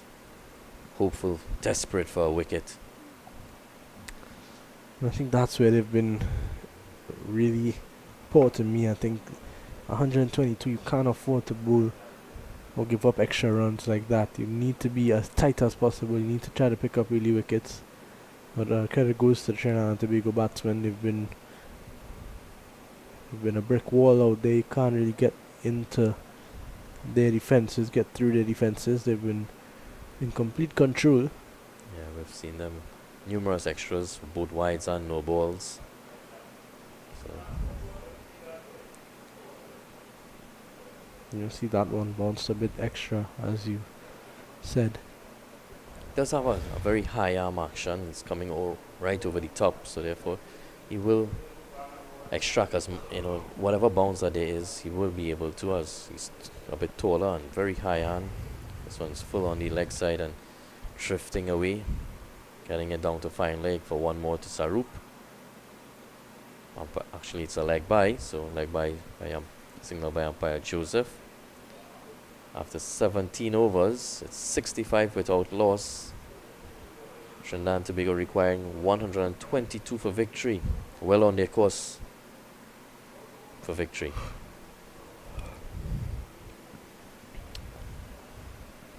Weather conditions have definitely cleared. It's a nice, relaxing afternoon here in Balmy in Couva. I think that rain that came across was never really a real threat to this game. I think the boys from Trinidad would have known that. They would have played so much cricket here that you know that when the clouds are so high and above, there's no real threat of rain. It's going to be Ramdale to continue 7 overs, 3 overs for 7 runs in fact. Got a little bit of turn on this occasion. We've not seen much turn from this wicket. That might encourage Ramdale a little bit. He's bowled very economically, but hasn't looked as if he's picking up a wicket. And this one is short and finds the gap beautifully all along the carpet for 4. That's very, very well played. Very well played by Samir Sarup. Liam. And the timing was good. The placement was excellent to just get it to the left of that fielder at mid-on. And in this National Cricket Centre outfield, once that ball passes you in that 30-yard circle, you're just going to have to pick it up from the boundary ropes. And a much welcome boundary for Sarup as well. He's had a tough time out there, 16 of 56 before this. He's now moved on to 20.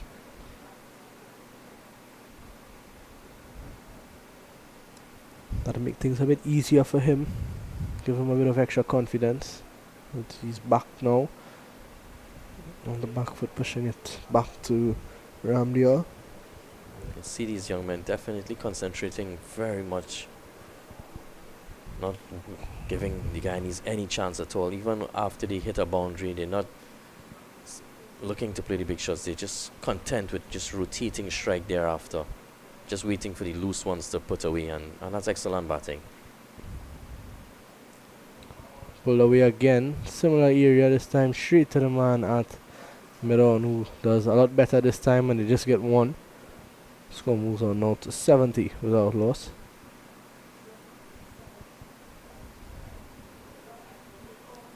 Batu Singh now on strike. He's on 30. He's played very well. Very popular character in the dressing room is Darius Batu Singh. Well followed by his parents. He's one of the youngest ones on the team as well. It's his first year playing on 17 cricket. We've got the likes of Voodoo and Racha. Even Sarup represents his third year now playing regional under 17 cricket. So Batu Singh being one of the younger ones. It's good to see that it's liked in the dressing room. So it's going to be a short break now for drinks at the end of 18 over. Trinidad and Tobago, a 70 without loss.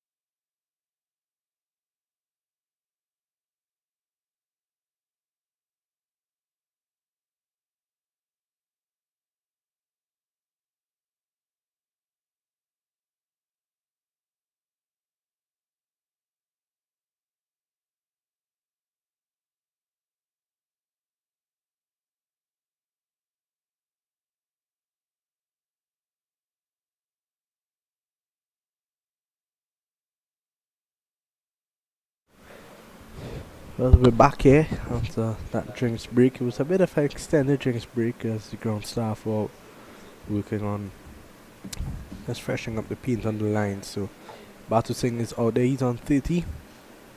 Samir Sarup on 21.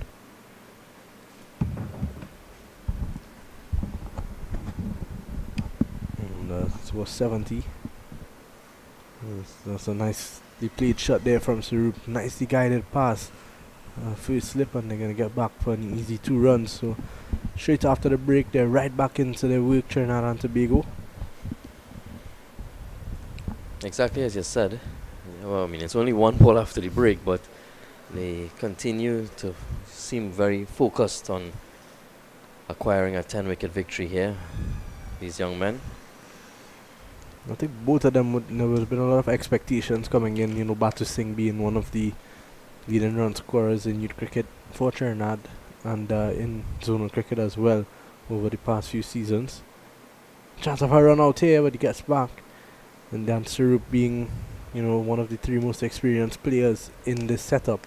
A lot of expectations would have been on them to, you know, score a bulk of the runs at the top of the order throughout this tournament. They've not been in the best of form, but they're now showing that they're showing their experience, showing their class in Batu Singh's case.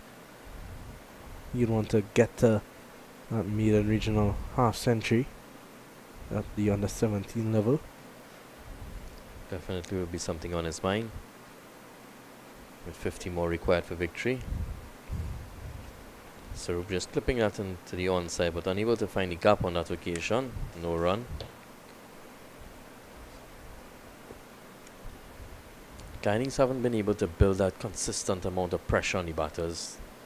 You know, yes, they would have bowled 3-4 dot balls, but here you go again, 3 dot balls, and now a release shot, and they're able, excellent running by Samir Sarup there, prompting Batu Singh to come back for the second, and that's very well done. So that's 2 more to him. Moves on to 25, and as I was saying, you know, they bowl 3-4 dot balls, but the ball after that, you know, it's a, you know, with a release ball, and batters are able to find the gaps and rotate the strike, or even get the loose ones and put away for the boundary, and that's why Trinidad batters have continued to look very comfortable at the crease. Yeah, definitely they've been so inconsistent, and that shot has been one that Sarup has enjoyed throughout the day. A lot of his runs have come down at that short 30 and a misfield by the bowler, and they get through for a single. So this is excellent awareness from Samir Sarup and Darius Batu Singh. So that is going to be the end of over number 19. It's 75 without loss. Samir Sarup 26 not out, Batu Singh 30, and 19 extras is the thing to note for Guyana. Yeah, that's a lot of extras, especially in a low scoring affair. Can't afford that. 19 is a lot in any total that, you know, that you're defending with, and defending 122 is almost like a sin. Yeah. Now 47 required from 186 deliveries, a lot of time on their hands. As we see Riyad Latif, the leg spinner, he's going to come into the attack, and that's always a risk when you got 2 left-handers out there. Shows the desperation of the Guyanese at this point in time. Withheld bowling him for such a long period, but now desperate need of a wicket. They turn to their wrist spinner. Starts with a bit of a short one, but just going along with the arm. No turn there. I think at this stage, if you're Van Lange, you're thinking a bit more strategic than anything. You know that there's almost no chance for you to win this game at this stage. You got to try to get in some wickets at least. You could get some extra bonus points here. You got your leg spin points or your fast bowling points. I think you got to stick with Riyad Latif and maybe bring a fast bowler on the other end and just try to stack up some bonus points with a couple of wickets. I think from a strategic point of view, you can't really. It's almost. I'm not going to say it's impossible. We've seen stranger things happen in cricket with 47 runs required and 10 wickets in hand. That's a valid point, Liam. Bonus points can be very important in the tournament. In this particular tournament, we saw, I believe it was last year or the year before. Yeah, just last year, Trinidad and Tobago came second by one fast bowling point. If they had one more point, they would have drawn level. So, and especially in a tournament where there's rain-affected games, those little bonus points, net run rate, things like that come into play when. Very important, as we see another extra by the Guyanese. So they really haven't had a good day. Partnership 76 now. So we're going for the big shot. This time it's wide of long on, but he gets around and they get a single. Would have wanted to place that more in that corner region. It's got a bit too straight and he just manages to get a single. But he's opening up a bit now. He's been playing some more shots after setting his foundation early on and getting set. He's now raised on to 27. See a lot more mistakes coming in by the Guyanese as their heads are dropping. Couple misfields, couple extra runs conceded via overthrows. So now the score after 20 overs is 78 without loss. Trinidad and Tobago requiring another 44 runs for victory. As we welcome Mr. Sid Gray back in the commentary booth and Miss Brittany Cooper. T20 World Cup winning Brittany Cooper.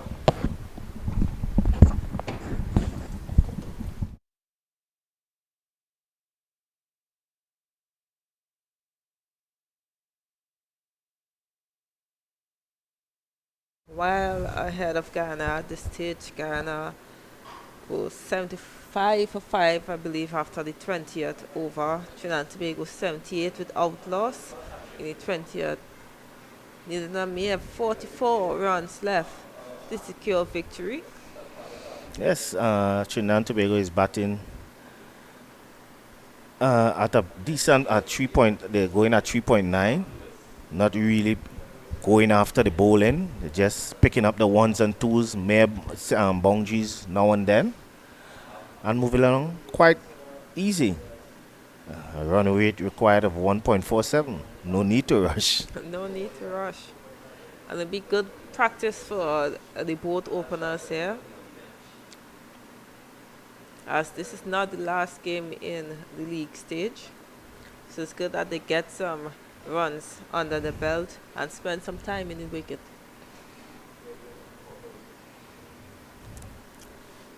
But with all of that, I think they need to try to find some way to score a little quicker, because you might find a much higher score to chase after.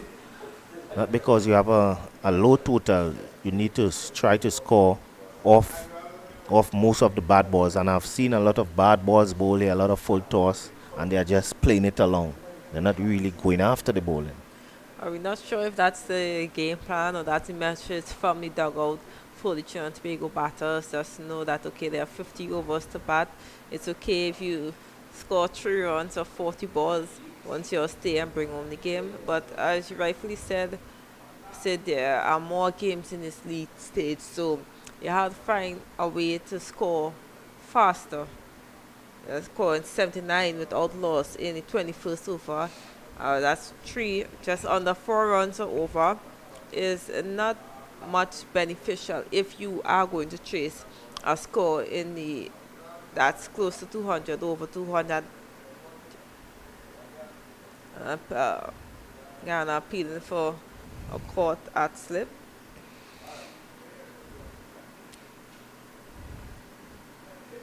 They need to show a little more intent, score some runs, try to get rid of the bad balls.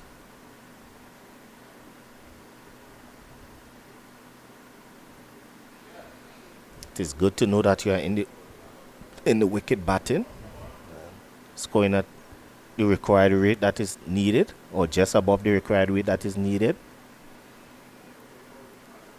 But sometimes you just need to put a little more pressure onto the fielders.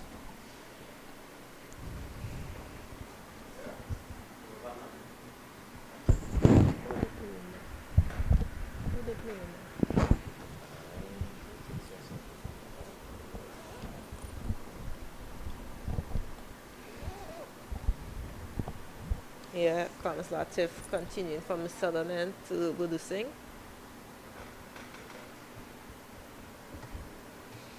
Latif, one of the standout bowlers from the last game for the Guyana Warriors, for the Guyana outfit. This one is laid down to long on. Will only pick up one.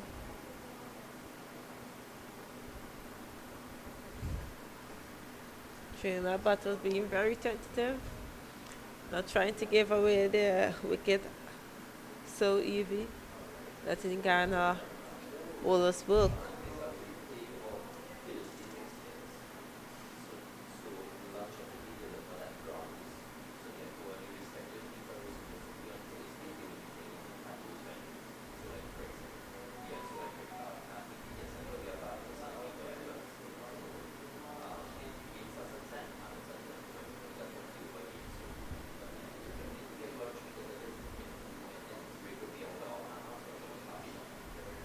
And looking at the body language of the Guyana players here. You're not hearing any chatters outside, no chain on. It's a very good ball there by Latif. Yes, they know the game is already out their hands, but support is still needed right through the innings.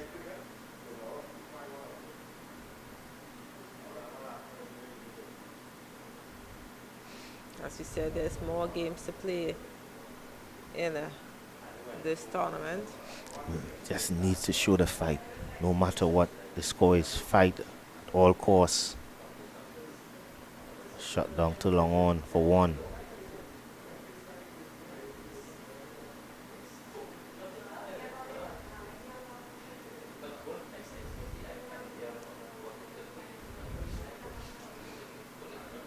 Another full toss. Not putting away. Needs to find the boundary with those loose deliveries.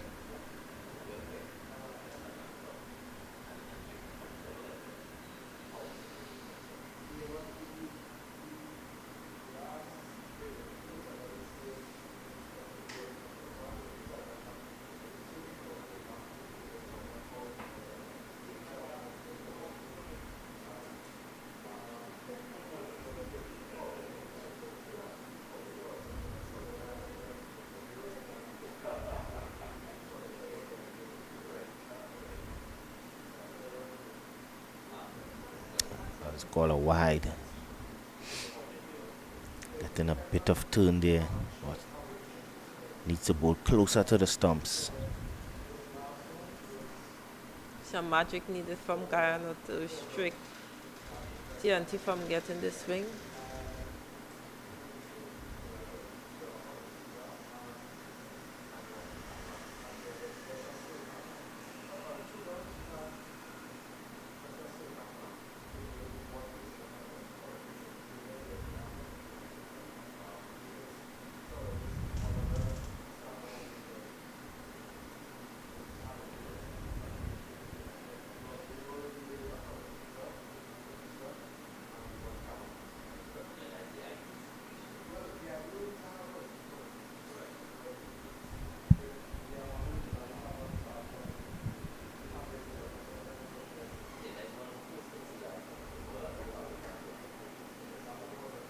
No ball. Free hit. Can't give away. Things just getting more difficult for Ghana players. No balls, wide, misfield. Seeing the body language of Captain Van Lan seem to be very disappointed. And another ball. And how much run is going to cost? It's going there for two, Saruk, but good fielding on the boundary. No ball. At 2 runs. Different batsman here. Cardinalson, spinner, bowling no ball. We normally get, when a fast bowler bowl no ball, we are upset. And a spinner. Yeah, the rule is that no spinner should be bowling no balls. And you have enough time to gather yourself and look down at the crease compared to a fast bowler.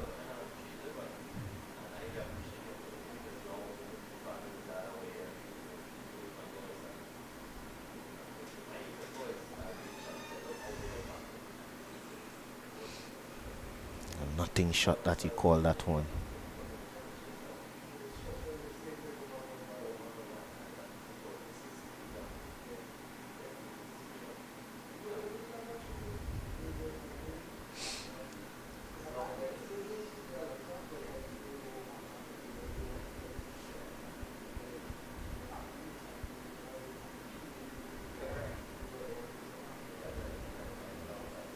It's the end of the over there.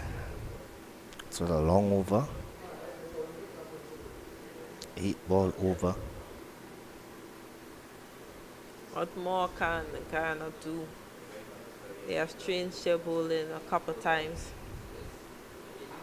Spinners not being as effective as Trinidad spinner. We saw Skipper Badu taking 6 wickets.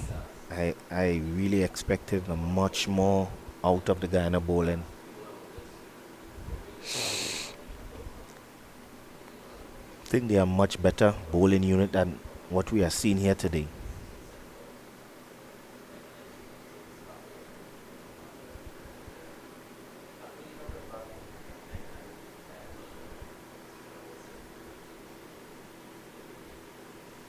We know cricket is a funny game, and it takes one ball to change the game. Yes, one ball to change the whole outcome of this game. Yes, you're correct. Well, not to see cricket, you will have to see sports.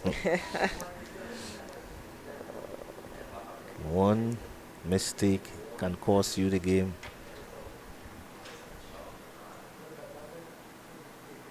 Here come Latif. Got take there by the wicket keeper.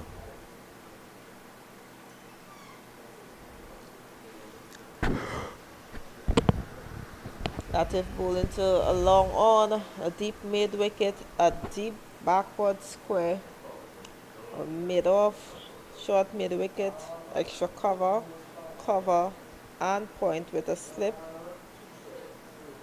Not too much of a defensive field. Tight on the inner ring on the offside, and 4 fielders out on the leg side. Latif, 2.2, only 5 runs off his bowling.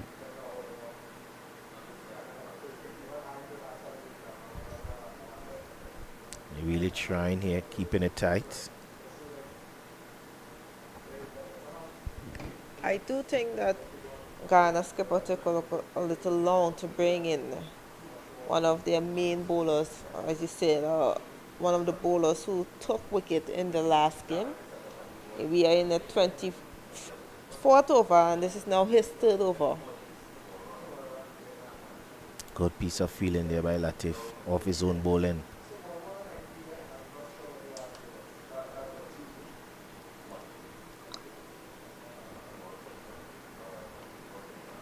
Pull. Will only pick up 1. Disappointed in himself. Thought he should have got 4 from that one. That one was short. Plenty bowlers used by Captain Van Land. 8 bowlers exactly. 8. A lot of bowlers there. I guess that's what happened when you're searching for wickets and you have a team that is very stuck with bowling and batting all rounders. Yes, that's the problem when you have so much all-rounders and you are not getting wickets. You are trying all sort of things to get wickets here. Now Captain Van Lang will try to come back here from the northern end.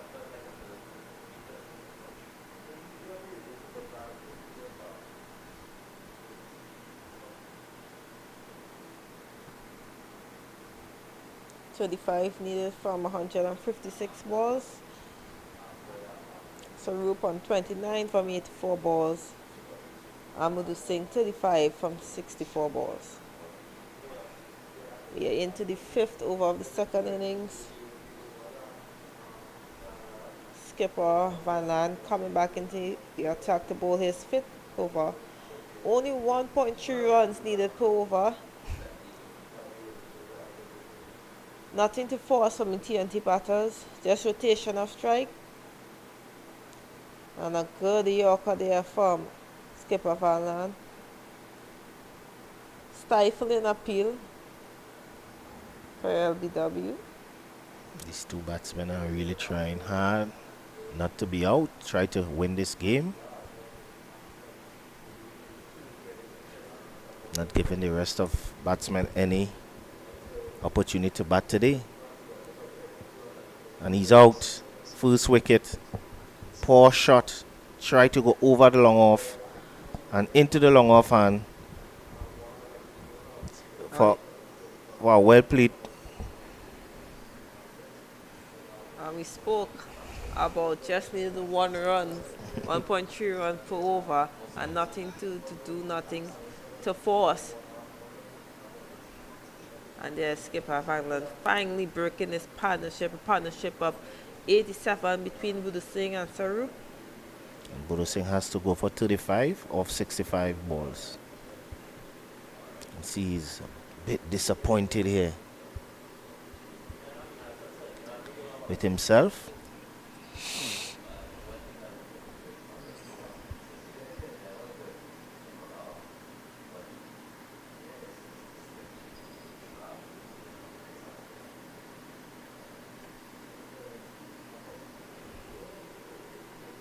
I'm sure the coach would have loved if Budu Singh has stayed there and bring home the game, doing all the hard work of restricting Guyana main bowlers from taking wickets to giving it away, I would say.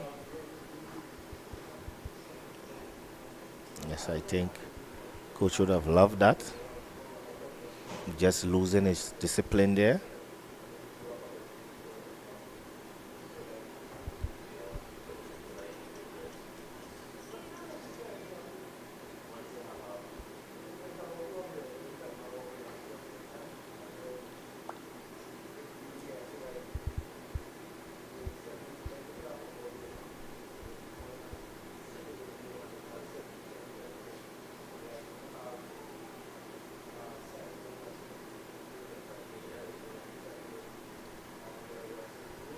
New batsman in Mendoza. Mendoza coming in when all the hard work is already done.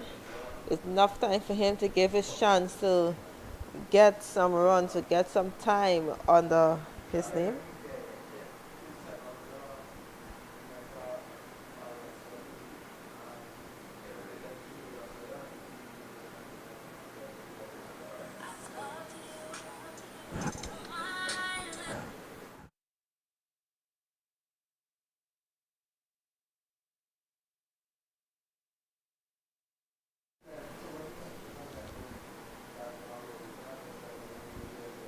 Valiant still running fast, trying to bowl those short balls.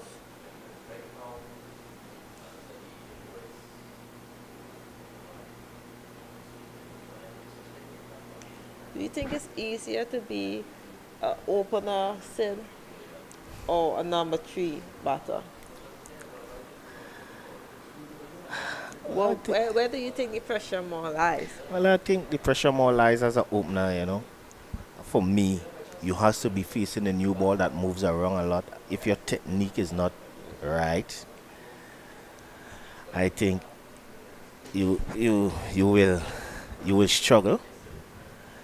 But a number three batsman should able to bat with a new ball as well, because so basically both batsmen are very important. Exactly. My sentiment as well, because that the first ball opening batter could be out, and number three batter could become an opener. So both positions are equally important. But these two batsmen technique should be really high.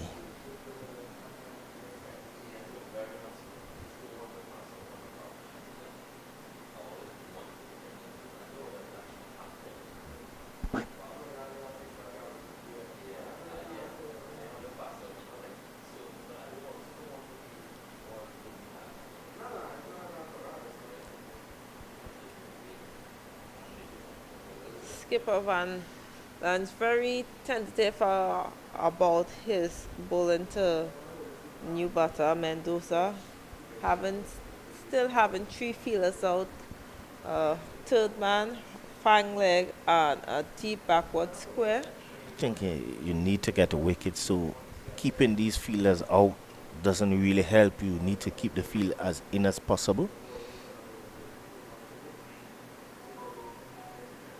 And there could have been an easy single there, but The batsman is on his bat, yeah. And that's the end of the 25th over. and that's a maiden wicket. Yes, sir. 87 for 1.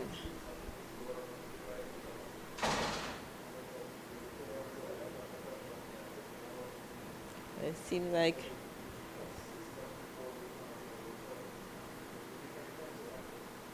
gonna continue with spin.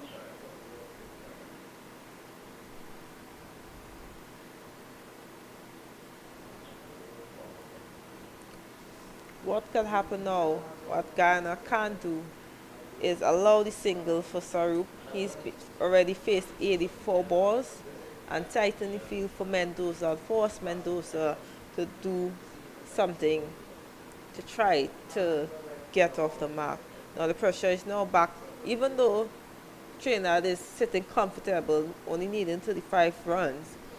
Still, 35 runs is runs that they have to get, and they will like to be in a very positive position of how finish the game in a positive result, with only seeing one wicket that was lost. Yes, and I think Ramaru needs to try to find a way to score. He's too tentative. He's in the wicket so long, and he's still prodding and pushing like he's not sure of himself. Correct is right. He been in the wicket since the first ball. Have an idea how the wicket is playing. Should be, and that we call for aggressive. Should push for 2 easy runs, but jogging by the Trinidad and Tobago batters. And this is the whole with Ramaru. He's getting the full toss, he's getting the loose deliveries, and he's not dispatching them. Because he's so tentative.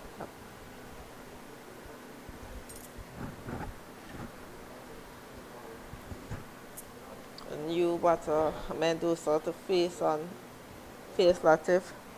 Having two fielders out, having a deep cover and a deep backward square. A slip is in place, which I'm happy to see some pressure being applied, searching for wickets. And that seems to be a nick. Yes. And that's it. That's the pressure I've been talking about. And Mendoza stands there in disbelief.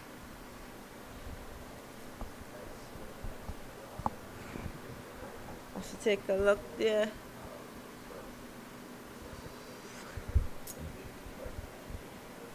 Not sure, but Empire raised his finger. Empire decision is final. And he has to go. And as we talk about giving Sarup the single and applying pressure to the new batter, no, And I say cricket is a funny thing. If Saru did push for that 2 there, Saru would have been back on strike and Mendoza wouldn't have been exposed to that if who's bowling excellent so far. Yes, because Ramroot had a loose delivery. That should have been dispatched for 4. And the set batsman would have still been there. A lot of loading to take place here from the Trinidad and Tobago batters. See Jaden Kent.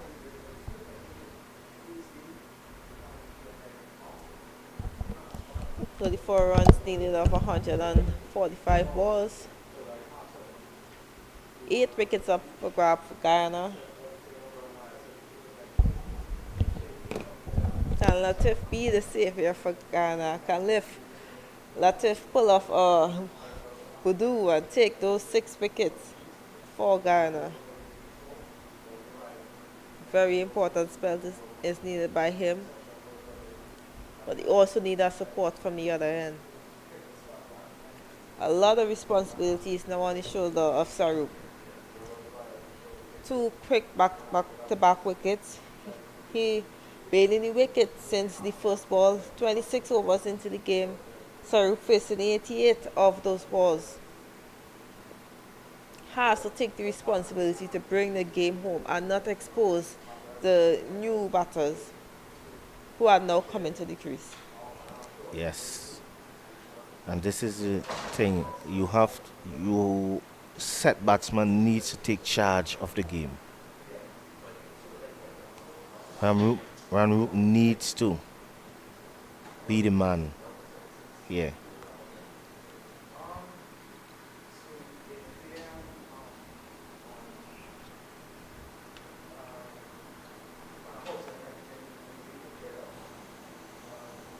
On the back foot there, Kent.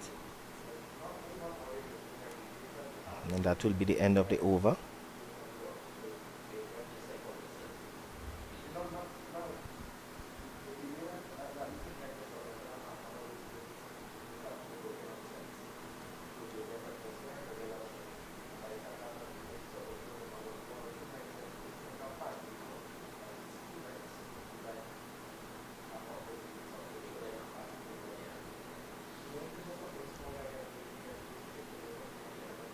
You see the TNT supporters out in their numbers here to support the under 17 team. And the sun is out and there's blue skies above us. No rain in sight. So Ghana need these 8 wickets to be victorious in this game. As we know, 20 over constitute a game.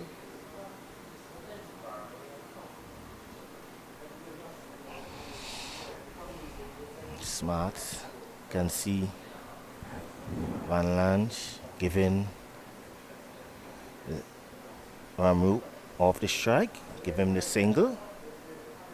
Let me try and go after the new batsman.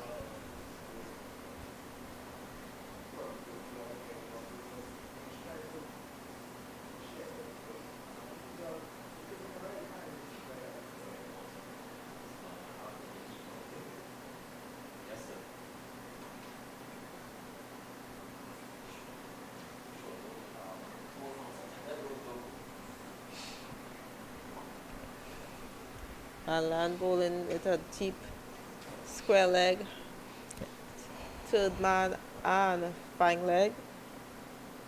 I can tell you, Jaden Kent, he's a batsman. He will strike the ball very hard. And that's good running between the wicket, Kent looking for 2. And that's and smart again, running there by Kent. Putting pressure on the fieldsman. Yes, I'm putting pressure on Shahrukh, that letting him know that yes, we are on top, but let's still play the cricket that we came here to play. Yes. Shahrukh was not even looking to run to there. For me, Sark is too relaxed. Not playing the game in the right way. Run hard.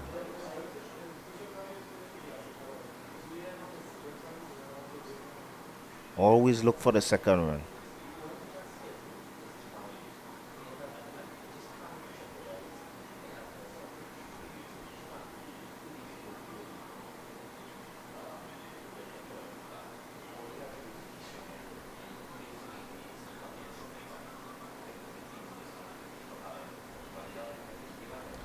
Pulled in front of square there by Ken. Can see the intent there. Kent has the intention of going after the bowling. He will not accept Van Lange bowling short balls to him and just leaving it there. He's going after the bowling. He's an aggressive batsman by nature. And he hits a very long ball.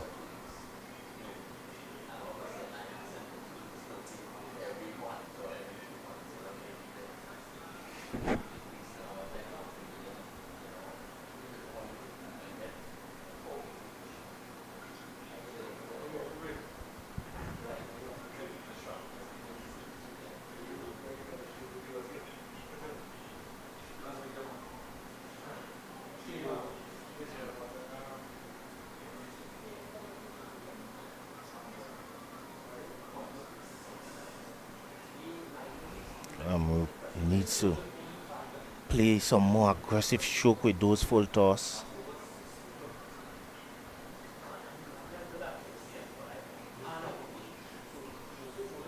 Should be finding those gap a lot easier than Kent, having spent the last 2 hours in the wicket. Facing 91 deliveries.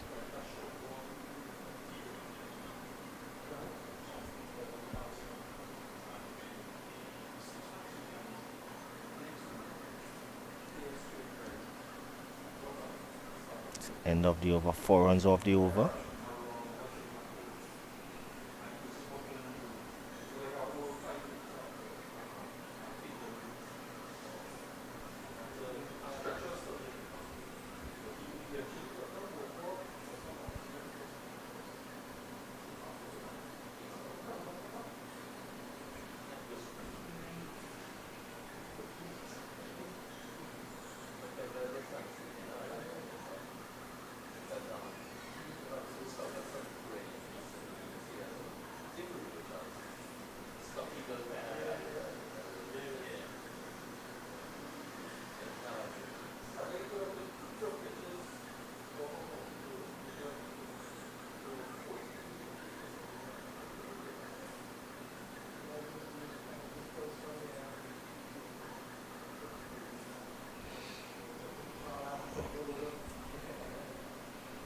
Latif will continue.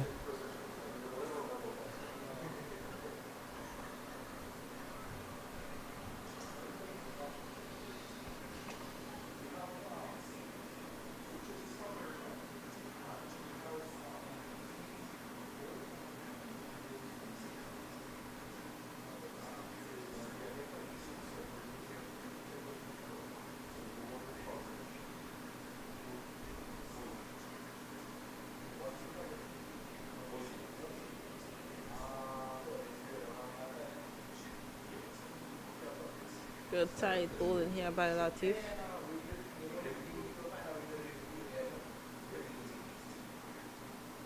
Into his 5th over. Only gave away 7 runs. Already have a wicket under his name.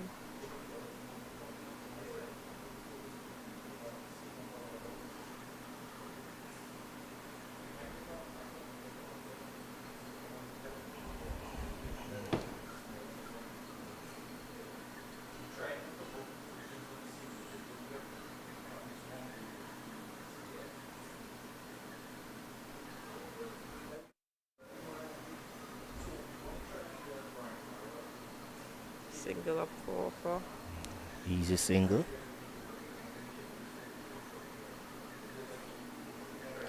Should have been 2. Ramroop again. Sitting on his bat. You would just say that probably he's a bit fatigued. Haven't spent 2 hours there out there in the hot sun.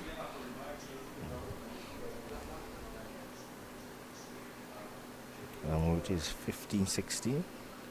Fatigue.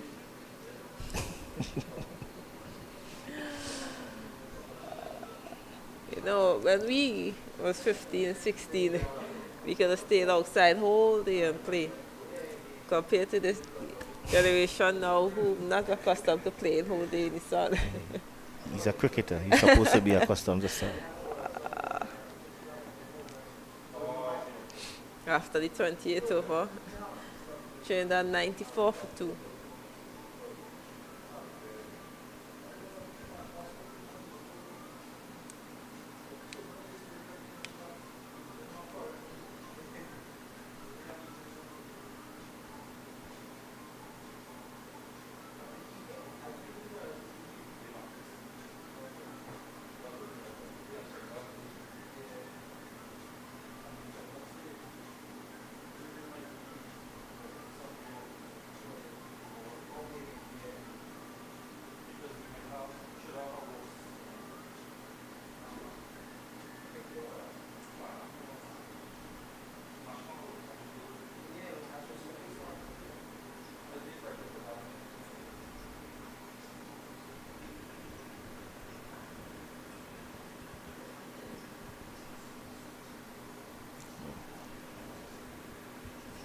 See that Van Lanch to Sarup.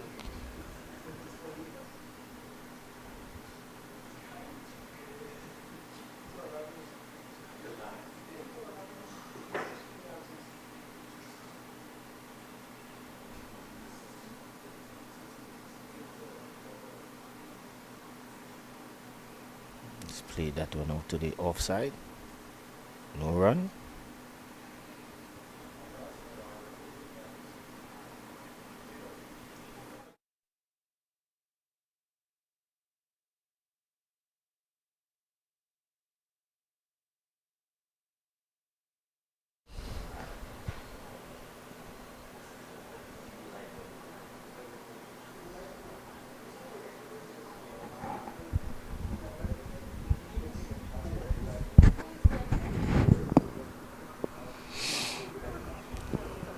It's tight ball in there, wicket to wicket.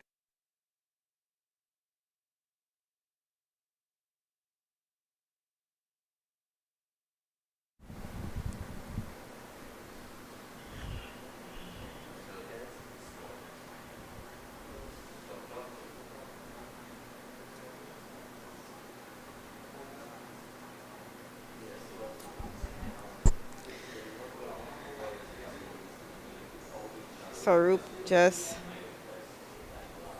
playing those, trying to get those soft hands, half volleys, being bold, and no effort with trying to score or put the Ghana batters under pressure. Yes, and the fielders are so tight in.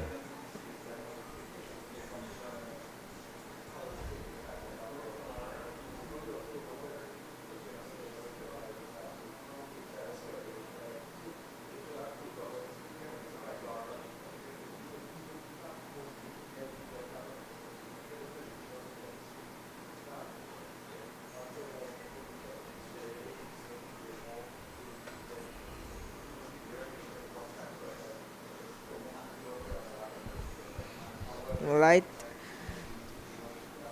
Van Lang to bring in that deep square feeler and apply some more pressure on Sarup. Yes, because he's not trying to attack the bowling. He's not trying to go after the bowling in no kind of way. Yeah. Well bowled there. My skipper.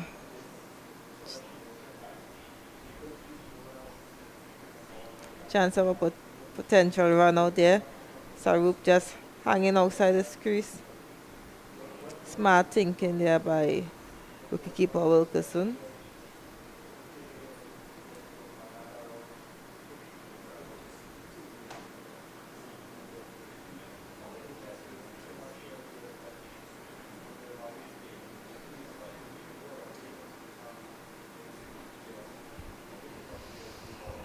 And that's the end of the 30th over. Trinidad and Tobago 94 for 2. End of the 29th over. 29th over. I was sleeping. And you see there's going to be a water break. You return after the interval.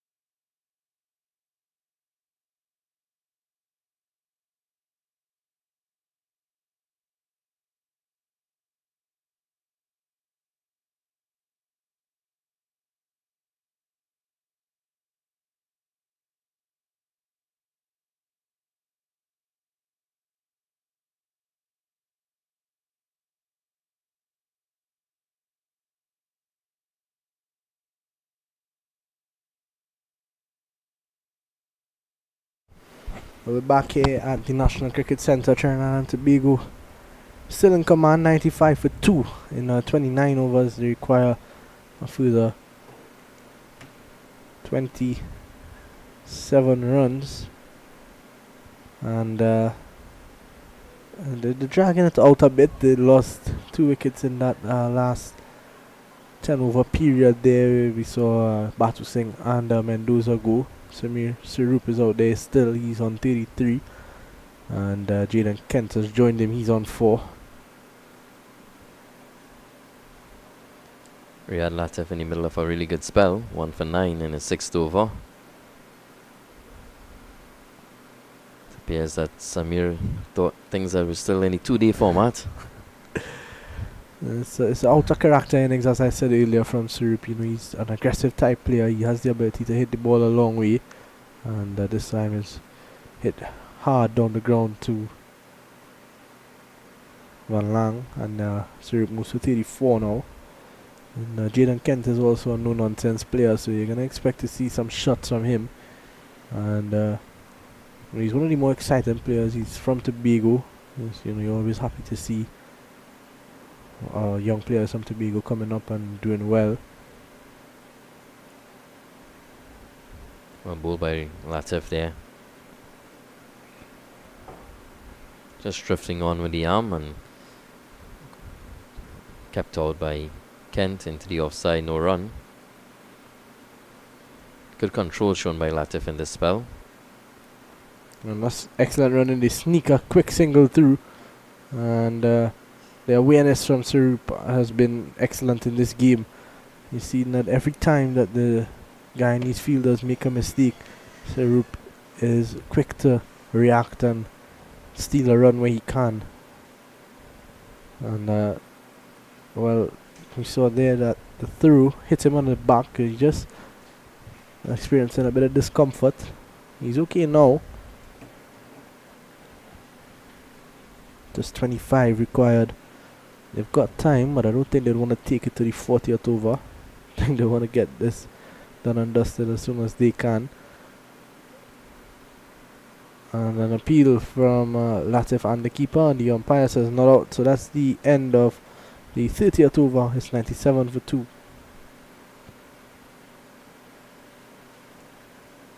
Conditions have turned out to be quite nice here for cricket today. Overcast this morning and mostly during lunch as well, but it's a beautiful afternoon here in Balmain, Couva. There's been a result at Gilbert Park.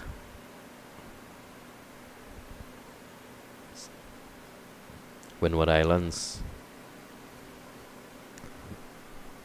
Yeah, Leeward Islands were all out 133, and they defended that quite comfortably in the end. They bowled out Windward to 59. And gotta see, it really was a clinical bowling performance from Mackenzie and Israel Morton. They bowled well, and Carly Tong as well picked up a few wickets. So congratulations to the Leeward Islands. They get off and running, their first victory in this 50 over competition. And the Leeward Islands also have a very impressive wrist spinner, Fontenelle. He's been taking wickets throughout the tournament in both versions. So, and he's demonstrated a lot of control as well. And he also has a googly, so he's definitely one to look out for in the future. As you see, Romario Ramdiol continuing from the northern end with Jaden Kent on strike. Stroking it to the offside, no run. Few more spectators coming in here in Balmain. Nice afternoon for cricket. That one sharp turn there. Pitching on and about off stump and just drifting in and just spinning by the outside edge. Very well taken by the keeper. That's Wilkinson. And in the wickets for Leeward Islands, Carly Tongs 2 for 18. Caden Francis 1 for 17. Israel Morton 5.4 overs, 2 maidens, 4 for 6.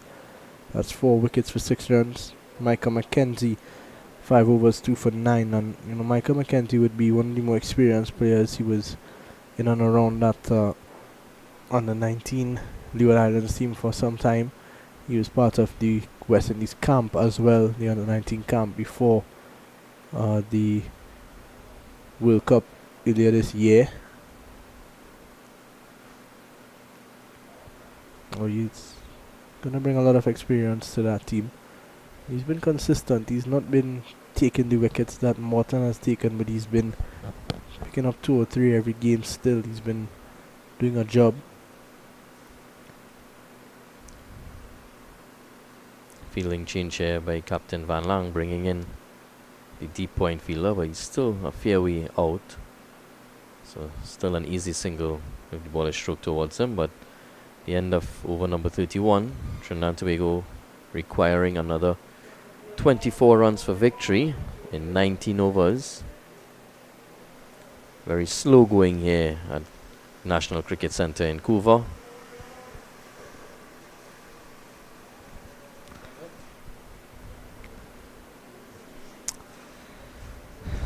It's going at just about 3 and over.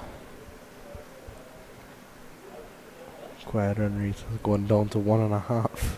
And Kent 6 of 14. It's still relatively new to the crease. Samir Sarup has been out there for a long time now, 34 for 105. He's been out there for 31 overs. He's showing the ability to bat long periods of time. As Kent drives this one down to mid-off for a single. Looked in control of that one though.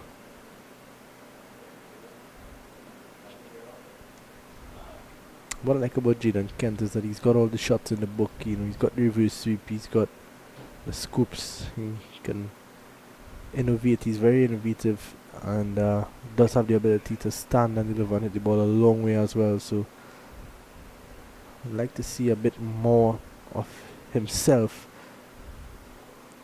of him being himself and him playing his game, rather than, you know, you got 24 runs to win in almost 20 overs. There's no need to Allow the game to just drift on. Yeah, but I think in their mind they're probably thinking about, they know about that issue that they've had, which is losing wickets in clusters. We saw them lose Batu Singh and then lose Mendoza right after.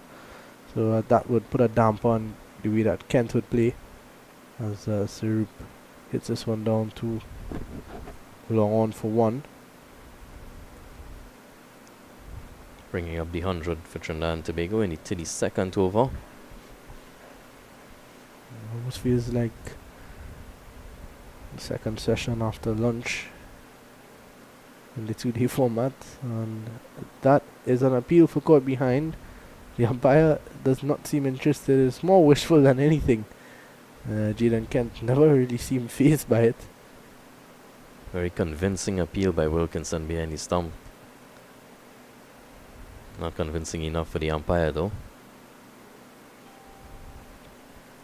That's it. 6.5 overs now, 1 for 13.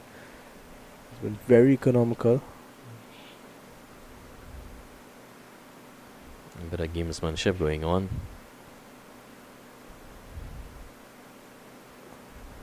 Do you think the big shot is going to come? Yeah, I think so. Jaden Kent holding his nerve there and just playing that one down to cover, and you could see that there's a bit of an exchange between Latif and Jaden Kent. You like to see those things. Bring some sort of energy to the game. Let's take a look at the summary there. Vernon Buru 6 for 22 in 7.3 overs. How impressive has he been throughout this competition? When you think of, you know, the bowlers that have impressed a lot, Buru's definitely on top there. Vital Laws from Jamaica has been good. CWI has been good as well from Guyana. Obviously Mackenzie and Fontenelle, sorry, and Israel Morton.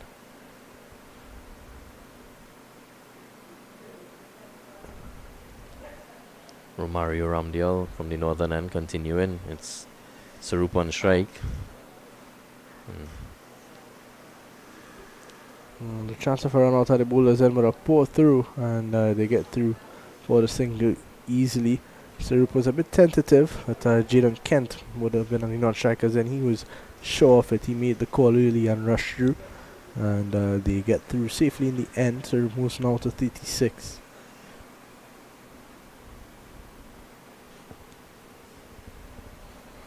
There's 21 required now. How does Jaden Kent approach this over? Nicely played, tucked around the corner. And gotta go for 2 here, and an easy 2 in the end. Yeah, very well played. Short delivery and making sure that he found the gap and was able to run through for a brace. So that's 2 more. There is a deep mid wicket, or a man slightly in front of square, so a deep square and a long on. I think, if he gets one in his arc, he'll be looking at cow corner. He is a very positive man. Stroking this one out to short cover, but misfield. However, no run. The fielding from Guyana has really been poor in this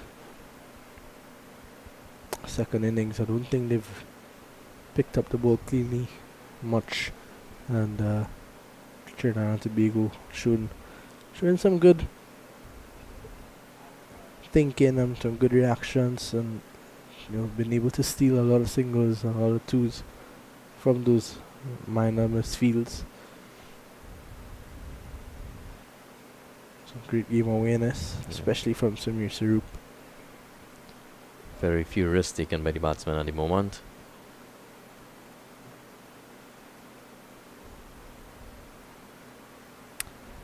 Kent off the back foot there, couldn't punch it past that man at point. But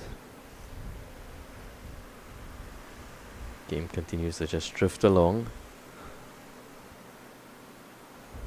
Oh, very comprehensive leave alone here by Jaden Kent. he's a character, Yeah. is Kent. Fantastic young player, and definitely has a bright future ahead. Still to bat, Cristiano Ramanan, the keeper from Central Trinidad. He's a really good player.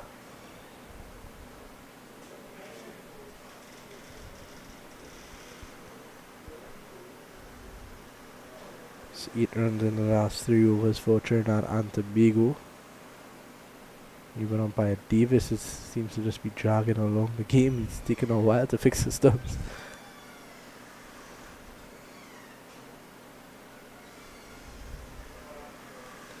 Players have been away from home for just about 3 weeks now.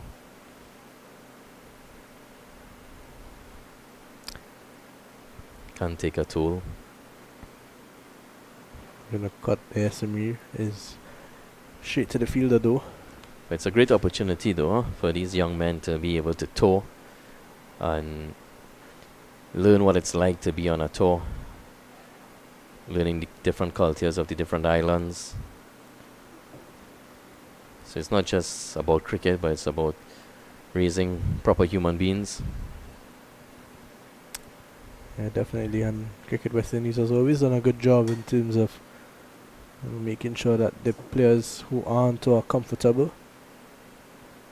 Sarup seems to be tiring a bit now. He's jogging through for 2, and in fact it goes into the boundary for 4, so that should be 5 wides. And that bowls Trinidad and Tobago up now to 108 for 2. And just as you mentioned, it is a good experience to learn about different cultures. I myself would have been a part of a couple of those tours back in my youth level days, and you learn so much, and you stay around with, spend a lot of time mingling with the other teams as well, whether it's playing against them. Like in Trinidad and Tobago, for example, we would have stayed in a place called Hotel Alexandrina last year, and we would have been staying along with the Barbados team. So after the games, you come home and you'll be at the pool and you'll be mingling with the other players. So it's always a good experience. It's always fun, but it does take a toll being away from home for almost a month. Yeah, it's good to hear, especially with your experience and knowing that these players, I mean, the aim and the objective would be to play for cricket for West Indies, and I mean, developing relationships at this young age within the islands is important because you're going to be playing with these guys later on down the road, and those stronger bonds that you have at an early. This time it should be running into the boundary for 4. It is a good shot from Sarup. 14 required. Sarup needs 14 for his 50. Make it 10 now. Really well played. Using his wrists and finding the gap and going all along the ground. Well, that's what's been more impressive. They haven't played a lot of aerial shots. So therefore reducing the risk and not giving Guyana those opportunities to get wickets. So very well played by Sarup. It's been slow but very effective. So now 10 required. Sarup 10 short of a half century. Once a feast down to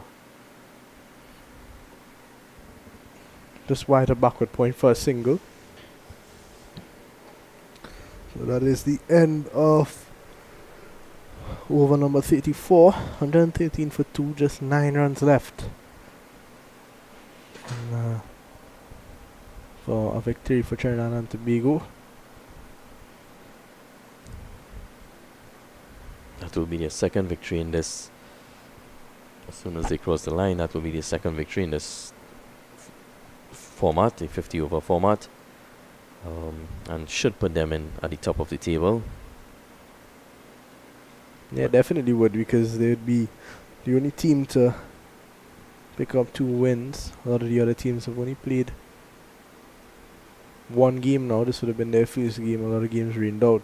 This game, Trinidad's game, was completed here against the Windward Islands. They won by 2 runs. But Basant was defending 18 in the last over and just got out. So Gulcharan Chulai, he's back now to bowl from the northern end. Hasn't had such a great day, and his day continues to go bad as Sarup whips this one off his pads through mid-wicket for 4. That's beautifully played. This time going in the air and over the top for 4. That's well played by Samir Sarup. He moves on to 45. Something tells me that the way that Sarup is going about it now is that a message came out and let him know that he needs all the remaining runs to get to his 50. So I think, 5 runs required, 5 runs he needs for 50. He's gonna go for it. He might as well. Yeah. He's worked hard out there. He deserves a 50. Chulai conceding a boundary of the first delivery, so therefore would put some pressure on him. Driving down the ground straight to the man at mid-off, no run. And it's good to see that Jaden Kent is, he's not upset or anything. He's allowing Sarup to do what he needs to do to get the 50. This time he's going to go over the top. Chance of a catch, and he's dropped it. And a single for Sarup, so he moves on to 46. He's looking for that 50 definitely now. And how does Jaden Kent approach this now? 3 deliveries left in the over. Does he play it out and leave Sarup to try to get to 50? And they're meeting now at the middle. Definitely a long discussion here and looking at the approach, but even if he gets a single and puts Sarup back on strike, could possibly look at a boundary to finish the game and get to 50. So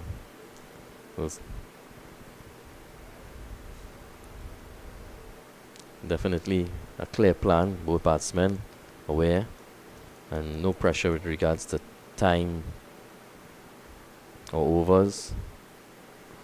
Can drive straight to mid-off.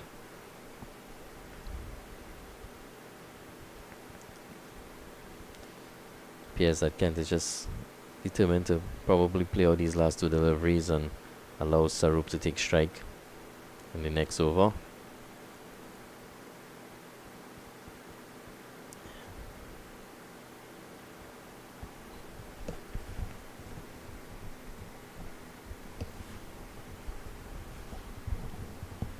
Trinidad and Tobago just coasting to victory here now. Looking if Samir Sarup looking for a personal milestone.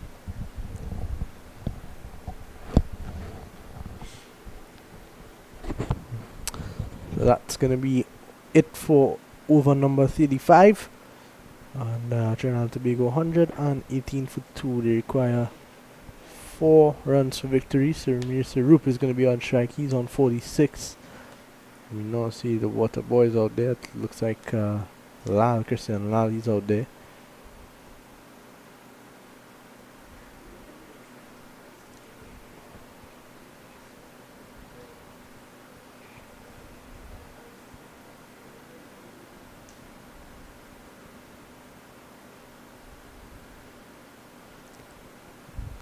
The game have just drifted along in the last hour and a half or so. It's been slow going by Trinidad, but effectively reaching their approaching their target.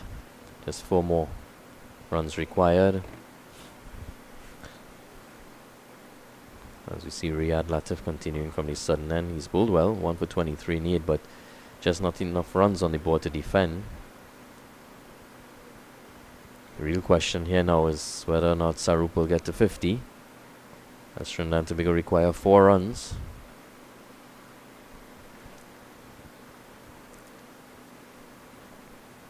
Probably be targeting the leg side somewhere between long on and deep mid wicket. And he goes straight to long off, and he's going to get a single. That's well bowled by Latif.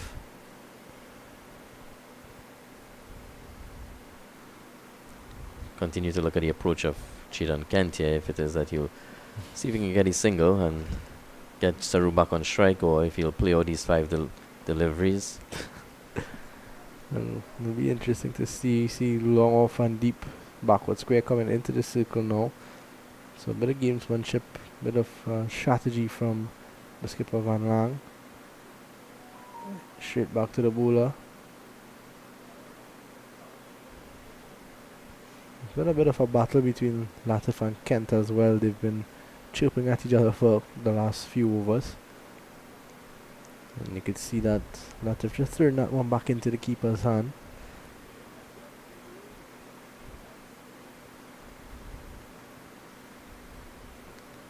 Unable to find the gap on that occasion, straight to backward point, no run. 3 deliveries remaining in this over. At this point in time, I guess if he's unable to get a single on this delivery, probably just play all the remaining 2. It seems as if he's content to do so. Dragging this one on. Kentana Sarup into the 36th over now. 2 deliveries to go. And Sarup decides he's had enough. He wants a single. So with 1 delivery to go in the over, it's probably going to look for the single or go for the big shot.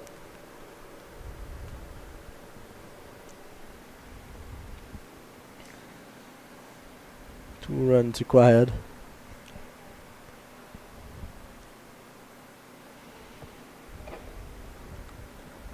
Riyad Latif having a conversation with his captain Van Lang, so it's really been slow going here at the cricket centre. Now it's decided that he's going to stay over the wicket. Samir Sarup on strike, 3 away from a 50, and target is 2. And it's a dot ball.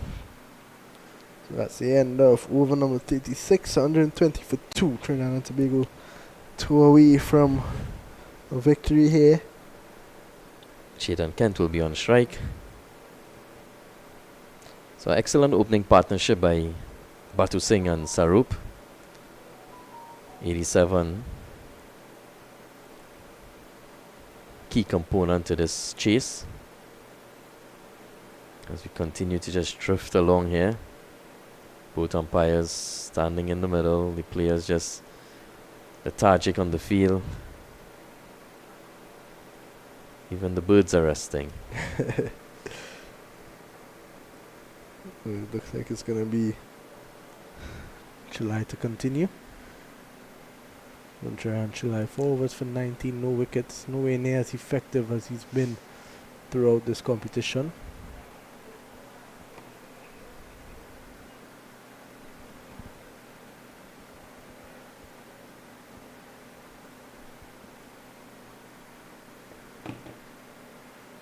Ken facing up, possibly looking for a single, and unable to find a gap on that occasion, so no run.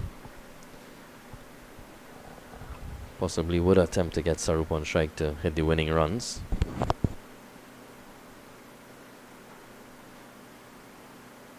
Good delivery from July, Yorker length.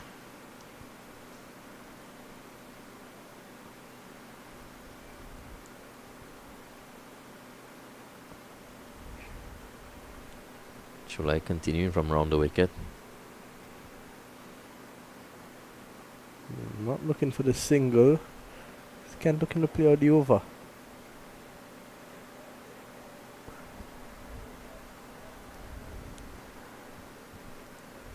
Three deliveries to go, July to Kent. I think the personal milestone has definitely played a part in the game just trickling along. We're looking for the single, he sat against it.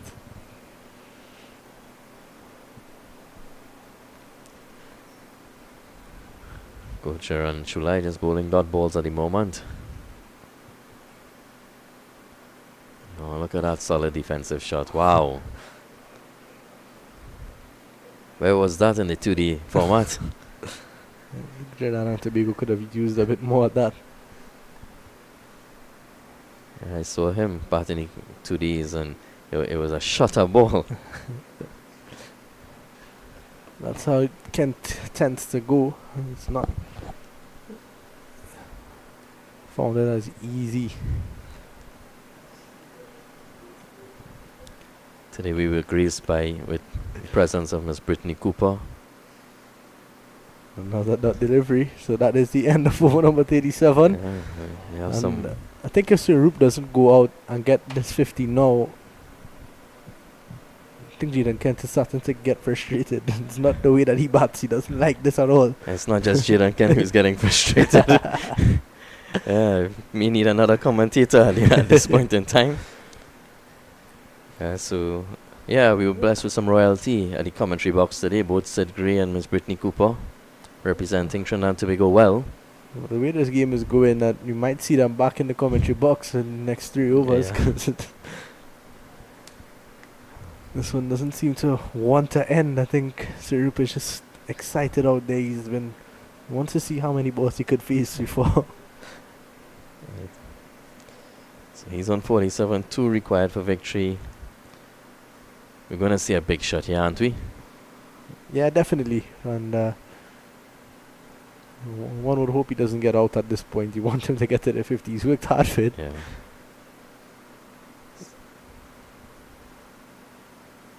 Wide delivery from Riyad Latif. Reminds me of Evan Lewis and Karen Pollard a few years back in the CPL. Yes. Latif continues. Oh, that's really well bowled. It's dropped by the keeper. It's all going wrong for Guyana. Scores level now. 1 run to win. At this point in time, would you prefer the 50 or would you prefer coming not out? I think he could get both done if he gets a big hit here. This one hit over mid wicket and they're not going to get. In fact, he gets it. It goes for 4. And Samir Sarup gets his 50. Jaden Kent is celebrating it as well. Well deserved 50 for Sarup. And that is game over. Trinidad and Tobago victorious by 8 wickets at the National Cricket Centre. Samir Sarup 51 not out of 122 deliveries. Strike rate 41.8 at 4 fours, no sixes. And a not out at the end. So his average is going to stay high. Trinidad and Tobago victorious by 8 wickets, and after a few thoughts from Vishram, that'll be all from us here. Yeah, it's been a very clinical performance by Trinidad and Tobago. After winning the toss and deciding to bowl first, they bowled very impressive. And they had an excellent day in the field, led by Captain Boodoo, Brandon Boodoo, taking 6 wickets. And then the approach with the bat was very steady at the start. A very solid opening partnership of 87 between Batu Singh and Sarup that laid the platform for this chase.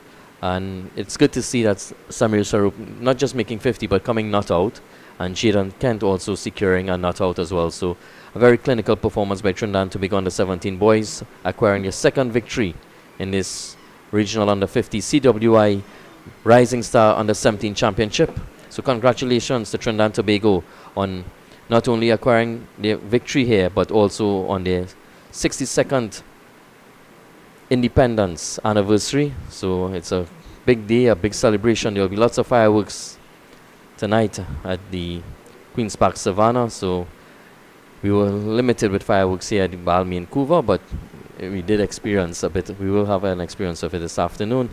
So congratulations Trinidad and Tobago, and stay tuned. We have cricket tomorrow at 10 a.m. We have a 20 over affair at the Balmain Couva. We'll have Leeward Islands versus Barbados, and that will be starting at 10 a.m. weather permitting.